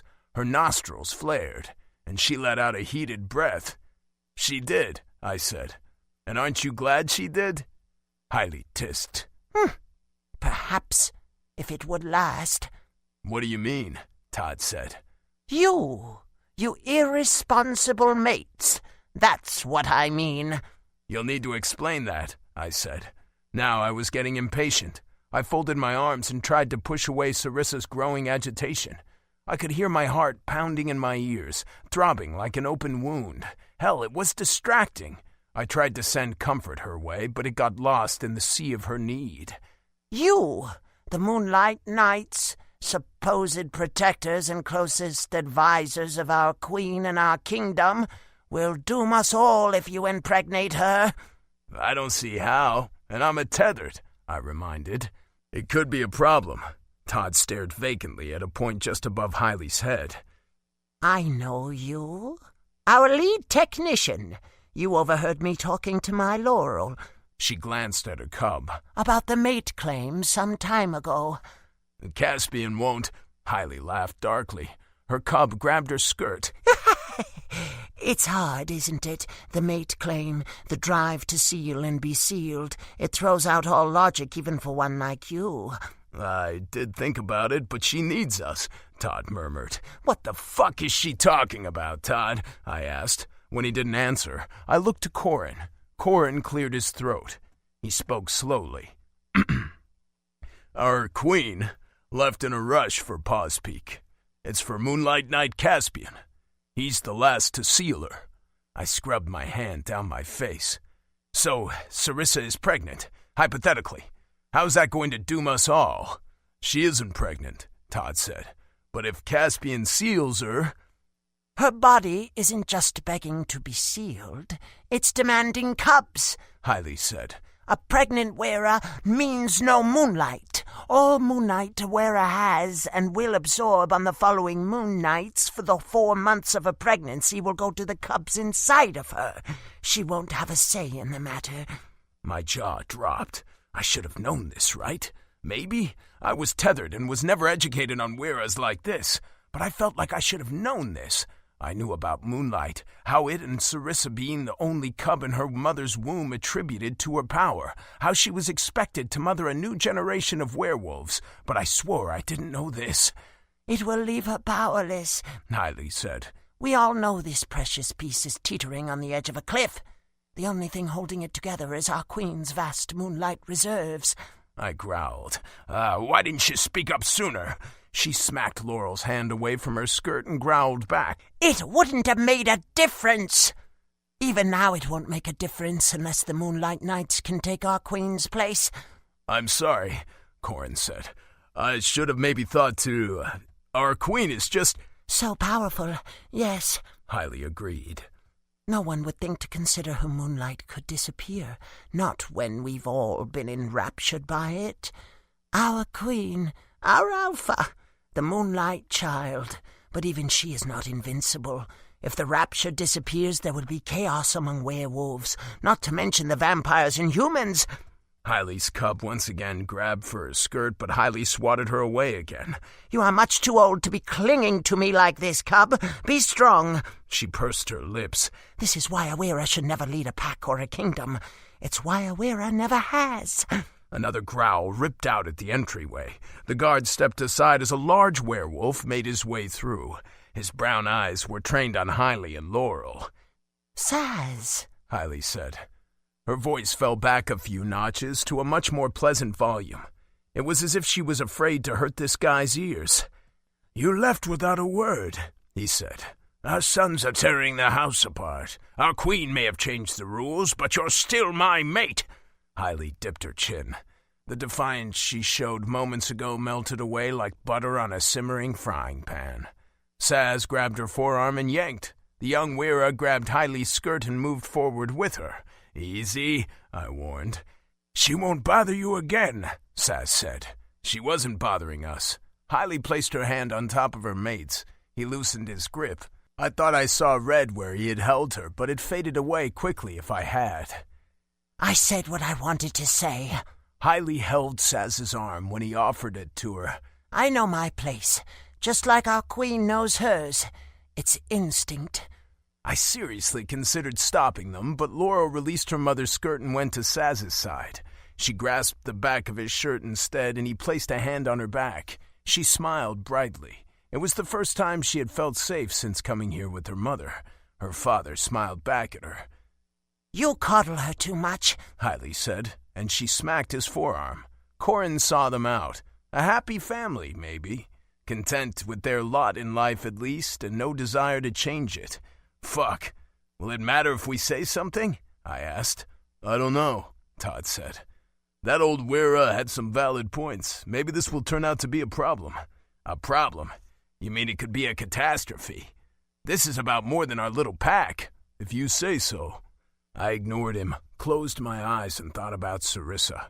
I mulled over the words I needed to say to her. Maybe there was no stopping this, but she had to know. She'd want to know. Did she already know?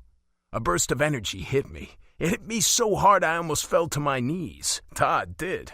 The silver threads connecting us burned, melted, and reformed. Then they pulled tight and sang out like someone was plucking them all at once. It was total discord, and it got louder, but they wouldn't snap. When they finally quieted, I knew they never would. We were too late.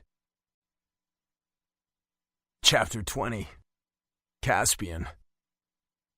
The sun peeked out from above the mountains, bathing the cold, metallic kingdom of Paws Peak in a warm light. It didn't look so hard like this. It didn't feel so hard either. It was still quiet. My brothers helped me manage just fine since Air left. I had nothing to worry about. They were eager to do anything I asked, and they took care of many little problems before I ever needed to step in. They even talked with me just to check in. They almost felt like real brothers after all this time, and they could share the pain of our father's death. My pack wasn't heartless, not at all, but they couldn't relate. None of them loved King Philip. It helped to spend time with some werewolves who did. It was hard to imagine that just a few weeks ago we were at odds with each other. At first, I had attributed this change in them to Sarissa's alpha dominance. While it must have triggered it, the rest was my brothers, and the death of our father. Almost there, Caspian. Sarissa's sweet voice filled my head. Come down to meet us. On my way. My morning reflections were cut short, but I didn't mind.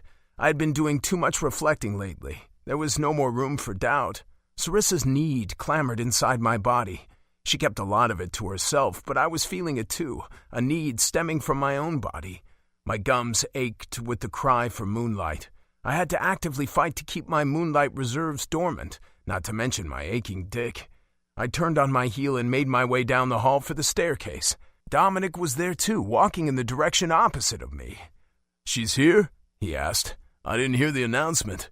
"No announcement yet, but yes." "Knew it had to be something about Queen Sarissa. You get this look on your face." He joined me when I reached him, matching my pace. "What's she really like, Caspian?" "I don't know. She isn't like anyone or anything else. She's everything." "Well, yeah, we all feel that. I was hoping you could tell me something a little more personal. You know, something that makes her sound more like other wearers instead of a god." "She may as well be a god." I flew down the stairs. Dominic had to rush to keep up with me. When my boots hit the ground floor, energy surged through my soles. When I made it to the foyer, Sarissa and Air had just walked in through the double doors. I didn't stop there. I moved faster, and Dominic let me go. A grin tugged at my lips. For once, it didn't take an immense amount of effort to smile. Sarissa ran, arms outstretched. I caught her and held her like I hadn't seen her in weeks. She reacted much the same, fingers clawing into my back. Gods, and this need. She trembled. I trembled. My lips went to her neck and my core kept threatening to ignite. My teeth grazed her skin. Her hot breath caressed my ear. Then I moved back, reluctantly. "I missed you," Sarissa said. "I missed you too." She touched the corners of my mouth. "And I missed your smile." Air had his hands in his pants pockets. His head was tilted to the side and his eyes flickered over me, Sarissa, Dominic, and the area in general. "Hey," I said. "Hey yourself," he replied, but he wouldn't meet my eyes. "Get over here." He took a step closer. I had to reach out for him, but I caught him in a one-armed hug as I continued to hold Sarissa with the other. He hesitantly wrapped an arm around me in return. "We're hugging now? Just shut up." He did. I closed my eyes and savored their warmth. My friends, my pack, my world. Their warmth banished the vat of hot tar threatening to drag me down to the abyss where light could never reach. With them, I was safe. With them, I could go on. They'd always be there for me in my heart, and they'd always find a way to physically come back to me. Maybe this time away was good for me, if only to realize that truth. I'm not alone. "Never," Sarissa agreed, though I was pretty sure I had kept the thought to myself. "Caspian, I need you now. Right now." Her breaths came quicker, shallower. Her legs shook. Her voice was soft, barely a whisper. "Please." The throbbing in my body got worse. "Okay," I said. "Alone." Air pulled back. I raised an eyebrow at him, but he just shoved his hands back inside of his pockets. I wondered if he did it to stop himself from fidgeting. "I'll wait here," he said. "Do you need me to do anything?" Dominic asked. "No," Sarissa said briskly, She meant it when she said now. She tugged, moonlight as a reinforcer, and we made our way deeper into the belly of the castle. "You've been here longer," she said. "You know the place better. Lead the way. Pick a room." So I did.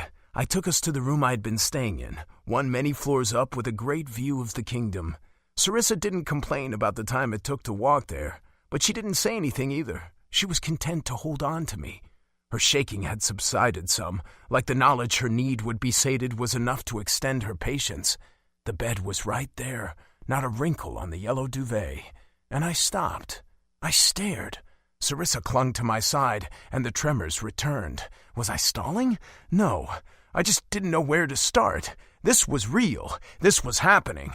Would I be any good at it? Would I satisfy her desperate need?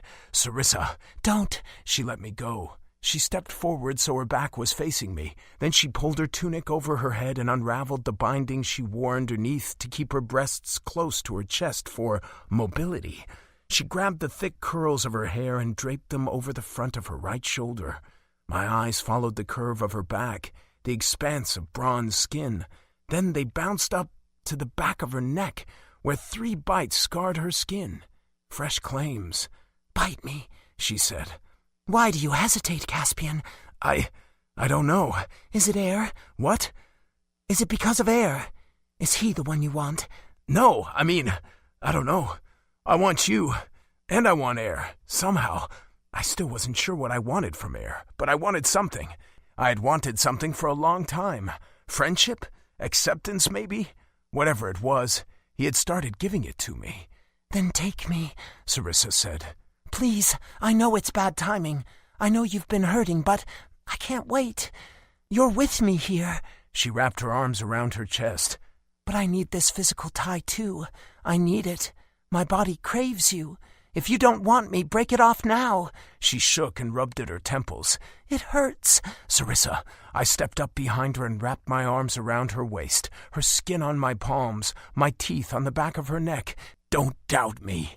"I don't, in my heart, in my head, but here, in this aching body, I do. I wonder why you haven't taken me yet. I want you. I don't know how else to tell you or show you. I don't know how to break through the wall you've erected. So, tell the truth. Do you want me?" "Yes. Let me prove it right here, right now. I'm not going to leave you cold again. No more hiding." My body ached, too, unbearably. I released one hand just so I could unearth my rock-solid cock. Gods, it felt good to do it, to be this close to Sarissa's ass. I loosened her breeches and yanked them down as far as I could without moving my teeth from her neck. I gingerly licked the sore scars left behind, doing my best to soothe her. She gasped. "Does it hurt?" I asked. "No, do it again." I did, and this time I moved my hand down her stomach to the wiry hairs covering her sex. I held her fast, cupping her. Slick arousal wet my fingers. She moaned. "I don't really have any experience, so—" "Let instinct guide you, Caspian. No more hiding, remember? Let me in." And I did. Finally, the niggling doubt of not being wanted went silent. Sarissa's confidence consumed me. Our thoughts, our feelings merged into one. I didn't worry about hiding my insecurities, and it didn't matter anymore. With Sarissa there to reassure me, they were banished so fully it was like they never existed. "Yes," Sarissa breathed. "This is the power of our pack. This is how we're meant to fit." For just this moment, there were no secrets between us. Chapter 21. Sarissa.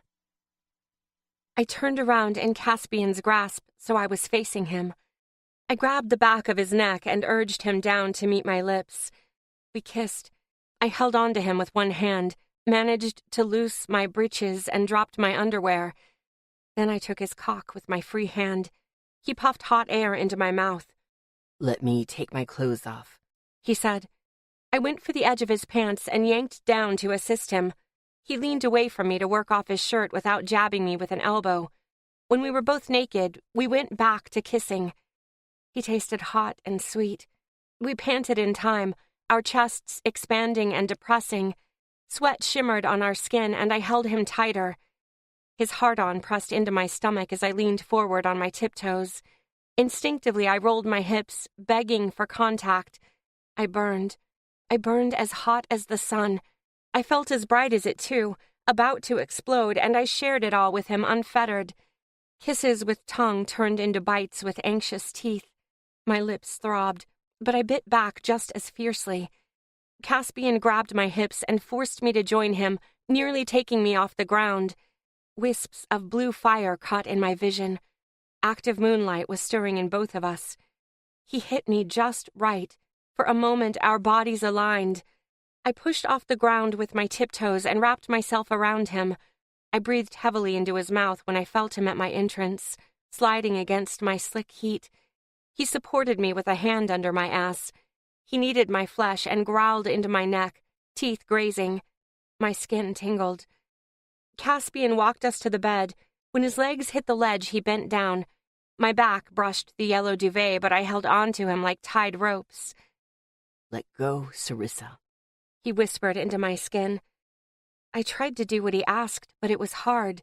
My limbs ached when I loosened my death grip and fell back onto the bouncy mattress. For a moment, it was cold. I shivered like Caspian was my only heat source, but he didn't leave me cold for long. He crawled over me, big and imposing. His muscles bulged. Moonlight accentuated the sapphire flecks in his dark eyes. His canines grew and emitted that same blue. The sight knocked the breath out of my lungs. The intense drive of his need, matching my own, proving he wanted me just as much, made my pussy pulse.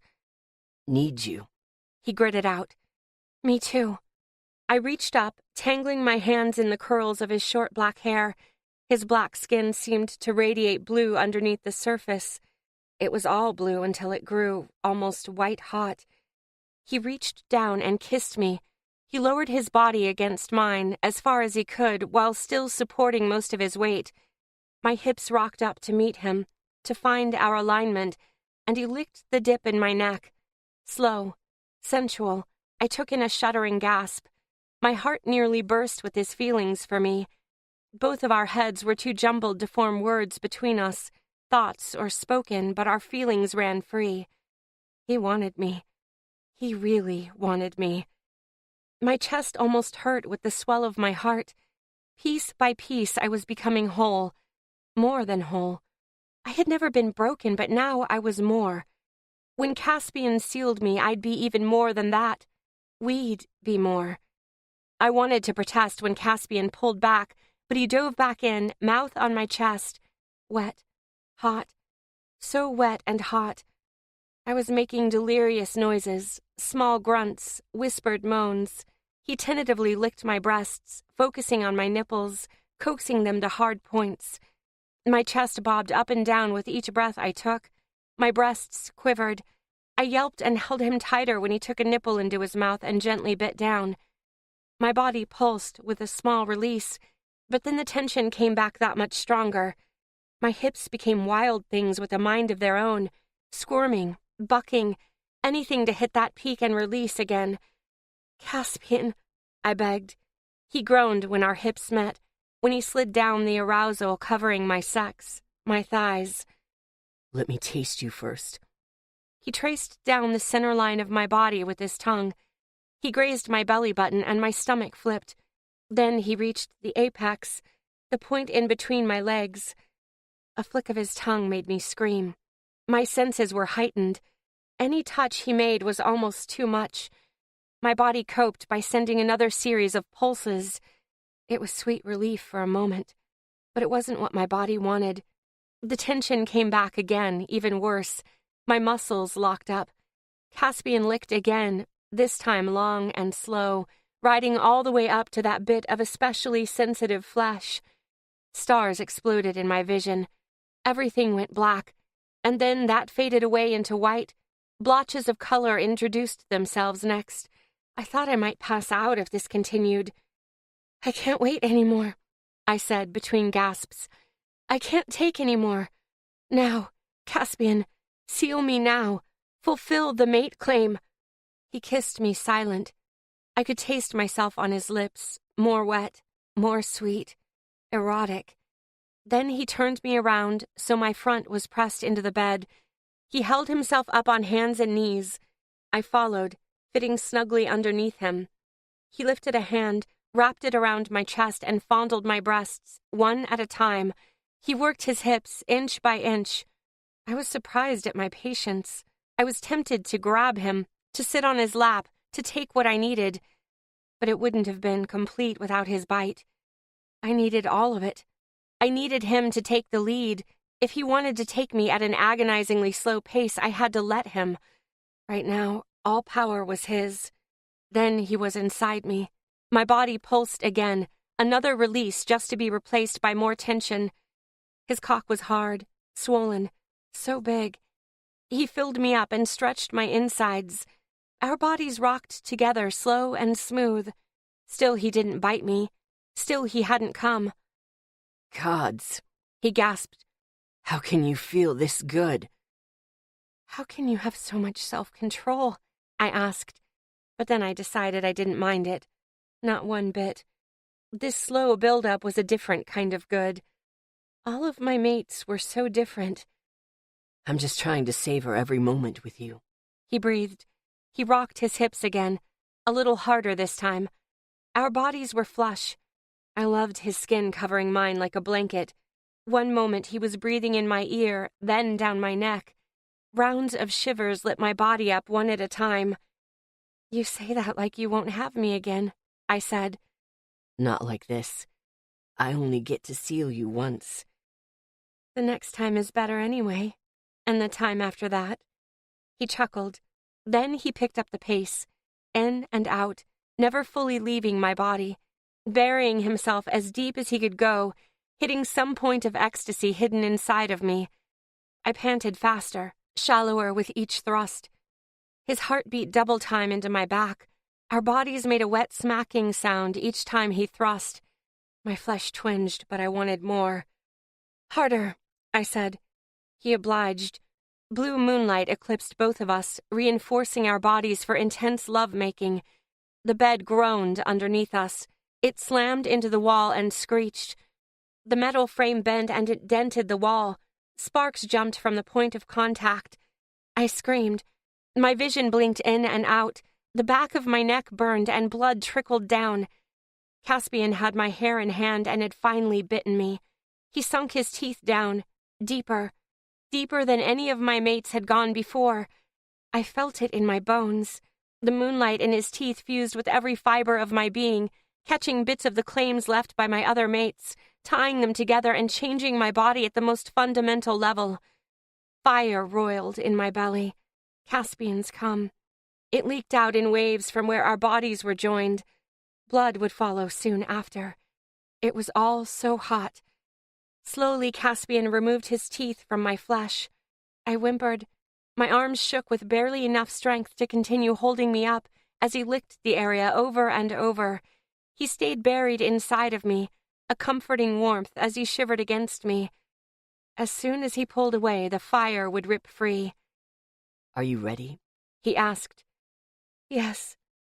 Carefully, between grunts and micro shakes of his own, Caspian freed me from underneath him. As soon as he left my body, the fire roared with a vengeance.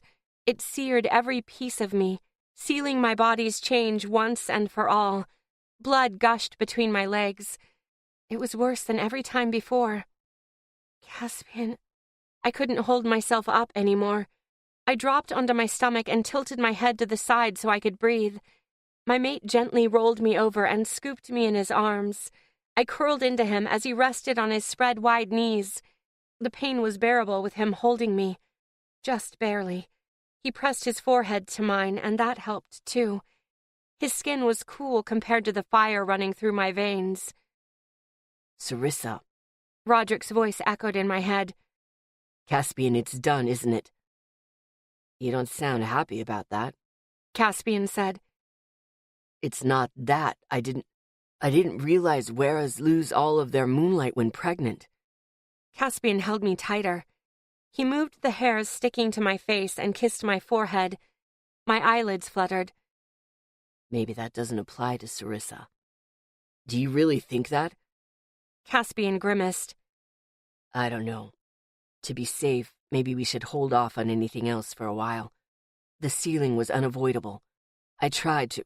Sarissa needed it. I needed it. We all needed it. But now we can. I think it might be too late for abstinence based on what this old Wera lectured me and taught about. I don't think it's just been about sealing.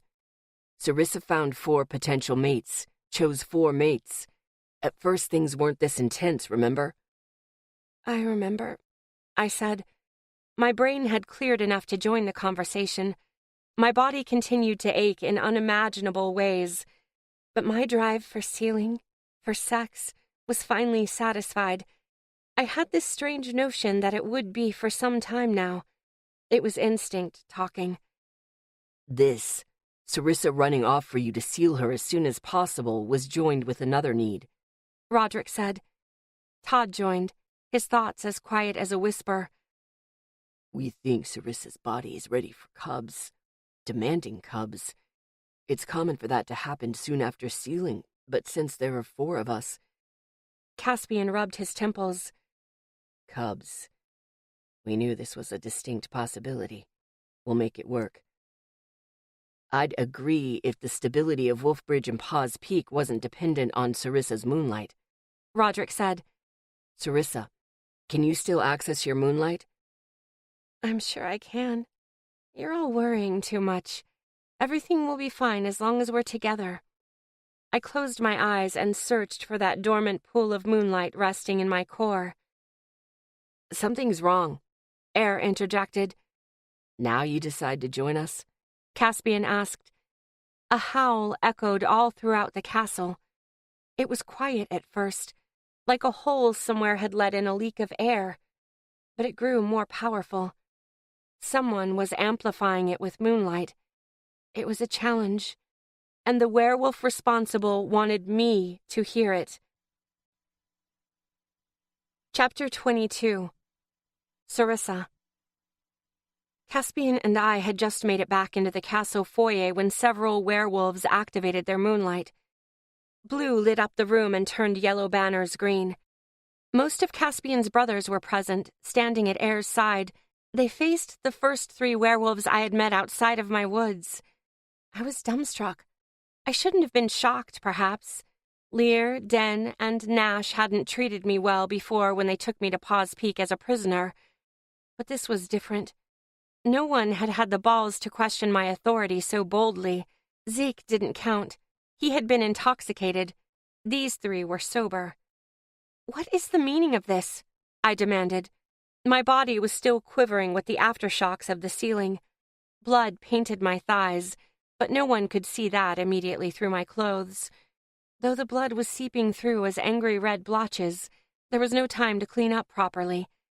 Caspian tensed at my side. He activated his moonlight as well. He glanced at the double doors, but they remained closed. I hoped that meant Lear, Den, and Nash were all we had to deal with. I closed my eyes and dug deep into my core, searching layer upon layer. My reserves were there. I could feel them like cold waters trapped under a thick slab of ice. I couldn't crack the ice. Why couldn't I access my moonlight? It was as if it had been sealed off from me with an unbreakable lock and no key. This is nothing. It isn't a problem, I told myself, and I made sure to keep the thought to myself. After opening my eyes, I gave a well-placed glare. Lear eyed me warily. That's right, Lear. I'm just biding my time. Answer your queen, Caspian growled. We're just a little unclear as to why our queen insists on calling that mongrel and the other one who isn't here her mate. Lear flicked his burning yellow-eyed gaze to Air. His wolf was ready to rip free, and he wanted my Air. He's tethered. Treat him like it. I growled. Watch your tongue, Alexander said. He, Edward, and Dominic stepped forward with teeth bared. I stared at them with wide eyes. It was still a shock to see Caspian's brothers like this, on our side like this. They had changed a great deal, and I could say I was happy to see them. Caspian's brothers accepted my rule. They seemed to thrive on it, and they even defended it without my command. Air's thread hummed. I don't know what to think of them like this. I didn't even tell them to do anything. They just gathered around me, ready to fight, even though I'm tethered. He let his thoughts sit between me and Caspian. I could feel the rush of relief that steadied Caspian's heart rate. You're one of their alphas, I thought in return. Then I cleared my throat and spoke aloud. And I suppose you would have me treat humans the same way, Lear? As meat? I tried to find those threads of pack, that intricate web I had constructed when I took my place as the alpha of alphas, but I couldn't find it. The threads tying me to my mates were brighter than ever, stronger, but the rest had fallen away. The farther I tried to dig, the darker and emptier it became. It had to be there. I had tugged on Lear's thread before like a leash. Where was it? I'm only looking out for your well-being, my queen. A tethered can't be powerful enough to protect you, Lear said.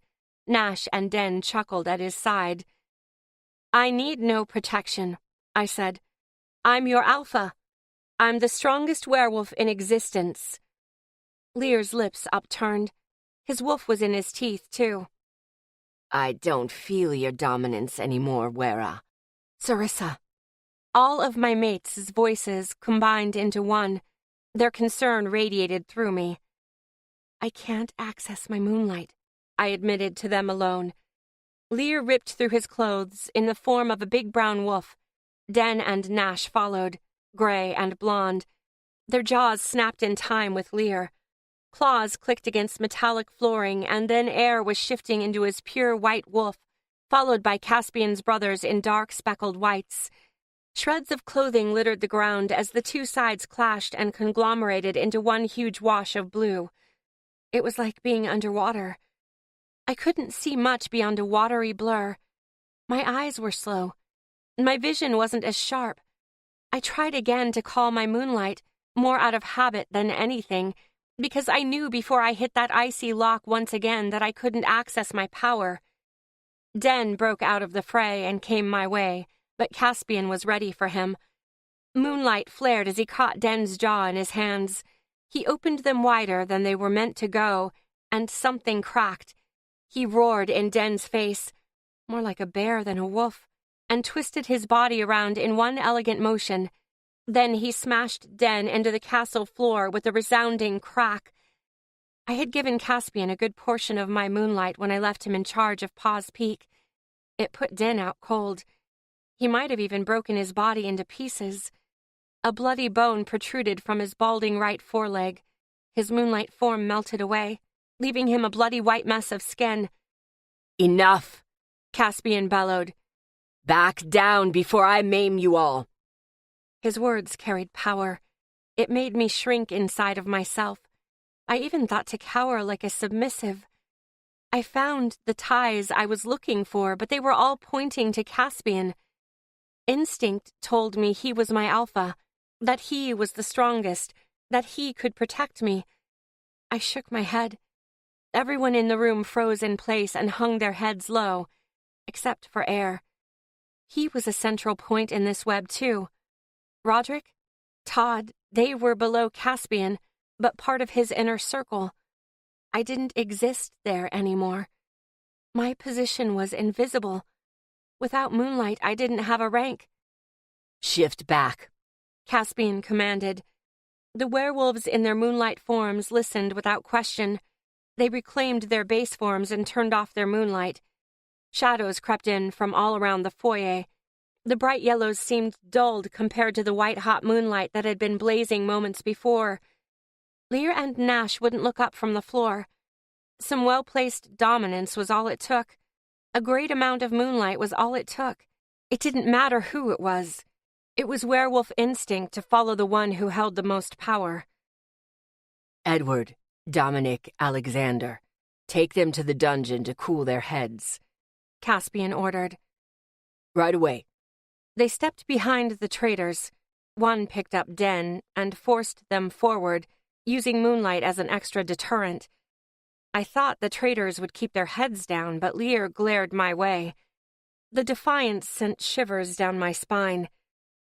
He was going quietly because he didn't have a choice, but he didn't support any of this. If he could obtain the power to take charge, he would. How many werewolves would? Give them some clothes after a while, too, Caspian called. You should let them freeze their asses off in that icebox of a dungeon, Air said. Are you okay? I'm fine. Air didn't meet Caspian's gaze. He took my hand. Sarissa, you look like you've just seen a ghost, and your hands are cold. Are you okay? Caspian asked again, but it was for me this time. No. I squeezed Air's hand as hard as I could. My moonlight, I know it's there, but it's locked away. I can't access it. No matter how hard I try, it's just out of reach. Once again, I found myself powerless. How was that possible? It wasn't fair. Gods. And I hurt. I was still bleeding a little. My legs wobbled. Old blood drying on my breeches made them stiff. In some ways, I was the most powerful werewolf in this world. In others, I was as weak as any were. Moonlight was what made all the difference. Without moonlight, I was nothing. Tears pricked my eyes and my chest heaved. Hey. Caspian wiped away the first tear to fall. What's wrong? It's like Roderick said. These werewolves were only doing what I said because of my power, but now I don't have any. What have I done? I'm holding a lot of your moonlight right now, Caspian said. You made sure I'd have enough to keep everyone in line if I needed to, with force. Well, it works. You saw. It's going to be okay. We'll work this out. But why is this happening? I asked. You sealed me. Fulfilling the mate claim locked away my moonlight? Caspian wiped away another tear that escaped my eye. Air moved closer, so he was pressed into my side. He quickly surveyed the room to make sure we were alone. I understood why. We didn't need anyone listening in on this conversation. It could make things worse. I gritted my teeth and more tears fell. Last time I was powerless.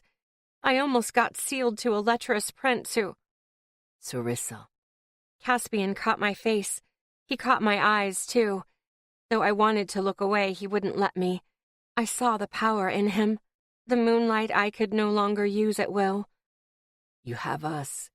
Lean on us. We're here for you. We're not going to let everything you've worked for fall apart just like that. He sighed. I'm sorry, I wasn't thinking clearly when I sealed you. I knew... Part of why I resisted so much before was because I could feel this power balance shifting. Because getting you pregnant would... He swallowed. Change things.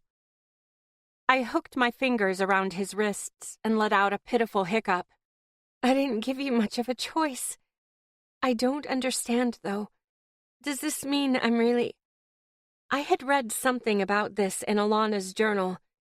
She said all of her moonlight was going to me, her unborn cub. My eyes dipped. Caspian released my face, and I gently rubbed my stomach. It all seemed so sudden. A were having 4 mates is unheard of, right? Air said. And your body insisted on all 4 of us. He shrugged.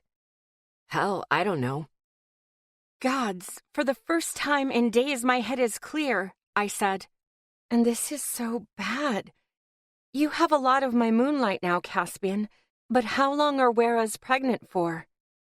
4 months. 4 full moons? How will you keep enough moonlight during that time if moonlight is the only thing keeping the peace? How will we convince werewolves who don't want peace not to slaughter the innocent?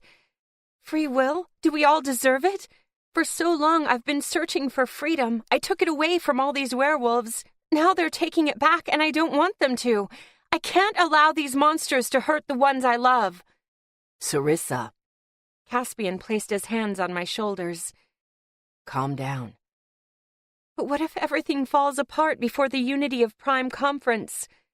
At least once all 3 species need to eat together as equals, to discuss the fate of this broken world as equals. It's important. I know it's important. We're on the verge of something. I swear we are. It'll happen. You don't control vampires or humans, but they've agreed to this too. Remember that. That wasn't because of moonlight, Sarissa. That was because of you. No, it was still because of moonlight. It was because of Sarissa's power as the moonlight child, Air murmured. He stared at his nails, digging underneath each one methodically. I didn't need his thread to know he was stressed. You're not helping. Then I'll help now. Air touched Caspian's shoulder and closed his eyes. Nothing happened at first. Caspian just blinked at him. Gods, come here. Air grabbed the back of Caspian's neck and pressed their foreheads together. They closed their eyes as soft blue tendrils leaked out from Air's body and sunk into Caspian's skin, brighter and brighter. Caspian's hand hovered over Air's waist. Caspian's eyes snapped open. Enough. You gave me enough. You have to keep some for yourself or you won't be able to fend off werewolf assholes who don't like your rank. He grabbed Air's hand and pried his fingers off the back of his neck. Air let him and turned to me. Caspian should stand in as alpha. Agreed, Sarissa? Yes. I think that's best. If you can handle it, Caspian. I can. He rubbed the back of his neck. I will. I'm sorry I've been a burden. You can count on me, though, I swear it. You're no burden. You've been working as hard as the rest of us, and you've been fighting grief, pain. You're strong. You've never let us down. When it counts, anyway, Air said. You did run off to fight a hard school bull all by yourself that one time when we were in Howling Sky. I smiled. No one's perfect. Caspian forced a laugh. I'll do better, and Air, find some fucking clothes already.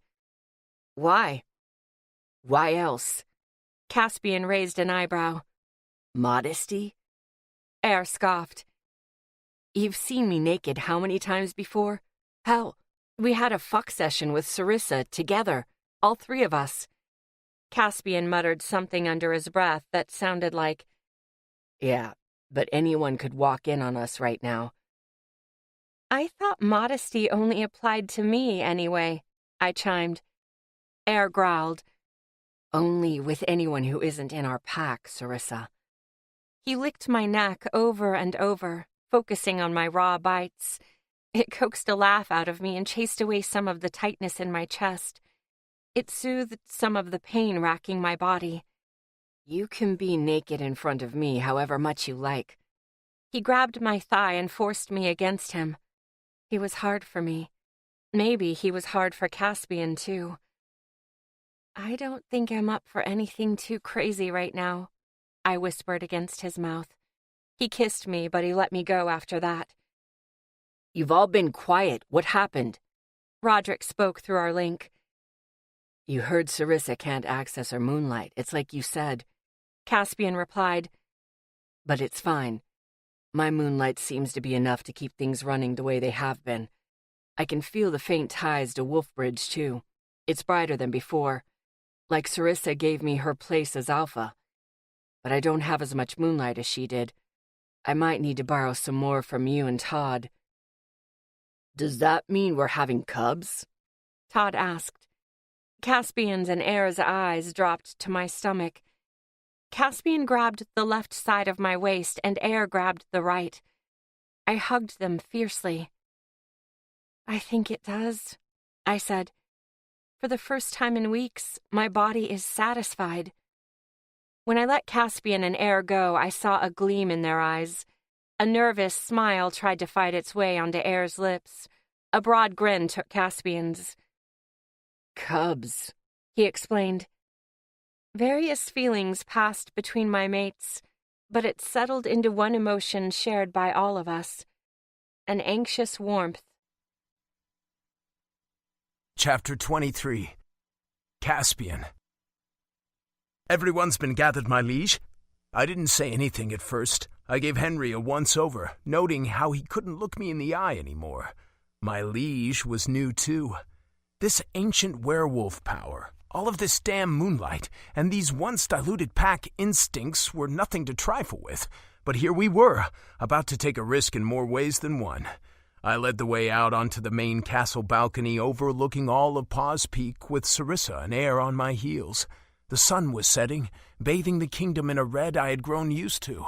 Cameras were hastily mounted to capture footage of us for the hastily mounted screens on the castle walls below. The streets were filled with werewolves and humans. Thanks to the invisible threads tying me to all of these werewolves, I had an easy time picking out which of the two main bodies belonged to werewolves. Unsurprisingly, humans were reluctant to mingle with the werewolves who were allowed and encouraged to be man-eaters just over a week ago. I couldn't blame them, but their tolerance was admirable. Without Dirk, things wouldn't have progressed this far. I like to think that Air and Roderick, simply being them, helped too. I took a breath. It was time to be what I was bred for and then denied. I had been a prince of Wolfbridge. Now I was as good as a king. For Sarissa's sake, for the sake of everyone in my pack, I would do this. Microphone? One of the Paws Peak tech werewolves held out the device that could be easily pinned to the lapel of the pearly white suit I wore. I held up my hand. No need. I noticed the way his eyes drifted to Sarissa, like he wanted her to give him the final say. She gave a quick nod of her head. Good, I told myself. Good. After resting my hands atop the balustrade, I dug deep into my moonlight reserves. My core ignited. I had to conserve it, so precise amounts were necessary. I guided a small trickle to my vocal cords, then I spoke. Denizens of Paws Peak, on behalf of our queen, I want to thank you all for your patience and for working with us on these big changes ahead. We're fighting for you as werewolves, as humans too. We're working for your safety and your freedom. I know many of us haven't seen eye to eye, but I think we can all agree on one thing. Our queen. I held out my hand and Sarissa stepped forward. The cameras trained on her to give the kingdom a good view. We all believe in her power. Many of us have seen it firsthand. The rest of us have felt it or seen the results of it. As the Prime War continues, our world gets smaller and smaller. But Sarissa has offered us a different path to follow. With her, we can take our lives back. We can prosper again instead of grasping at a dwindling existence doomed to fall to extinction. Do you feel it? I closed my eyes for a moment, just to lightly tug on the vast mystical network tying me to all of these werewolves as the highest-ranked alpha. I tried to push my feelings, to share my own belief in Sarissa, using the way I communicated with my pack as a guideline. The threads became more substantial. Instead of invisible, they took on a blue tint in my mind's eye. It came from me. It was active moonlight, a light trickle. I pushed a little more. A chant broke out. When I opened my eyes, most of the crowd, extending all throughout the streets below, was cheering, "Queen Sarissa! World Uniter!" Air let out a breath from behind me. I was sure he was jumping out of his skin, though he wasn't sharing his emotions. I imagined him with arms folded, tapping his fingers against his skin, but I didn't look back to confirm it. I took Sarissa's waist. She was stiff but quickly relaxed. "It's working," she said. "Maybe this connection isn't so tenuous after all." I cut off the moonlight, amplifying my voice. "You inspire them. You've given them hope for the first time in their lives, and your power hasn't completely disappeared. They sense it coursing through your veins." After nodding, I activated my moonlight again, letting it envelop my vocal cords in a cold liquid grip. "I have good news!" The cheers stopped. The crowd waited on bated breaths. The humans, too. Many of them had even been cheering. "Your queen is your protector. We, the Moonlight Knights, are your protectors. When we pass on one day, we'll leave our roles to others." I placed a hand on Sarissa's stomach. She was wearing a sunny summer dress. The fabric was soft and light, hardly a barrier between her skin and mine. It sent a thrill through me, a shot like electricity traveling down my spine. Her stomach was flat. It didn't look any different, but I could feel it. Sarissa's satisfaction, the calm, the instincts to lie low for a while, the promise of cubs. I felt it all. I sure as hell wasn't ready for cubs, but the excitement, the wonder, outweighed the fear. "In 4 months, we'll have our first royal cubs. Cheers exploded. They were louder than before. Though I wasn't as intimately connected to these werewolves, their joy radiated through me, from the outside, from the inside. It was everywhere. It filled the air. Sarissa smiled. Air came forward and took her hand. I took her other hand. Together, we raised our hands high. I didn't think the cheering could get any louder, but I was wrong. I dug in deep and flashed the crowd with a wave of energizing moonlight. It came naturally. Apparently, seeing Sarissa do it a handful of times was all I needed to do it myself. No, it was because I sealed her. It changed her, but it also changed me. It changed all of us. We were one. For the time being, we will return to Wolfbridge. At our queen's request, I will stand in as the alpha in charge. Sarissa nodded. The former princess of Wolfbridge and Dirk will run things here. Should you need anything, go to them. Communication between Paws Peak and Wolfbridge is possible in real time thanks to our tech genius Todd and a Crimson Caves vampire named Jocelyn. The Heart now produces a tech field that spans all of the Goodlands. We have a truce with the vampires and the people from Freedom. A treaty talk will take place on the next full moon, so rest easy. Work hard. We're on the verge of a brand new world. Finally, I let my moonlight fall dormant. Sarissa waved, the crowd cheered again, and then we turned our backs. Once the balcony doors were closed to drown out the sound, Air turned on me. He said, "There he is." "What?" I asked. "The idealistic cub. He's back. You used to give me speeches like that all the time." "I did not." "He couldn't have," Sarissa said. "Neither of you knew me back then."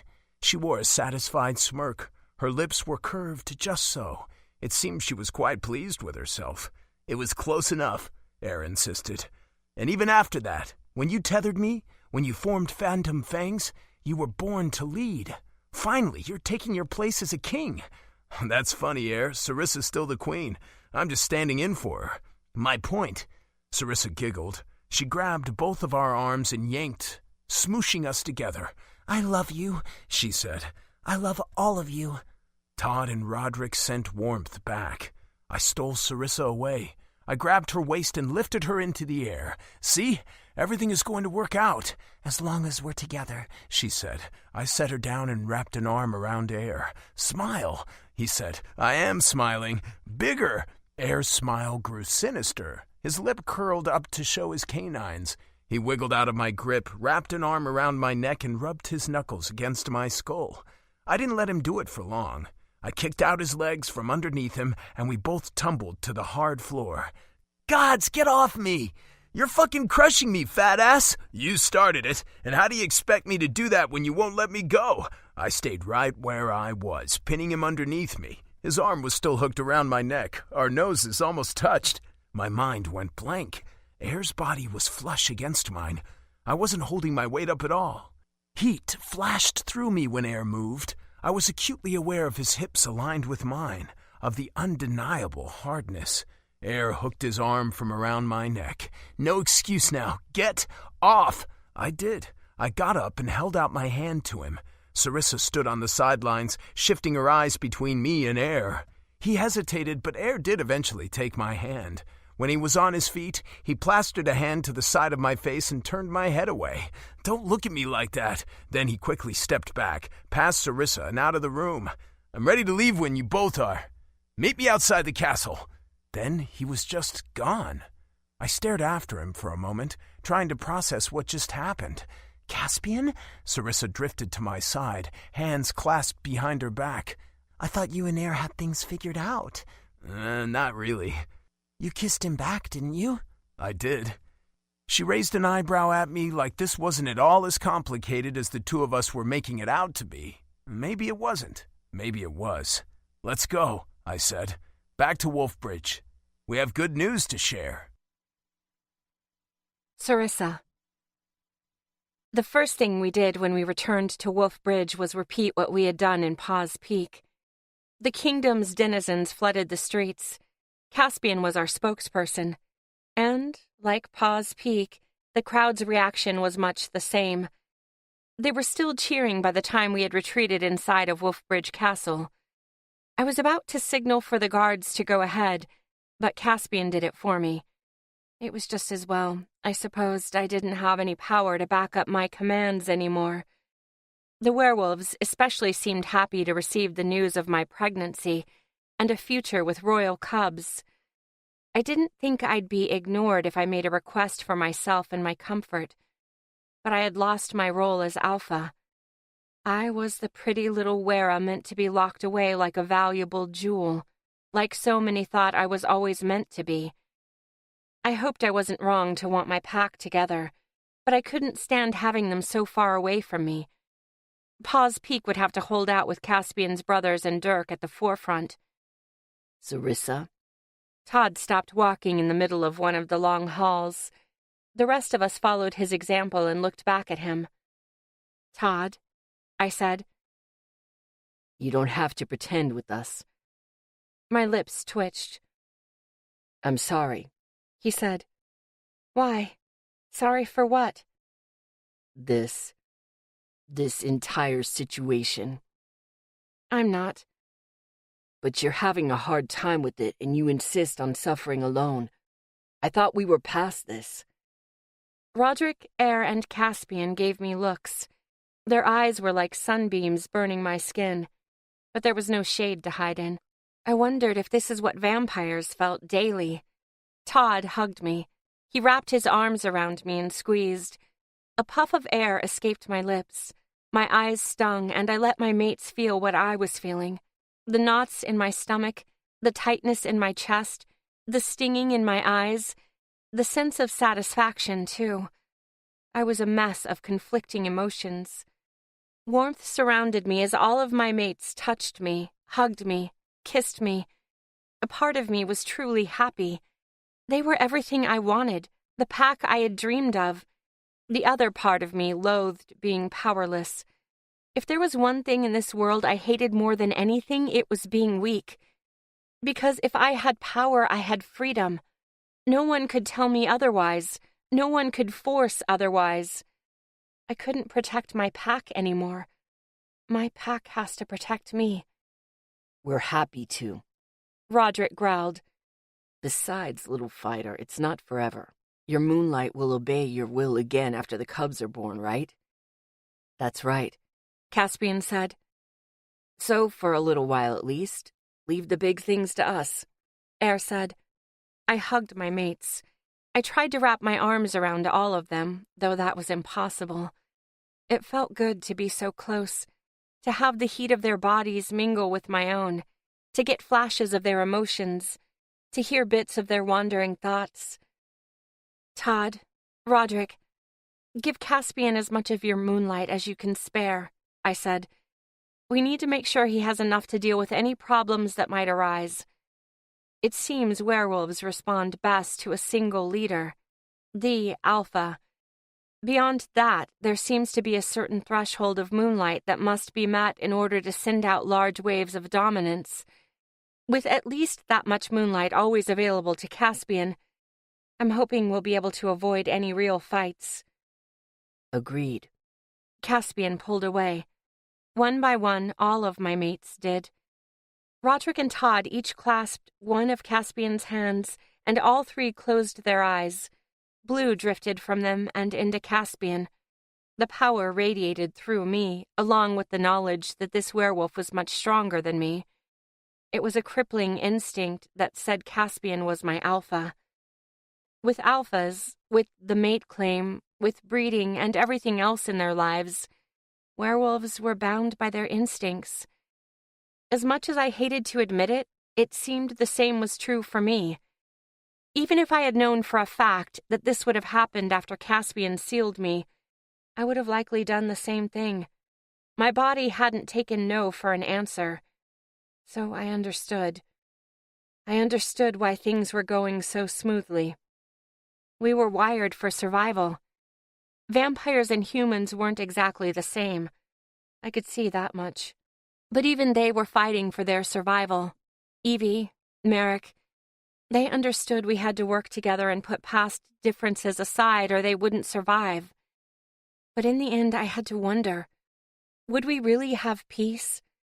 I blinked, bringing my surroundings back into focus when a hand touched my stomach. Todd? He stared intently, not even breaking away to meet my gaze. Are cubs really growing in there? Yes, I think so. When do weras start to show? Roderick asked. Sorry to interrupt. Corin was down the hall. His boots made hardly a sound on the dark blue carpet as he made his way to us. A wera named Howling wants to see you. I had her wait in the foyer since she sort of caused a scene last time. Roderick groaned.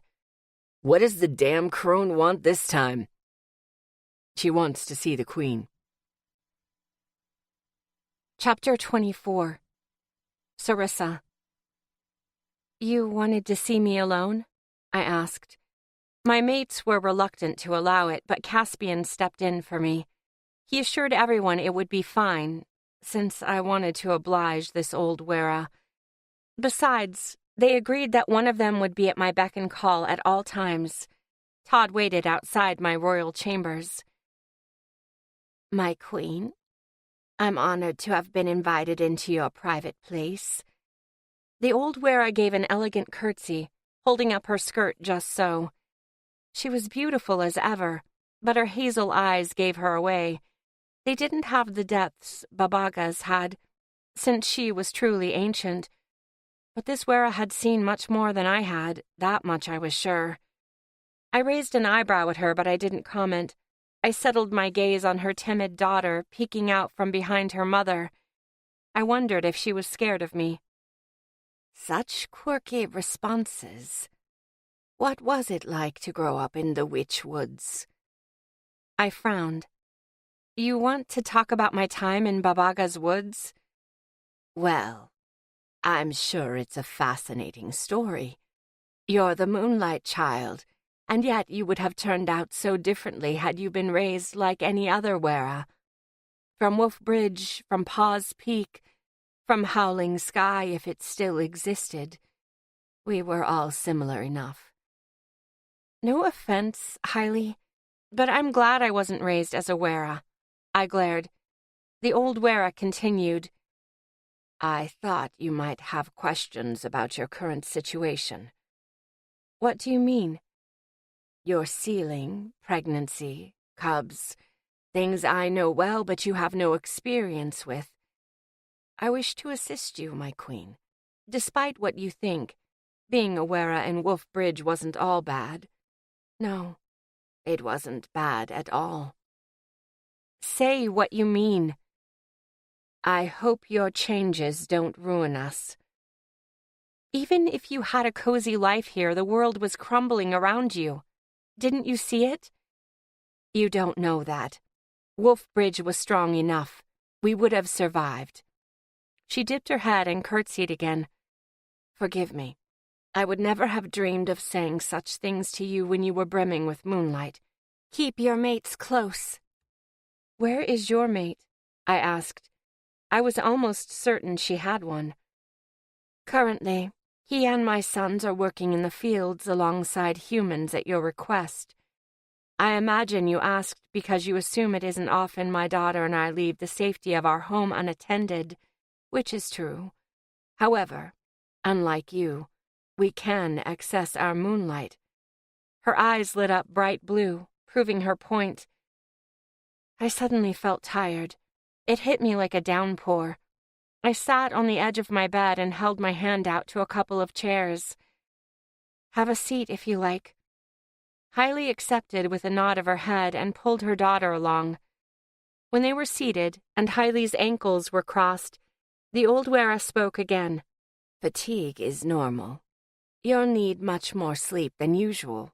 Regardless of the number of cubs growing inside of you, your body is working hard. And my cubs are taking all of my moonlight.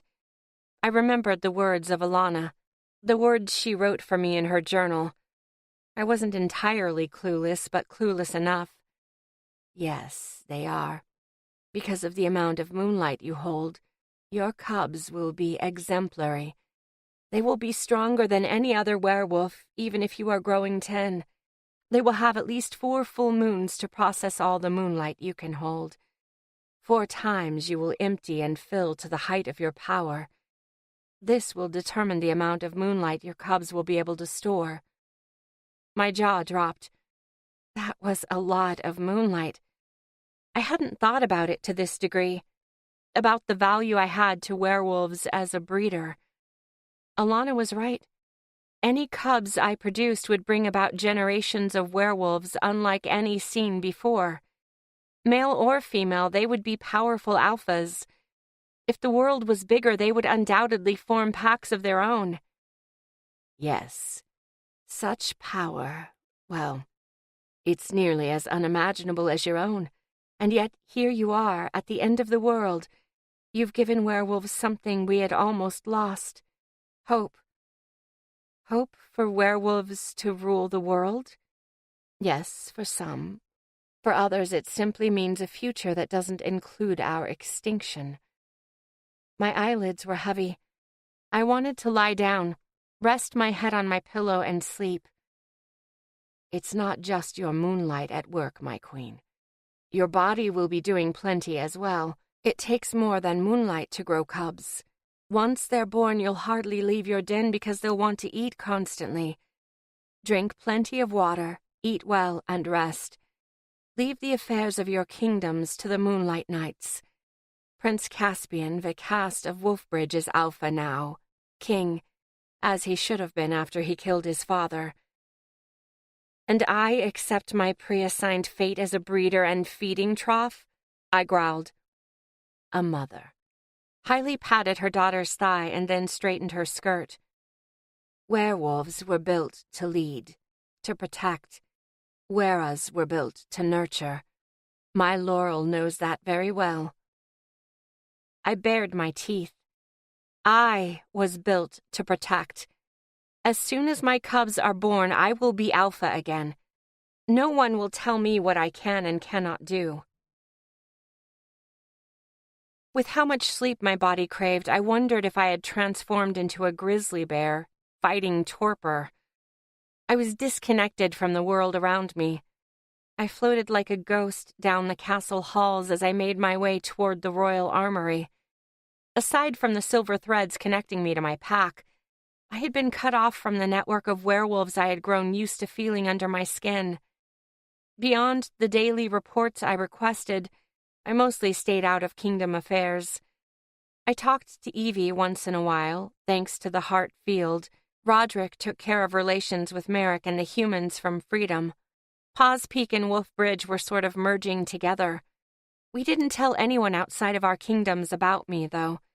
So far we got away with it, but everything would be shared on the fast-approaching full moon. I needed to tell my mates about Evie's scamp, but I couldn't figure out the right time or way to do it. I couldn't protect him or Evie like this. I needed to be sure my mates would do it in my place if the situation called for it. And I wasn't. On the last full moon, I attended the full moon banquet with my mates. Our intention was change, and the Alpha Challenge took place. Then I became a queen, even though I didn't know the first thing about it. I became the Alpha everyone looked to for guidance. I had been resistant at first, but I came into that power naturally, like I had been born to lead. Truthfully, I didn't mind Caspian at the head now. That had been our original plan, and he was doing well as far as I could tell. Days passed without incident. No, I didn't care one bit about ruling. I just wanted to be an equal and have the freedom to choose my own path. I wanted to protect those who couldn't protect themselves, right the wrongs of this backward world, and be a hero like Garstrauda. When I passed my hand to one of the new handprint locks Todd had designed for restricted areas of the castle, Hailey's words echoed in my head. Werewolves were built to lead, to protect.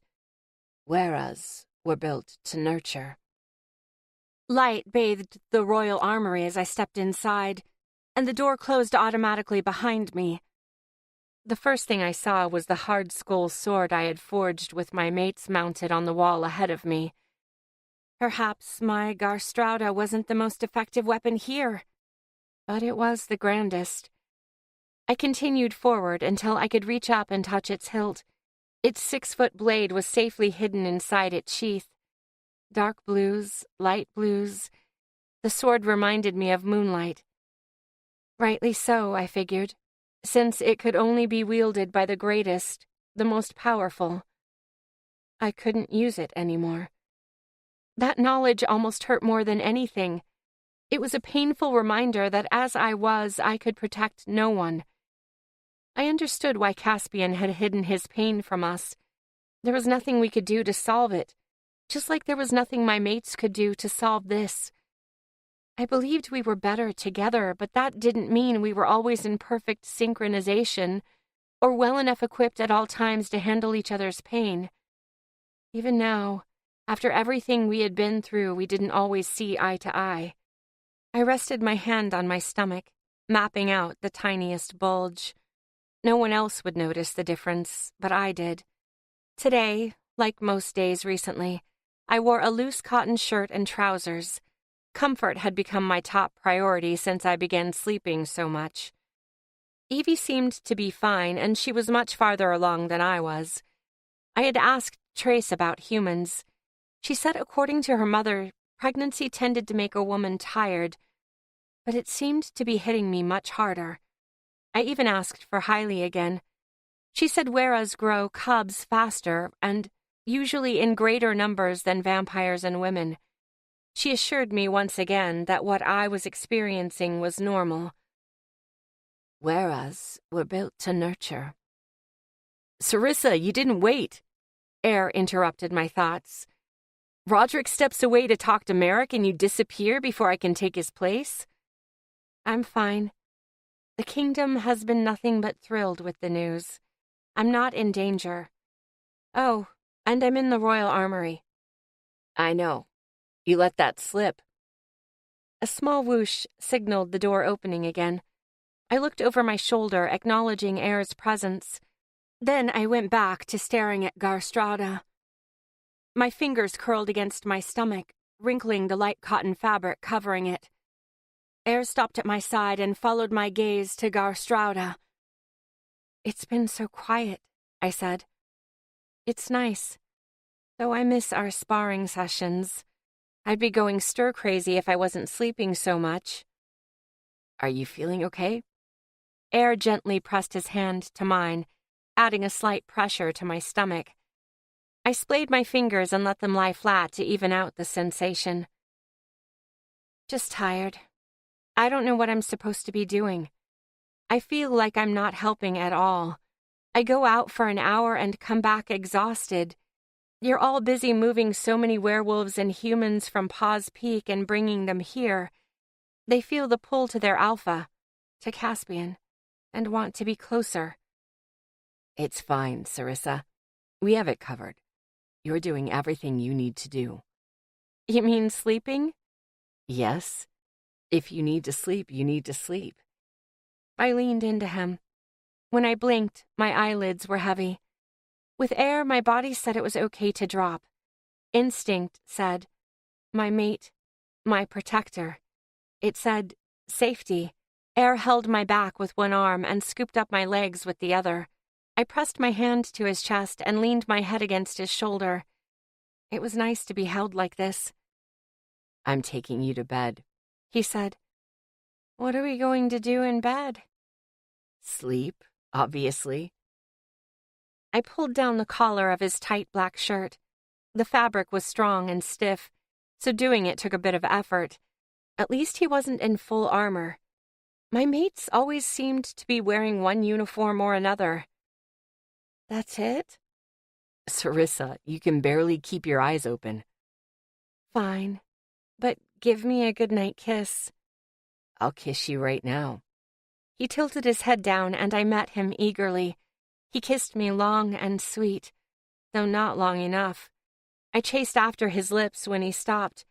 I found some renewed strength in my tired limbs and wrapped my arms around his neck to breathe in his ocean scent. More, I said. I fluttered my eyelashes at him. My mate seemed to like that. He rolled his eyes, but he was smiling. He kissed me again. I was addicted to his taste, like little bursts of salt on my tongue, but I wasn't ready to go to my room. I wriggled out of his grasp, so he was forced to put me down on my feet. Let's stay here for a while. I dropped to the floor and then lay down on my back. There isn't even any carpet in here, Air said. Nice and firm. and cold. Oh, but I forgot, you like rock-hard beds. I beamed at him and patted the ground beside me. He joined me and we stared up at the weapons mounted everywhere.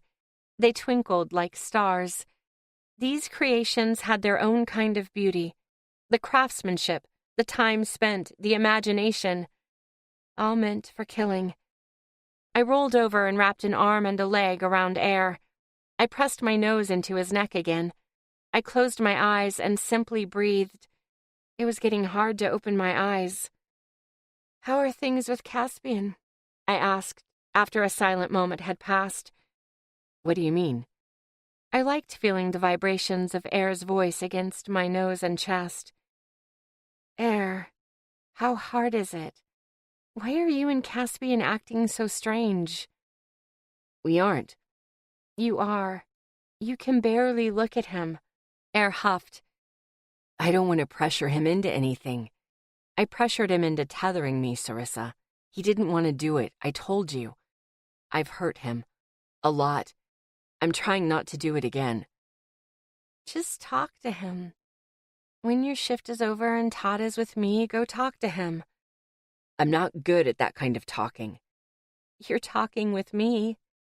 It's easier with you. Why?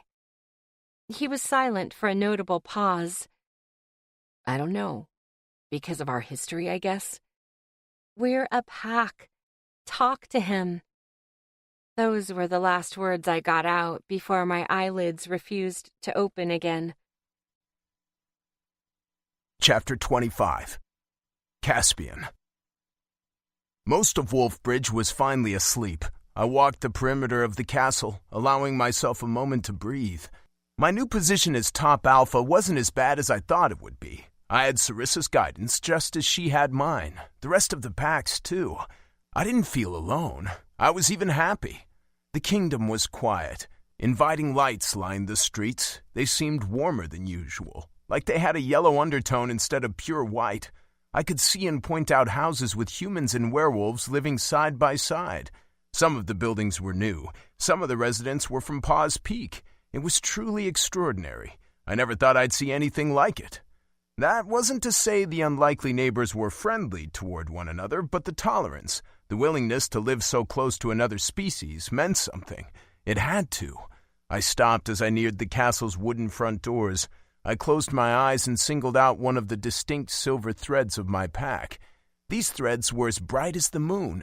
The threads tying me to all the werewolves in Wolfbridge and Paws Peak were dimmer, like the stars.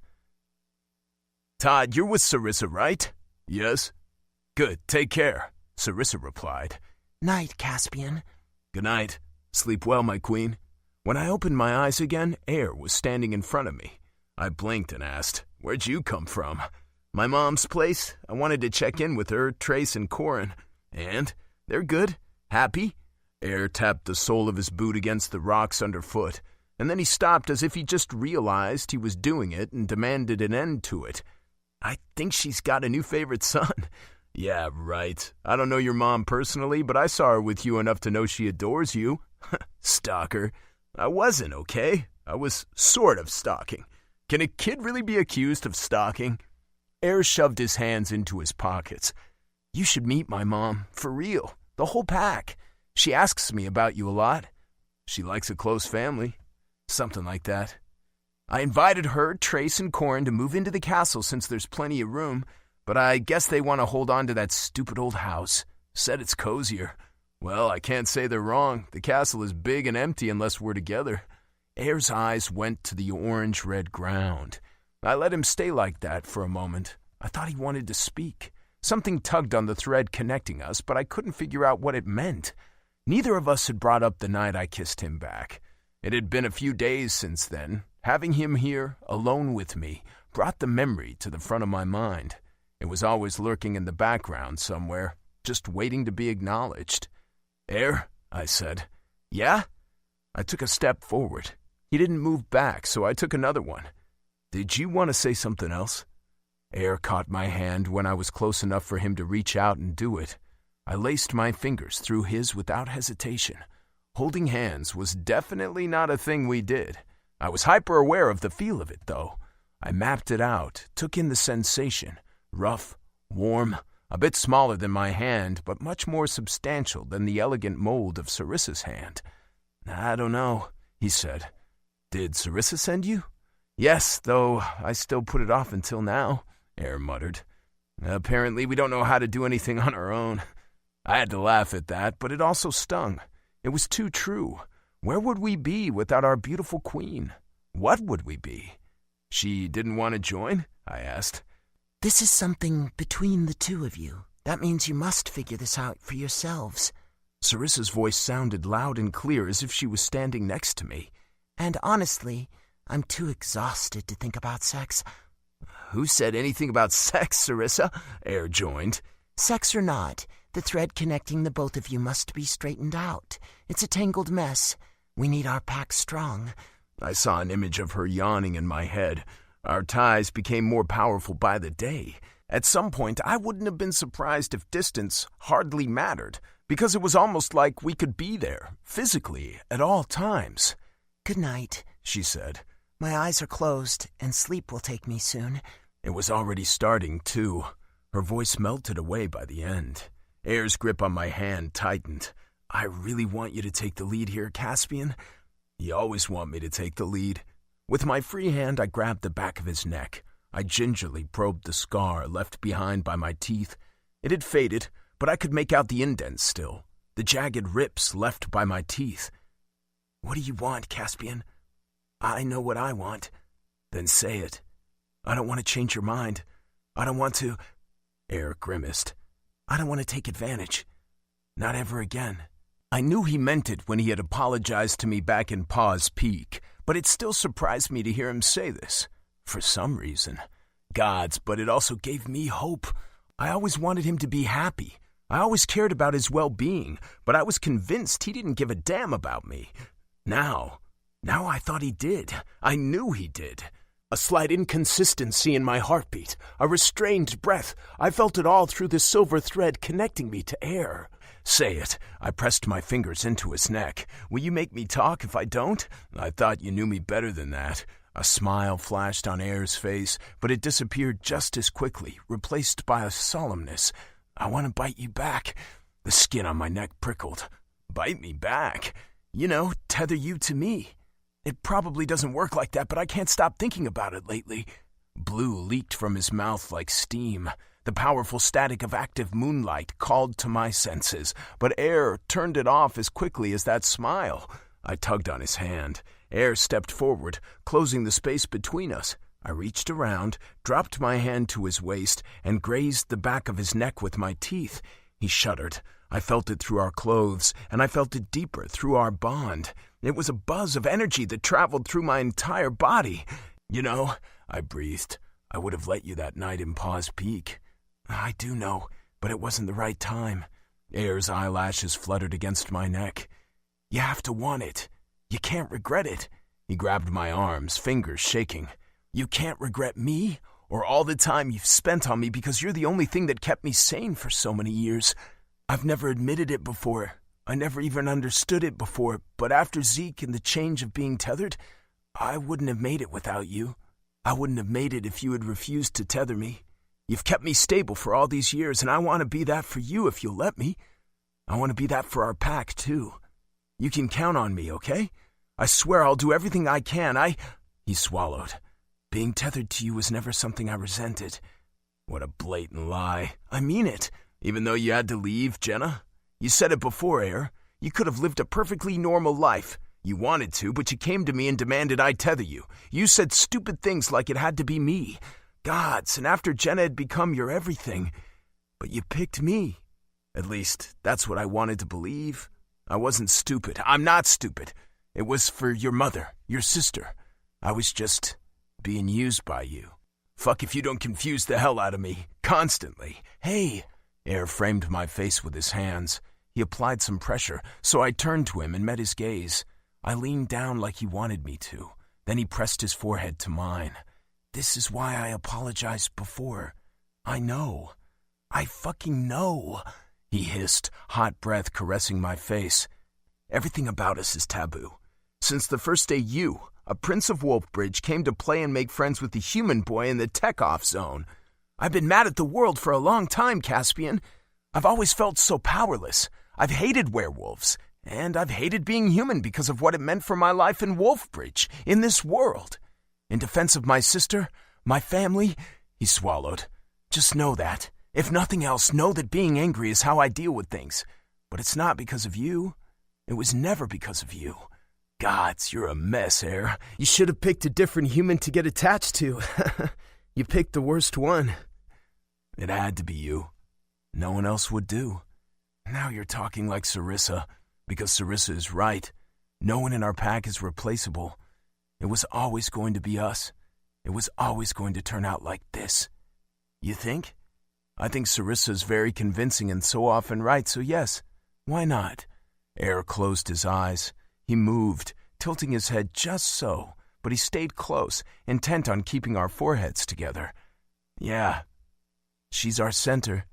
I pressed my fingers against his plaited hair and through his scalp. I've been enjoying hearing you bleed your heart out like this. Is this something I can expect from now on? No, special occasions only. Talking like this is exhausting. I can never find the right words. I chuckled, and Air moved. He squirmed until his lips were at the base of my throat. He kissed the skin where my shirt collar met. He grabbed my waist and blazed blue. His moonlight bounced like harmless sparks against my skin. He forced me back, step by step, until my back hit the castle's tan wall. We were near the entrance, out in the open where anyone prowling the night like we were could get a good view. Tell me to stop.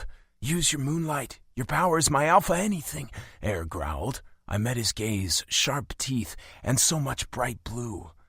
Air was begging the world to watch, lighting up like that. He wasn't lying. He wasn't hiding what he wanted. He wasn't ashamed that he wanted me. Kiss me, I said. He moved to his tiptoes and consumed my mouth just like that. Sparks lit up my tongue, as much the taste of him as moonlight dancing inside my mouth. The sharp rip of his wolf canines caused stars to burst in my vision. Moonlight was seeping into the tiny wounds. It bubbled in my core, ready to activate, ready to explode. I was hard for him. Ragged, panting breaths puffed out of my lungs where Air stopped his onslaught. His moonlight was still simmering. I'll play the submissive tonight, I offered. You've always felt powerless? Take control, Air. I'm at your mercy. I always have been. Chapter 26. Air. Somehow we stumbled into an empty bedchamber inside of the castle. It didn't happen without drawing eyes, though. Guards saw us and averted their gazes, no doubt surprised to feel the heat radiating off our skin, to see our fingers touching and loosely intertwined. We stole kisses like we were addicted and couldn't wait a few minutes until we were alone and shielded from the rest of the world. I didn't care. All I cared about was having Caspian naked and pinned underneath me on that big-ass canopy bed. As soon as I shut the door, Caspian was peeling off his dark blue shirt. It was wet with his perspiration since it was another muggy summer night. The sweat on his black skin glistened blue with a wave of moonlight coming in through the bubble glass doors leading to a balcony. I didn't bother turning on the light. I didn't want artificial light to touch this scene. My moonlight kept flickering on and off with my anxious need, but I wasn't suffering from any of my tics. I knew what I wanted. I followed him, pulling my shirt from my sweat-slicked body in one determined motion. He wasted no time going for his pants, and I wasted no time following once again. I had seen Caspian naked before, only once in a sexual situation, but that time wasn't about us. It was about Sarissa. Still, that didn't mean I hadn't noticed his body differently then, because I had. I did. I never took him in like that before. It was about shifting, about doing a job, fighting, and trying not to get killed. This was safe. This was being naked because we wanted each other to see. My cock throbbed at the sight of Caspian's, so hard for me. I hadn't realized I was moving until my hands were around him, feeling him, and his fingers were clawing into my shoulders. "Gods," he hissed, "let me pleasure you." Hell, I wanted my lips around him right now, but I waited. "Give me the okay. Anything is okay. I'll take anything you want to give me." Those words sent a shiver down my spine. They made me harder. I kissed his throat. Then I ran my hands down his ripped body. He had me beat when it came to his hide and muscle mass. He was just fucking big, and he was beautiful. I dropped to my knees. I hooked my hands on his hips, and I licked the tip of his swollen cock, dripping with pre-cum. Caspian's hands went to my hair, pulling golden strands out of tight braids. Carefully, I took him into my mouth. Having never performed this on anyone before, I had to teach my mouth what to do, but it helped that our anatomy was essentially the same. Werewolves, humans, tethered, and maybe even vampires, we were eerily similar in many ways. I worked him farther, getting a feel for how far I could take him before I hit my limit. I used moonlight to ease my gag reflex. Caspian rocked his hips. "Don't hold back," I thought. "I can take it." Caspian grunted, but he rocked his hips harder, fervent. He wanted to fuck my mouth, and that sent a trickle of excitement through my body. Right here with me, for the first time maybe ever, our minds were in the same place. This wasn't one-sided, not in the least. In and out, Caspian thrust. I took him every time. I even eased back on my moonlight to feel the burn, my eyes watering in response. I used my tongue. Caspian was panting so hard I thought he might pass out or come inside my mouth, but he didn't. Sweat dripped down his skin. He grimaced. "Are you holding back?" I wondered. He barely managed to reply. He couldn't form words with his mouth. "Don't want to come like this. At least bite me first." I followed his lead. His legs shook when he escaped my mouth. His cock bobbed up and down, glistening with my spit. The sight was enough to make me ache. I could have come, but willpower held it back. I had to grit my teeth to keep holding it back. I was so turned on. Caspian dropped. I caught him with that slow leak of moonlight enhancing my strength. I knew how heavy he was, and I needed all the assistance I could get with my own weak legs. Caspian huffed and gritted out, "Bite me, tether me the same way I tethered you. This is nothing like when you tethered me. I just sucked your cock, Caspian." I moved him to the bed. He flopped back first onto the mattress as soon as he got a chance. The puffy thing seemed to swallow him up and mold around him when it stopped bouncing. His cock swayed side to side. He closed his eyes and breathed. "Roll over," I growled. I couldn't get my moonlight to back down. Alpha! I wanted to command Caspian the same way he could command me, even though he hardly ever used that power. What was it about Caspian I always wanted to dominate? It was all about that control, wasn't it? It was like he said, for so long I had felt powerless, so I took power where I could.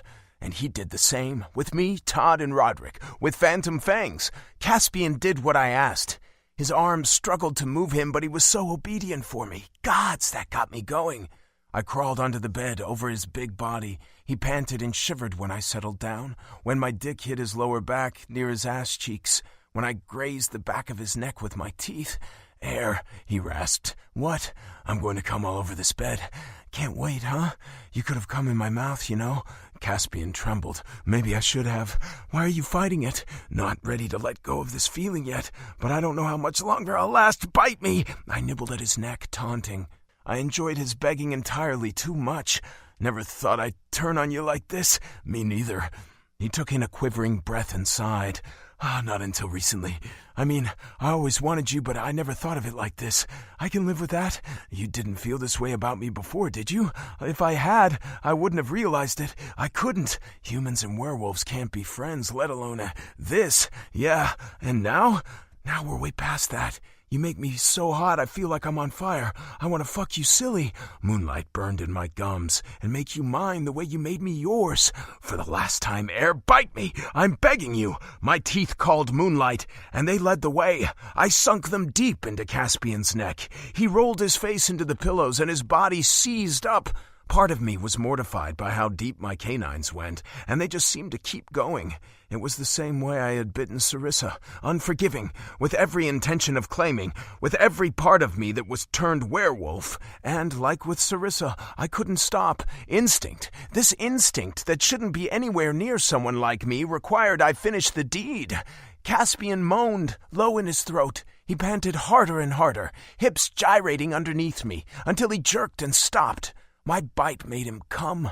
When Caspian had tethered me, when he bit me and my body went through excruciating pain, he had cried. He was just 16, and I pressured him into something that bound us in a way neither of us was truly ready for, or even really wanted. This time I bit him, and we both wanted it. We both wanted it so fucking much. Finally, my jaw unlocked. Hot blood trickled down my bottom lip. I licked away the metallic taste, and then I licked Caspian's wound over and over. It was hot, so hot, just like the instinct to bite. I had this urge to clean, to ease the pain. Core almighty, and I needed to come. My loins ached. I got up on my hands and knees, and Caspian took the opportunity to turn around so his back was flush with the bed. His eyes were dilated, so dark I couldn't see an end to them, but those blue flecks came through like little sparks of electricity. I reached down and kissed him. He kissed me back. His frantic movements were gone, but mine weren't. I needed a release. I pulled back and grabbed Caspian's thick thighs. He got the message and reeled his legs in while keeping them spread wide for me. His spent dick sat near his stomach. I pressed my cock against his balls and down to his asshole. I pushed carefully, testing. He was tight, so I felt a twinge through our tie. Caspian flinched. Is this going to hurt? I already hurt you. His hand went to the back of his neck.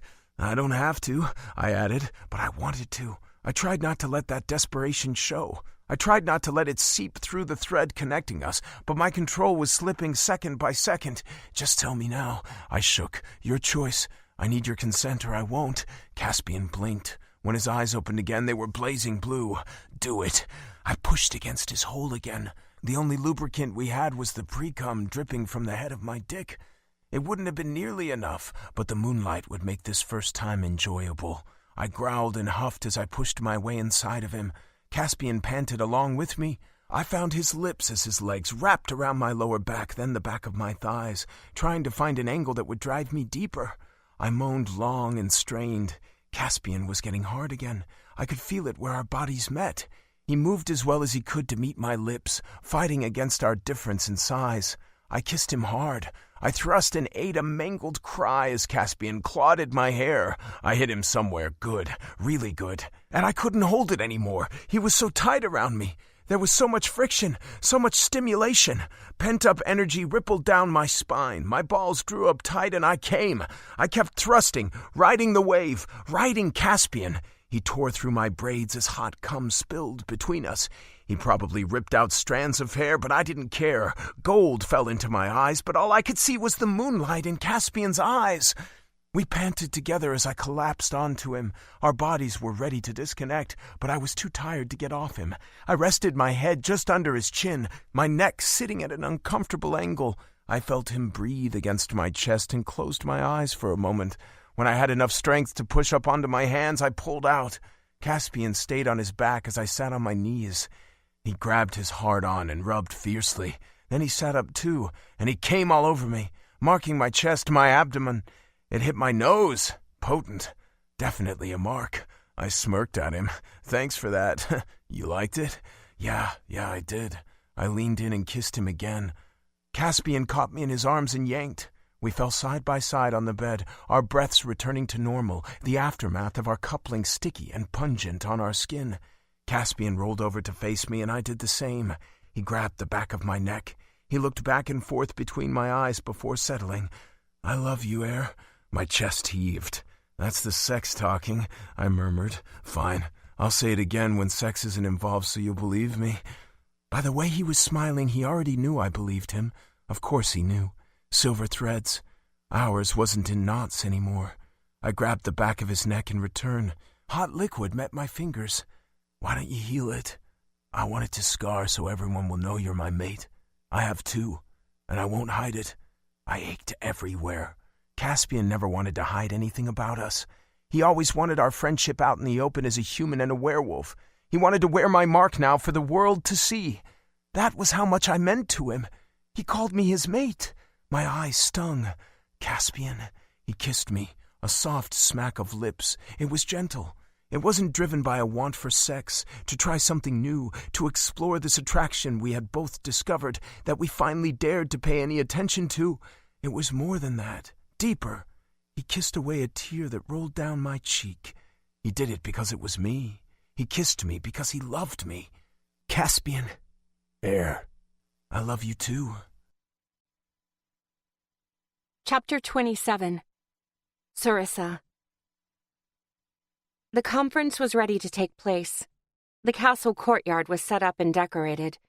A feast was prepared to accommodate werewolves, humans, and vampires. It would be bigger than Trace and Corin's wedding.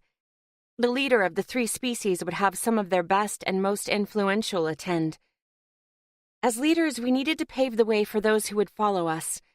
We had to show them what was possible. We had to take the first step. That was the true responsibility of those who held power. That was the role of an alpha. We had a duty to protect the weak and to show them that they had strength too, though it might take a different form than ours. Caspian even made sure to invite some previously influential werewolves from Paws Peak, including Anne and her sons. Though they didn't have as much power as George or Charles, Caspian and I still believed it was important to have them attend. They were willing, so I took that as a good sign. I stood at the west gate with my mates, Corin and a couple other guards, awaiting our guests. The vampires were to arrive at any minute. I was anxious to see Evie. I wondered how much larger her belly had gotten. Her scamp wasn't born yet, but he was close. Very close now. She told me when we had talked over portacoms yesterday along with the name she was thinking about giving him. Ira. The full moon wasn't aligned, but it would be soon. I wondered what the humans and vampires would think of sharing that intimate moment of stillness with werewolves. I wondered how it would feel for me tonight, too. Normally, I would have felt the moon's pull. I would have felt the buzz of energy against my skin. But not tonight. Tonight it was almost cold, despite the warmth of summer. What I felt was movement in my stomach, cubs swimming in it. There was power there, but it was different. It wasn't something I could access, just something I was aware of. Todd came up behind me and placed both of his hands, aglow with moonlight to heighten his sense of touch, on my stomach. He would have sought skin-on-skin contact had I not been wearing a new summer dress meant for formal settings. My body was slowly changing, and I was told I shouldn't wear the same dress over and over for these special occasions. They really are moving, but you can't even tell you're pregnant yet. Not by looking on the outside, maybe, I said. Todd had been adamant on finding a way to see our cubs through my body. He said there was tech like it in the past. He came up with something similar, but there wasn't a lot we could see from the pictures, especially at this stage. Just 17 days in. But it was still amazing. I remembered Alana saying something about this kind of technology in her journal, too. I had bit my tongue and hid my thoughts when I thought about the vampires. About how Jocelyn probably used this tech as well. How else would Evie have known her scamp was male? But Alana, my mother, knew I was female without it. Maybe I would know in time, too. I was certain I had more than 3 growing in me. Maybe vampires could sense this sort of thing, too. I hadn't told my mates about Evie's scamp. It had been almost a month since I found out, and I still couldn't tell my mates. I placed my hands on top of Todd's and said, "They're basking in the moonlight. I wonder if they'll dance when the full moon is aligned." Todd nibbled my earlobe and I giggled. My mates dealt with the idea of cubs very differently. Todd was very hands-on, curious about every step of pregnancy, anxious to see the cubs grow. He said it was fascinating. "Want to feel?" I offered when I caught Roderick looking. He shook his head. He had tried it once, feeling my stomach with moonlight. I think it frightened him because it made this real. It didn't match what he could see on the outside. He had become a bit distant after that. I want to feel. Caspian stepped up and Todd reluctantly moved his hands away. Caspian's right hand lit up in a soft blue. He touched my stomach tenderly, hand flat against it. His eyes lit up too when our cubs reacted to his touch, almost like they were sending moonlight back. "They're getting too big too fast," he said. "I'm not ready." "At least you were born werewolves," Air commented. "Roderick and I are out of our depth. Very out of our depth." He moved forward, right hand alight with moonlight, and rested it on top of Caspian's. He lazily gripped one of the belt loops on Caspian's pants with the other. It was a reserved way of being close, hugging him without really hugging him. But the mark he left on the back of Caspian's neck was anything but subtle. So possessive. I shared the thought with Air alone. When he looked up at me with bright blue eyes, I was smiling wide for him. "I'd tell you to speak for yourself, Air, but you're right," Roderick said and folded his arms. "We've got enough on our plates, and now we have cubs to think about." "It's been a few weeks," I said. "I thought we were all getting used to the idea." Roderick grunted. "We can do this." "If you were anyone else but you, little fighter, I wouldn't believe you for a second." "It's a good thing I'm me, then." He offered his lopsided grin. "Queen Evie has arrived," Corin called down from the wall. "Open the gate," I called back. The metal mesh slowly withdrew its teeth from the earth as a cluster of gliders reached it. If this had been under different circumstances, it might have looked like a small army come to war. But this was for peace. This was Evie with her best vampires. The lead glider, and sleekest of all, stopped, signaling its procession to do the same. It was Evie's royal glider, with ruby-rimmed tires and red-tinted windows. The driver's door opened, revealing Gala. She wore decorative armor underneath her cloak that matched the rotor. Her cloak and hood were tugged back as there was no need to cover up in the night. The dark gray tint to her skin seemed lighter, bluer too because of the full moon. My mate stood tense at my side as Gala walked around to the other side of the glider and opened the door. She held out her hand and assisted a very pregnant Evie onto her feet. She didn't bother trying to hide it now. She let the draping fabric of her black dress hug her figure. There was barely any hiding it before, anyway. Her stomach was the size of a large melon. "Queen Sorissa." She dipped her chin. "Evie?" I returned the gesture.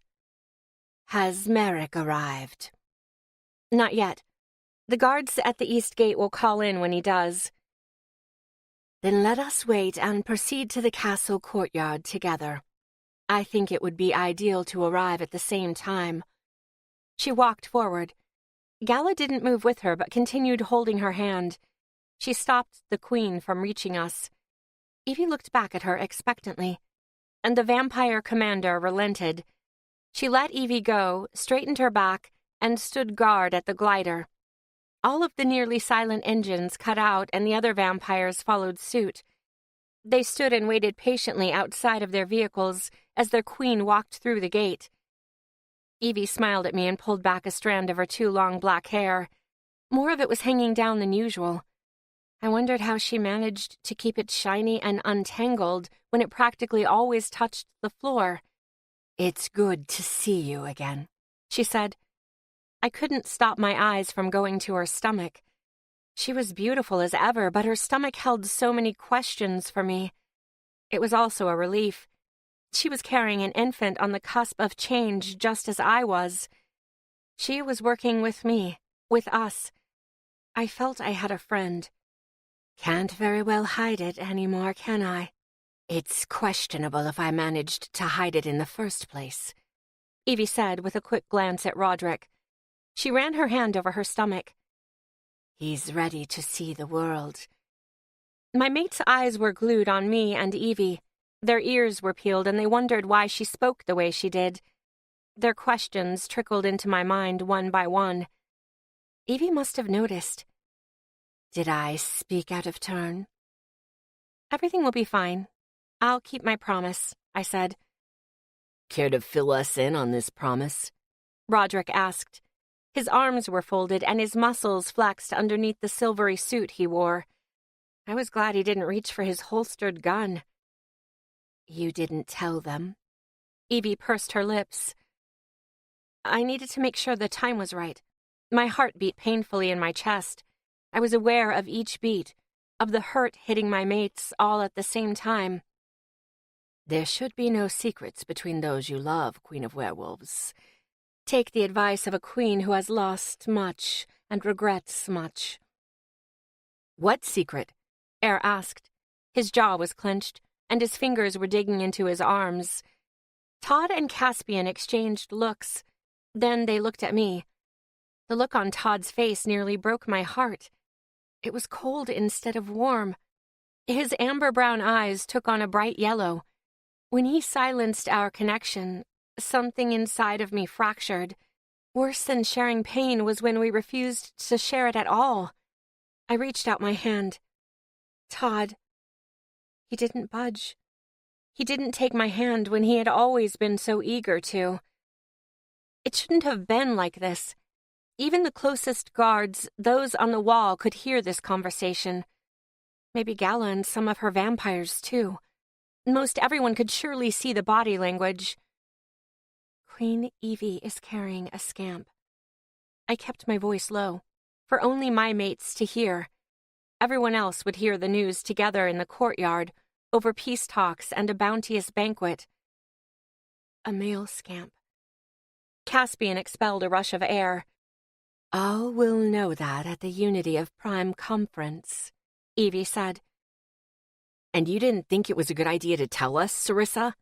Air asked. He ran his hand down his golden hair, fingers extended. They caught in his tight braids, ripping and pulling them loose. This is a big deal. He glanced up at Corin, who got the message quickly.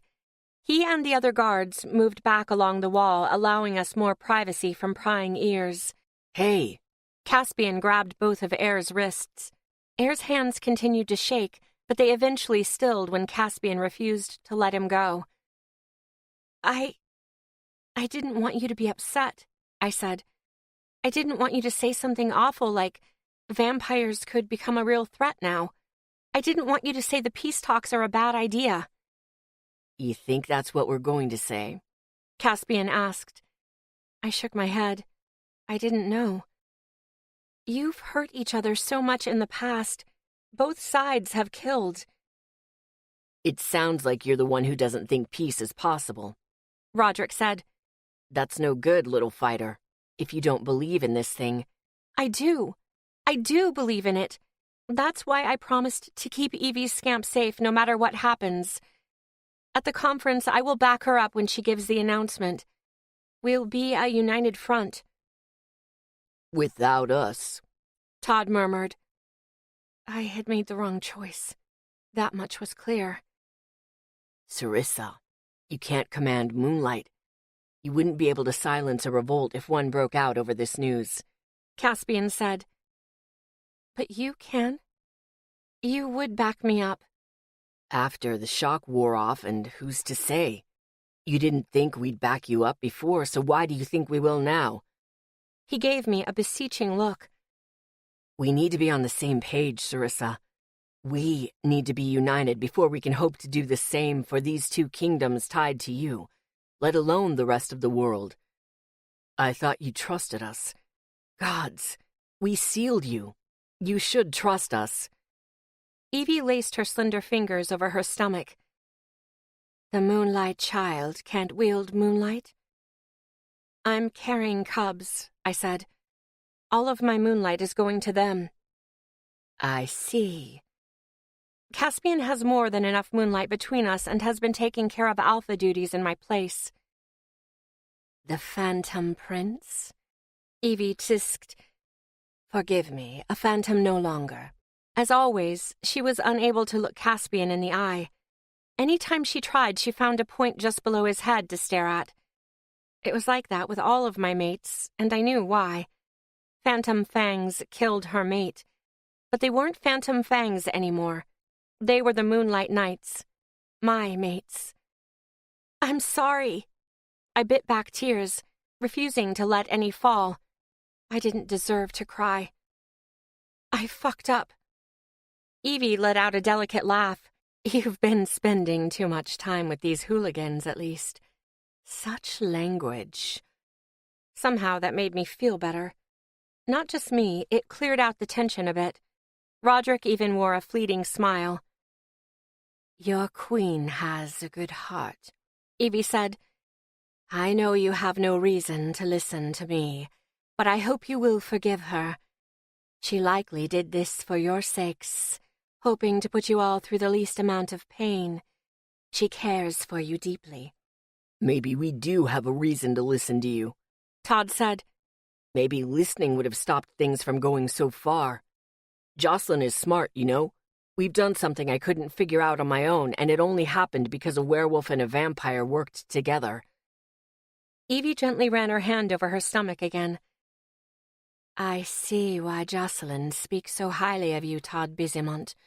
She flicked her crimson eyes to Caspian. She settled on that point below his head, his throat. I might have been worried, but there was no hunger in her eyes. There was no bloodlust in eyes that resembled blood. Slowly, her gaze traveled up until she made eye contact with him. It wasn't any easier for Caspian to look.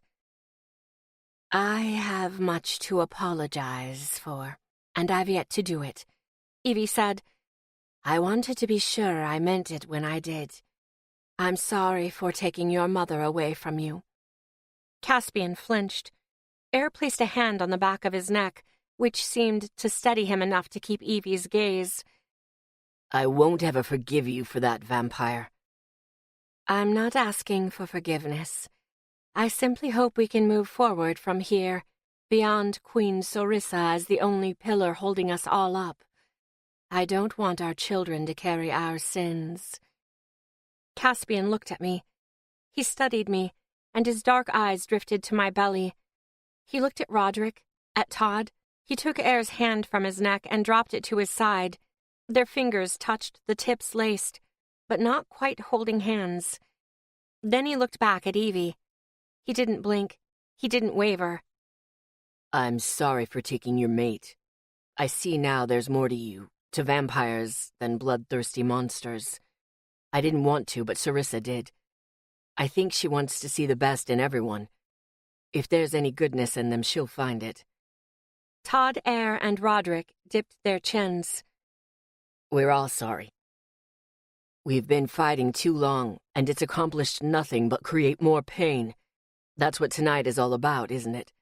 Change and peace. I want our cubs to grow up in a better world, and that includes your scamp. You have to promise you won't lock him away. He can't be kept like a caged animal the same way his father was. We let Dinez speak before I killed him. He was so eager to damn his own kind, he asked us to kill him.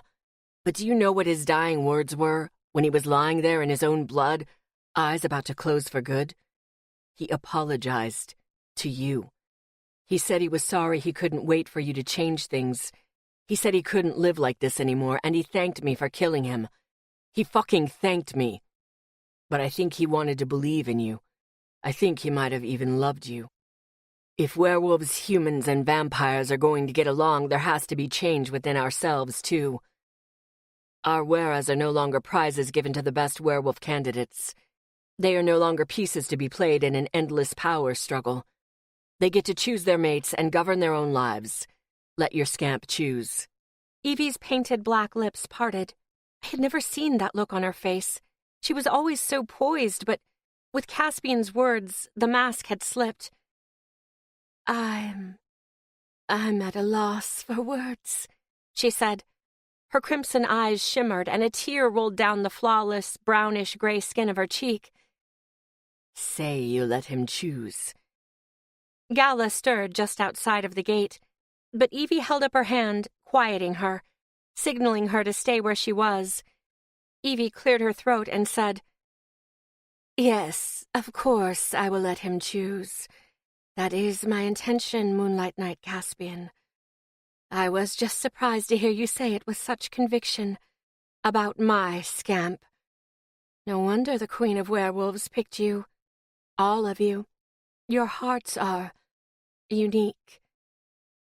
Sorissa's promise extends to us, Caspian said. We will keep your scamp safe. Evie sniffed and ran fingers under her eyes, quickly flicking away the moisture that had gathered there. Werewolves aren't the brawny, no-brained beasts I thought them to be. The humans from Freedom have been sighted. They'll reach the East Gate soon, Corin said. He seemed reluctant to interrupt, but he was a good soldier. I nodded when he peeked over the parapet, letting him know we heard. We should move through the kingdom and proceed to the courtyard, I said. I looked down an eastern road. Werewolves and humans were poking their heads out of their houses, lit up by streetlights. The royal carriage was parked on the side of the road, as well as a couple of roaders ready to transport and escort me and my mates. Todd took my hands. Don't keep things from us again, please. I won't, I vowed. I squeezed his hands and pulled him close. I'm sorry. I truly am. I breathed him in, his unique scent that I would never take for granted. It was a little spicy. It burned my nose because it was so stimulating, because he was my mate and I wanted to keep him close forever. Can you forgive me? I swear I never meant to hurt any of you. We'll let it slide this time. Roderick huffed. It's not like I tried to betray you all before or anything. Caspian clapped Roderick's broad shoulder. There was never a chance of that. Besides, I hid for a while too. We're all going to fuck up sometimes, but we'll always get through it. I believe that. Thank you for backing up my promise, I said. I also thank you, Evie said. From the bottom of my heart. Todd hugged me. We're with you, Sarissa, always. No matter what happens, we're your pack. Don't forget that. Chapter 28. Roderick. I stood on the sidelines, watching as servers pulled out silvery chairs for our guests at the long table set up in the courtyard. Humans, werewolves, and vampires were all together in one place, and there was no fighting. It was treaty talks and food, good food, tailored to each of the 3 species. It was like a party. I never thought I'd see such a thing. And I never thought Sarissa would keep such a fucking big secret from us. She was always so open. Of course, I wasn't surprised at all to learn the Queen of Vampires herself was carrying their last chance of saving their species, but I didn't want to get confirmation like that. When Todd had sealed Sarissa, she wanted to tell us right away, but she didn't. For a good reason, maybe. We didn't have the warmest response, and now we were talking vampires and enemy species. We were able to work together so far, but we weren't eager. It was only because we were following our leaders. Then again, the apologies were real. Evie wasn't a heartless monster. Sarissa's protectiveness quelled any doubts I might have still had about that. Caspian's little spiel helped too. The fact Sarissa kept this from us wasn't what bothered me. It was the reason. It was the fact she felt she had to. Sarissa wasn't hiding anything now. She made sure not to. She let her every thought and feeling roam free through the silver threads connecting us. I can't tell you all how sorry I am, she thought as she sat down near the center of the table next to Queen Evie. It's all right, Sarissa. Just focus on the conference, Caspian replied. The other seat at our queen's side was reserved for Merrick. Sarissa felt it was important for the leaders to be seen like that, united. I didn't disagree, but I would be staying close. The others felt the same. Weapons weren't confiscated at Sarissa's request. She felt it would do more harm than good. I didn't exactly disagree with that either, seeing as humans would be left pretty fucking defenseless if vampires and werewolves attacked. Strength wasn't equal between the 3 species. That was just the truth. Everything was going well so far, but this was a gamble, and Sarissa's life wasn't part of the bet. Neither were our cubs. Core almighty, I couldn't believe she was carrying cubs. My fingers twitched with the memory of their life tickling my hands when I had given in and used active moonlight to feel Sarissa's stomach. I couldn't do it again. Todd was all over that, but gods, I didn't know. It was just a lot. It was frustrating because they couldn't be mine, not by blood, and yet they reacted to my touch like they knew me. My eyes rested on Job again for like the 10th fucking time since we had all gathered here. He was slinking in the shadows of trees in his damn tattered cloak like a ghost. I didn't know if he was up to something or if he was really just admiring the scenery. He seemed disinterested in everyone else. Normally, he would have been sticking close to Merrick. Odd, I thought. I had every intention of confronting him, but a large, scarred hand clasped my shoulder. All the scars were stark white, but his natural olive skin tone peeked through in some places. "Merrick, shouldn't you be taking your seat next to my mate?" I said more harshly than intended. Sarissa made me a territorial mutt. Black, white, right, wrong. Sarissa was my compass. He said, "The food is still coming." There wasn't much room left on the table, but I saw servers streaming out of the castle in a steady line. I also saw the end of the line. Soon the Unity of Prime conference would begin, the first peaceful conference between humans, werewolves, and vampires. If all went well, this would be a moment marked in history, another impossibility to check off as part of Sarissa's legacy. Merrick took his hand off my shoulder and stood by my side. "What's Job doing?" I asked. "I told him to enjoy himself." "He's not looking for traps or keeping his ears open for clandestine conversations?" "What would be the point in that? We're far inside of Wolfbridge. If your mate wants us dead, she'll have it with us armed or not." He had a point. Werewolves greatly outnumbered the other two species here, if we were counting the entire kingdom. As for the courtyard, the numbers appeared even. "I'll admit you've always been devious, Roderick, taking any woman who suited you and was happy to play along. I'm no stranger to the sounds of two people lost in sex, but I hadn't expected you to bet a wearer. In my territory, no less." I smirked. "It's tough being a werewolf, Merrick. You wouldn't understand the need." "I'm a man. Of course I understand the need, but I also know restraint. You used to as well. You never let passion interfere with a job." "I never knew passion before Sarissa." "She's changed you." "She's changing all of us. You're here too." "Yes, perhaps." Merrick's brown eyes landed on Sarissa and then shifted to Evie. "She's pregnant. Is it a male? The key to saving their species?" I made no comment. He'd find out soon enough. Evie wouldn't be keeping it a secret much longer. I hoped that wouldn't cause all hell to break loose, because if this was just a waiting game for Merrick and the other humans, there would be blood. If vampires would eventually die out, generations of humans might endure this peace. If there was no end to vampires in sight, that might not be the case. I couldn't figure out what Merrick was thinking. We had been so close in the past, I usually had a good idea. Now there was nothing because I chose werewolves. I chose Sarissa. Merrick said, "She is beautiful, though." I followed his eyes back to my mate. She wore a new dress made with a silvery material and design meant to ventilate the heat. Its skirt was shorter than her favorite pearly dress. We, her moonlight nights, wore lightweight suits of the same material. The five of us were meant to stick out and appear as a unit at the same time. Sarissa was glowing. It was as if the full moon was concentrating its light on her and those cubs inside of her. The dress she wore made it more intense, as if it were made of flexible lunalight. I held out my hand, but the energy I felt was a slow buzz. The moon wasn't aligned. Maybe Sarissa was commanding it the way she had the night she first kissed each one of us. If she could do that, there was no telling what kind of monsters her cubs would turn out to be. Our cubs. Werewolves were on top of the food chain. With Sarissa leading them, that fact was unavoidable, and everyone knew it. So would they rally behind her like they said, or would they try to assassinate her? I could honestly see this go either way. Everyone here had a taste of her uncanny power. When they knew Sarissa was pregnant, they would start calculating their chances, especially if they knew what that meant for her moonlight. If they sensed the loss of that power, I had felt a lot better about Sarissa's rule when cubs weren't involved. Caspian stood behind Sarissa. He placed his hand on her shoulder and spoke with a moonlight-amplified voice. "On behalf of Queen Sarissa, I ask that you all take a seat." His power rippled through the earth, up through the soles of my boots and into my feet. It tingled like a shower of sparks. Merrick stiffened beside me. What was that? So he felt it too. "Have a seat," I said. I took his shoulder and steered him to the chair reserved for him. I stayed near when he took his seat. He placed his elbows on the table, wrinkling the dark blue tablecloth in front of him, and clasped his hands, masking a slight tremble.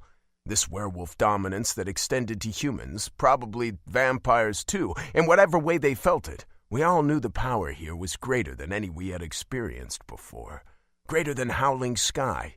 As great as the Hellfire Strike, perhaps. This was raw energy channeled through living things, driven by the will of living things. There was no telling what could be done with it, and it had all come from Sarissa. Silence engulfed the courtyard when everyone was in place. No one dared say a word, even as the servers uncovered the dishes they spent painstaking hours slaving over. The smell was mouth-watering. The food was prepared so many different ways. Meats seasoned with expensive herbs and spices, many hard to find. Some extinct but saved before most of the world was burned by hellfire. There were fruits, vegetables, and fresh blood squeezed from the animals prepared for the feast beforehand and poured into wine glasses. "Let the feast begin," Caspian said. Sarissa made the first move. Evie and Merrick followed her example. From there, the tension dissipated some. Stomachs grumbled, and our guests dug in. That was a good sign. If they were comfortable enough to eat, this was off to a great start. Air, Caspian, Todd, and I would be eating leftovers. We volunteered to be part of the guard tonight, vigilant. Some of the vampires and humans were doing the same, and we allowed it. "Thank you for coming," Sarissa said. "Thank you for the supplies you sent to Freedom," Merrick replied. "They have already helped immensely." "I'm glad to hear it. Is there anything else we can do for you? Anything you'd like to take back with you when you leave?" "No, nothing other than a report of what happens here will be needed when we return." Merrick leaned forward just far enough to look past Sarissa and at Evie. "What are vampires doing for blood these days?" "We can live comfortably by drinking animal blood." Evie held a glass to her lips. Her eyelids were heavy, and her eyelashes hid the bright red of her eyes. But I saw a flash of something. Her eyes reacting to blood, maybe? Or they were just that vivid. "But they don't give you as much power," Merrick said. Evie set down her glass. Her eyes flashed again when she smiled, white fangs protruding. Maybe not. But some animals are quite satisfying. Then again, why do we need the blood of a bear when livestock the same as what you and the werewolves keep will suit us just fine in a peaceful land? Strength isn't needed so much then. We'll be fine." Vampires and their eating habits were beyond strange, especially that notion of them being what they eat. Humans were the vampires' favorite source of blood until they gave them all away. Werewolf blood was even more nutritious for them, though they hadn't been successful keeping them as livestock. It had to directly relate to moonlight. If a werewolf had no moonlight, their strength was equal to a human's. I hated to think what it would mean if a vampire drank Sarissa's blood, especially if she was brimming with moonlight. That sounded dangerous. "Speaking of livestock," Merrick said with an edge to his voice that couldn't be missed, "do you have any now that Queen Sarissa has all of the humans you fed on at Crimson Caves?" "We made some preparations beforehand with wild animals, so yes. However, we'll need to expand," Sarissa said. "I want to extend our farms outside of Kingdom walls, where they will be available to everyone. Freedom has relied mostly on hunting and foraging in the forest. Wolfbridge and Paul's Peak have relied on internal resources. Likewise, the vampires relied on human blood. We eat differently, but we can all use these farms, every part of them. Livestock, blood, fruits, vegetables, grains. It will work." The conversation continued on like that. Aside from Sarissa, Merrick, and Evie, the table was mostly quiet. Everyone here watched their leaders closely. They strained their ears to listen, and maybe they hoped. Peace wasn't as simple as one side winning this war. Weapons weren't brought up a single time. It was all talk about life for each side and offers of help that went beyond the Queen of Werewolves' jurisdiction. It wasn't forced.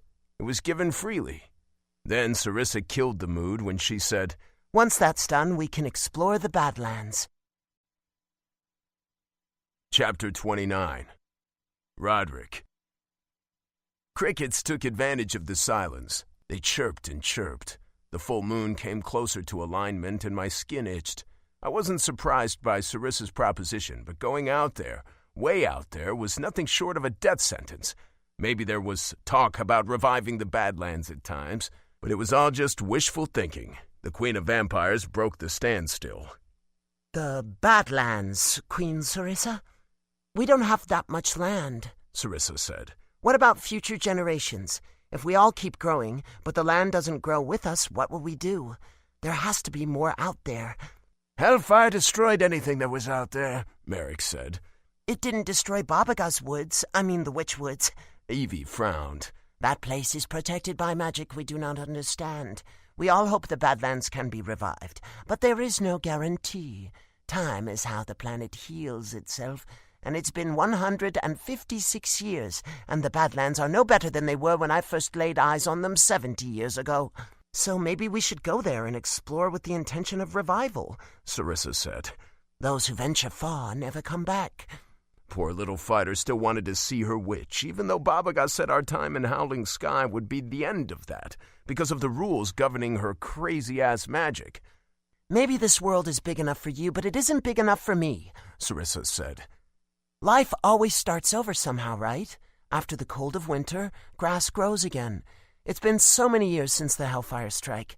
Something could be out there. We just need to be brave enough to find it. Maybe it just needs a helping hand. We can study where the Badlands meet the Goodlands and find a way to clear the lifeless dust on the surface. There could be rich